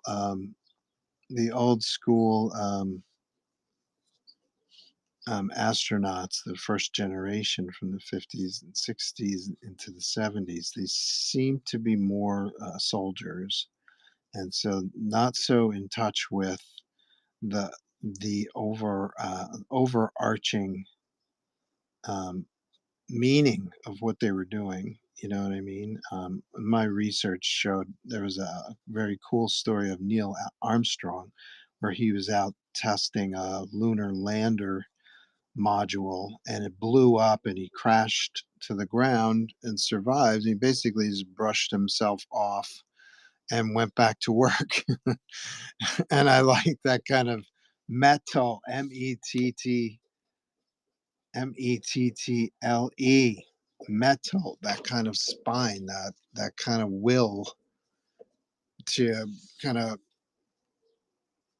accomplish something and or not be affected by your mistakes. I really have great respect for that. But you never heard Neil Armstrong talking about. I've never heard Neil Armstrong talking about. There are the world's major religions never anticipated us leaving the Earth and landing on another planet, and I never heard Neil Armstrong or any other astronaut really talking about, you know, what we did just basically destroys religious thinking, or it could, let's put it that way. And I'm just fascinated by that. And these guys, the Artemis guys, seem to be a little bit better in touch with, what they did, or explaining it to people at least. And so I uh, now we've got four decent communicators who are inspiring, hopefully inspiring more people as they go out into the world and talk about their accomplishments. In 60 years of space travel, we never had a woman outside the orbit of the Earth. It sounds silly to me.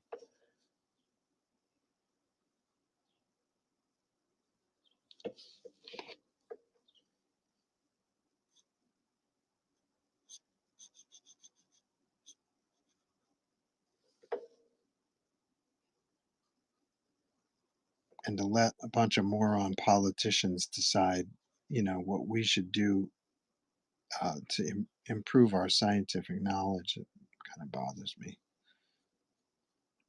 We won the space race, so nobody's interested anymore. So cut NASA programs. So let's not explore the moon any further. At least send some probes to the moon. I'm not sure there were any probes that went to the moon, like to do soil samples or things like that.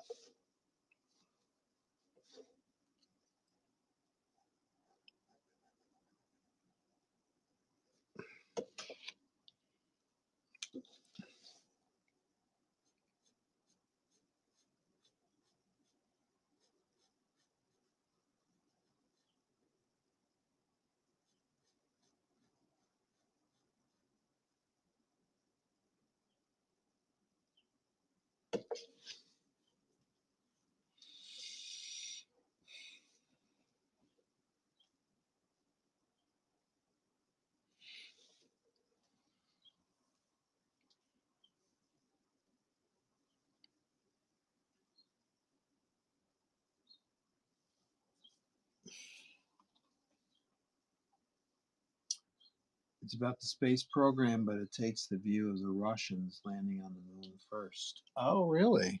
Interesting. Yeah, that's the other thing that kind of pisses me off is that, that if I remember correctly, the Indians, as in East India, have been to the moon with a probe. The Japanese have been to the moon with a probe, I believe. And the Chinese have orbited the moon, I think, with something, with a probe or something like that.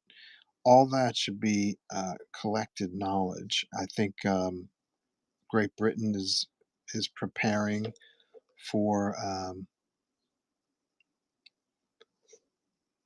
manned mission, and of course the Russians have been to space first.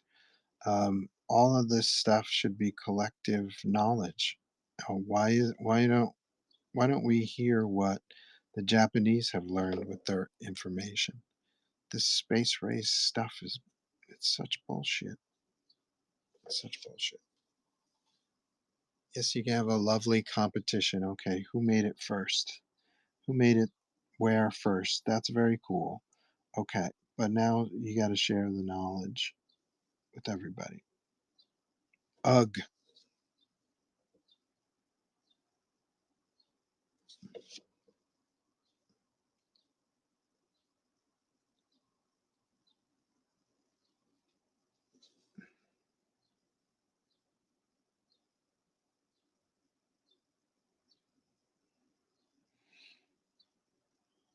When I was a kid, I think the first thing I wanted to be was an astronaut, and then I guess I started drawing astronauts, and then and then I decided I'd rather be an artist.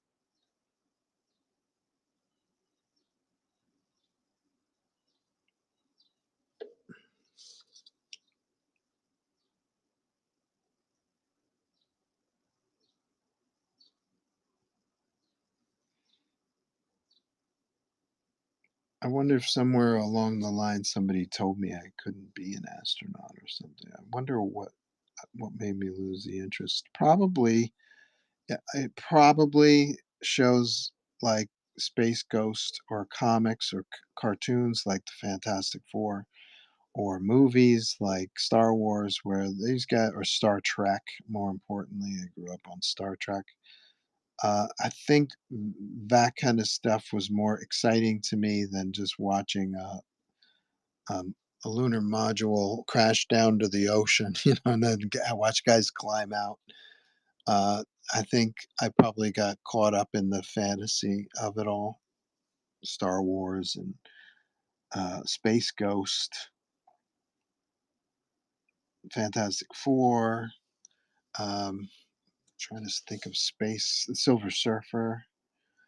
Uh, I probably just got caught up in all of that. So the real life space travel to the moon probably seemed too limited for me.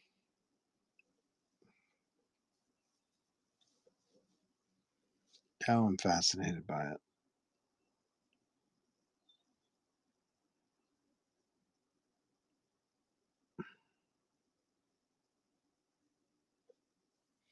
There's a story of Neil Armstrong, which I think is funny, which is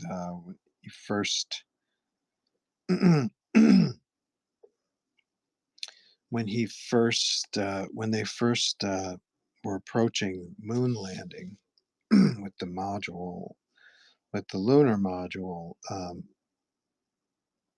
Apparently the computers kicked out on him or something like that, and so Neil Armstrong was piloting, and he had to go to manual. Like he had to land the. I think the computers were pointing him at location that was too rocky or something like that. So Neil Armstrong had to manually take over the vessel in order to land the module. So, if that's all true, what guts, you know, all this training that these guys went through. What guts? We're not gonna rely on the computer. We're gonna manually land it. Serious cojones, right? But then there's a part of me that, like I said, these guys were soldiers, and I could totally see, although I don't know Neil Armstrong personally, but I could totally see someone who, if he's like I imagine he is, would be just like, I'm gonna do this, that metal again. I'm not going to let a machine uh, perform this kind of historic moment. And so he took charge. I could totally see someone like I imagine Neil Armstrong was like, just saying, screw you, I'm not letting a machine do this. I'm gonna do this myself. I could totally see him, or what I imagine him, just taking over. But in my research, I've never. Wow, what's going on with my throat? In my research, I've never heard or seen a question like that addressed. Did the computers really fail? Or did the computers really steer the module in the wrong direction, or did Neil just want to do this?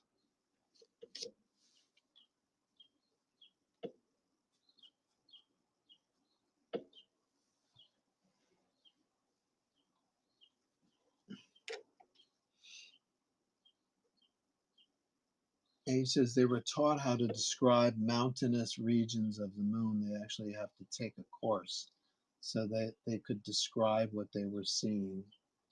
And he says, I was always fascinated with space myself. I was in the astronomy club and the aviation club. I wanted to be a pilot. Oh, so cool. Why didn't you become a pilot? My parents, oh, there it is. My parents couldn't afford to send me to school for them. Yeah, I imagine that whole program is very expensive unless you're joining the military.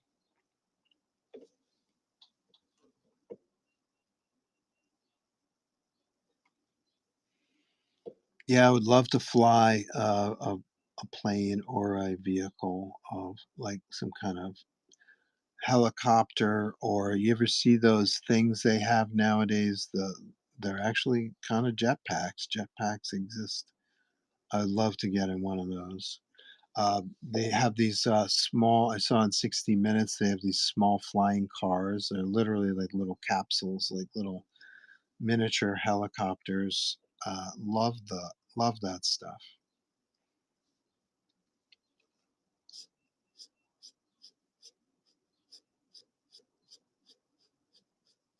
And I'm scared to death of heights. I was telling Daytona this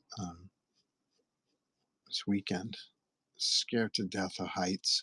And when I'm standing on the edge of something, like say you're in a mall and you're overlooking like 3 stories below you, or you're in a hotel lobby and you're looking like 6 stories into the lobby, or you're on a roof of a building, I always get this urge to jump. It's really crazy. It's of course I can overpower the urge, but it's a weird kind of feeling where um, I'm scared that I'm going to jump off the rail or the roof or whatever. It's a weird kind of feeling. So I went I went skydiving, hoping to cure myself of the fear of heights, but it doesn't work. One down. I think we're about done today.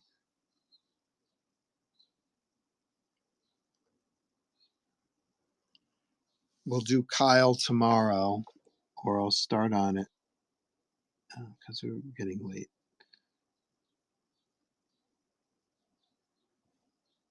Thanks to Rodney for visiting and waking me up because I was really need some sleep today.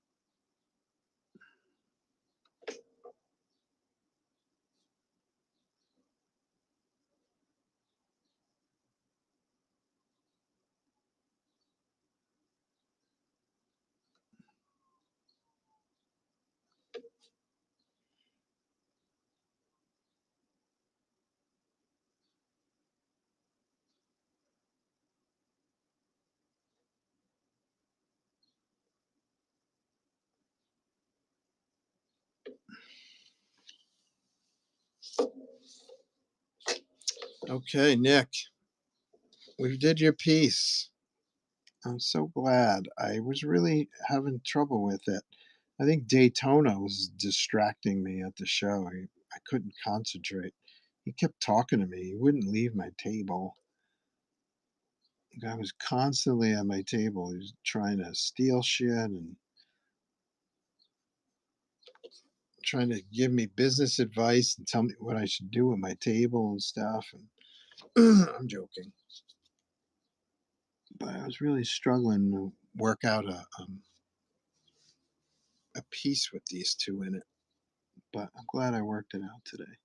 We got to do a Kyle Rayner next, and then we got to color a piece for my friend Terry.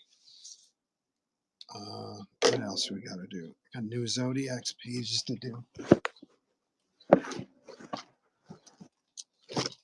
I got to color this guy at some point. Remember the Rocketeer? Sure, that was a great little comic. Not enough Rocketeer comics out there.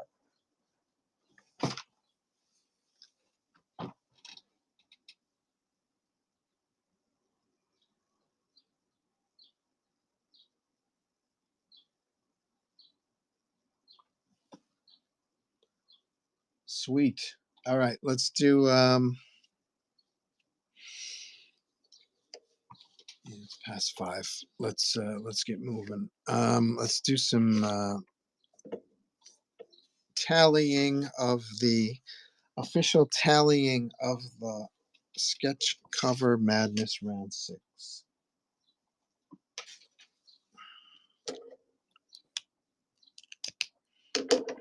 Maybe we'll sell some original art tomorrow. I got a lot of ideas for streams, but these commissions are getting in the way. Acid and Little Giant and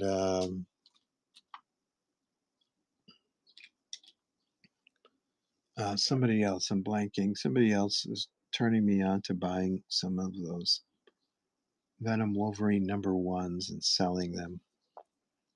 So trying to look into that. Oh, it was donuts, right?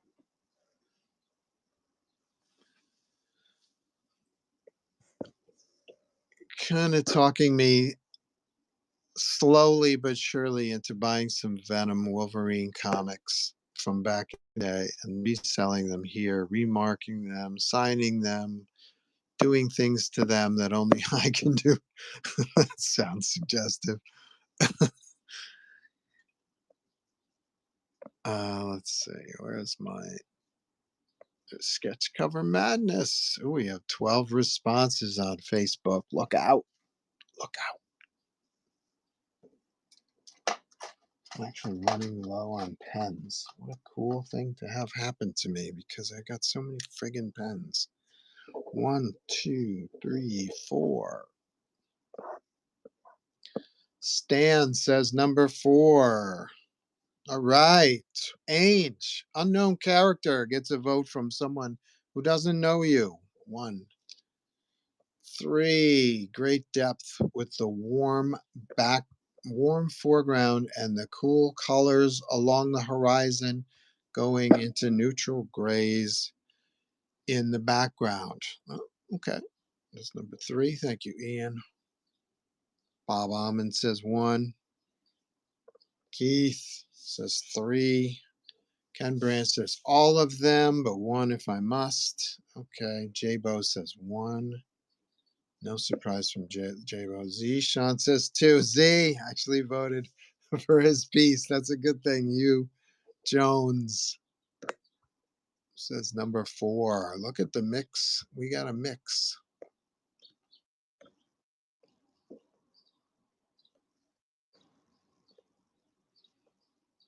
Mark says 4. I love the shading and the limited use of color to make a really striking image. Look at that. Limited use of colors because she's all white, right? William Pace says 3. Oops. And Justin McKinney says 3. So we got a lot of 3 votes. Let's see. Now we go to my Joe St. Pierre art page. I have 2 Facebook pages.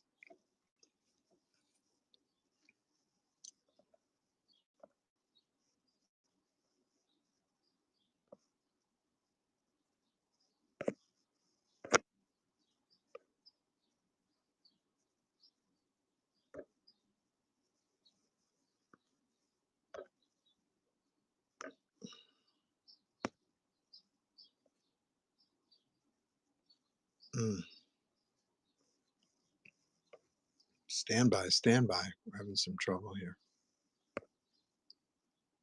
There we go.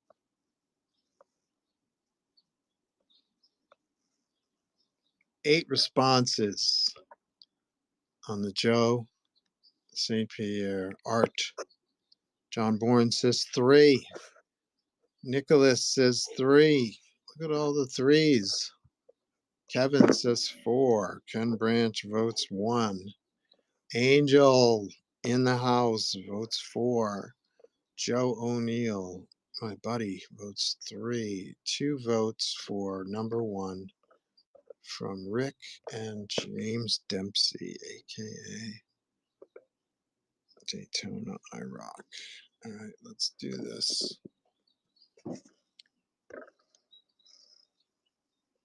We're going to go to Instagram.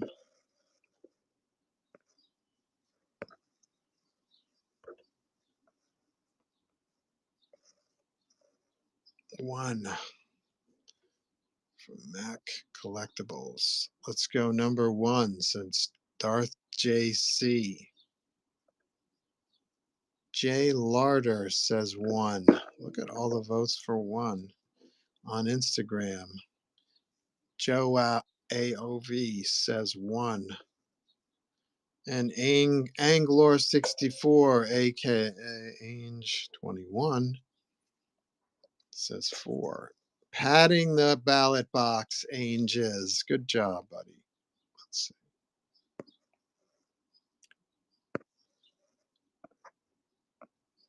We got 1 response on on Blue Sky. Of course, 1 response. Because they only have 1 follower. Ainge, padding that ballot box. Way to go, buddy. Nice job. All right. So that's our social media tally. And now we get the final tally here on Whatnot. Holy cow, a lot of votes. So 2 has 1 vote online, and then 8%. 3 on Whatnot. So total is 4 votes. Let's see. Number 3 has 19%. 7 on Whatnot. And another 7 on social media for a total of 14. You got to beat 14. That's going to be tough. Number 4, 28% of the vote.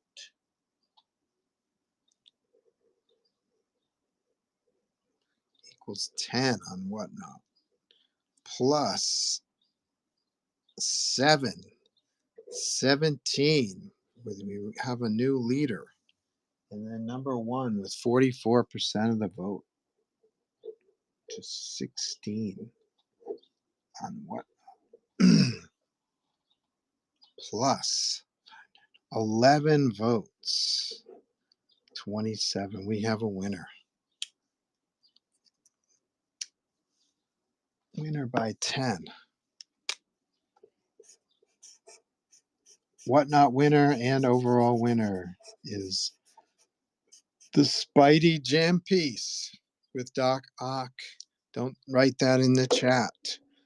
Green Goblin and Venom. Nice job. That's quite surprising to me, actually.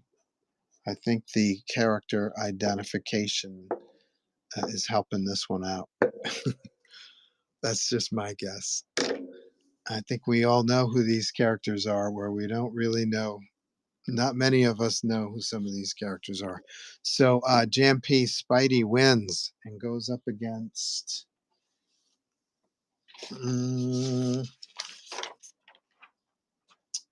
that's round 3. That's round 2. That's round 4. So we're looking for round 5. That's round 3. So far it's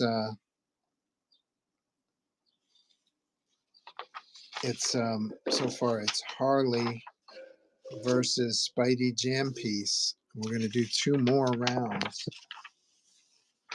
for the second semifinal round, and that's going to be exciting.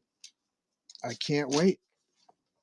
I'm psyched. We get another black and white round 7 tomorrow, so we're getting close to the end of the black and white round.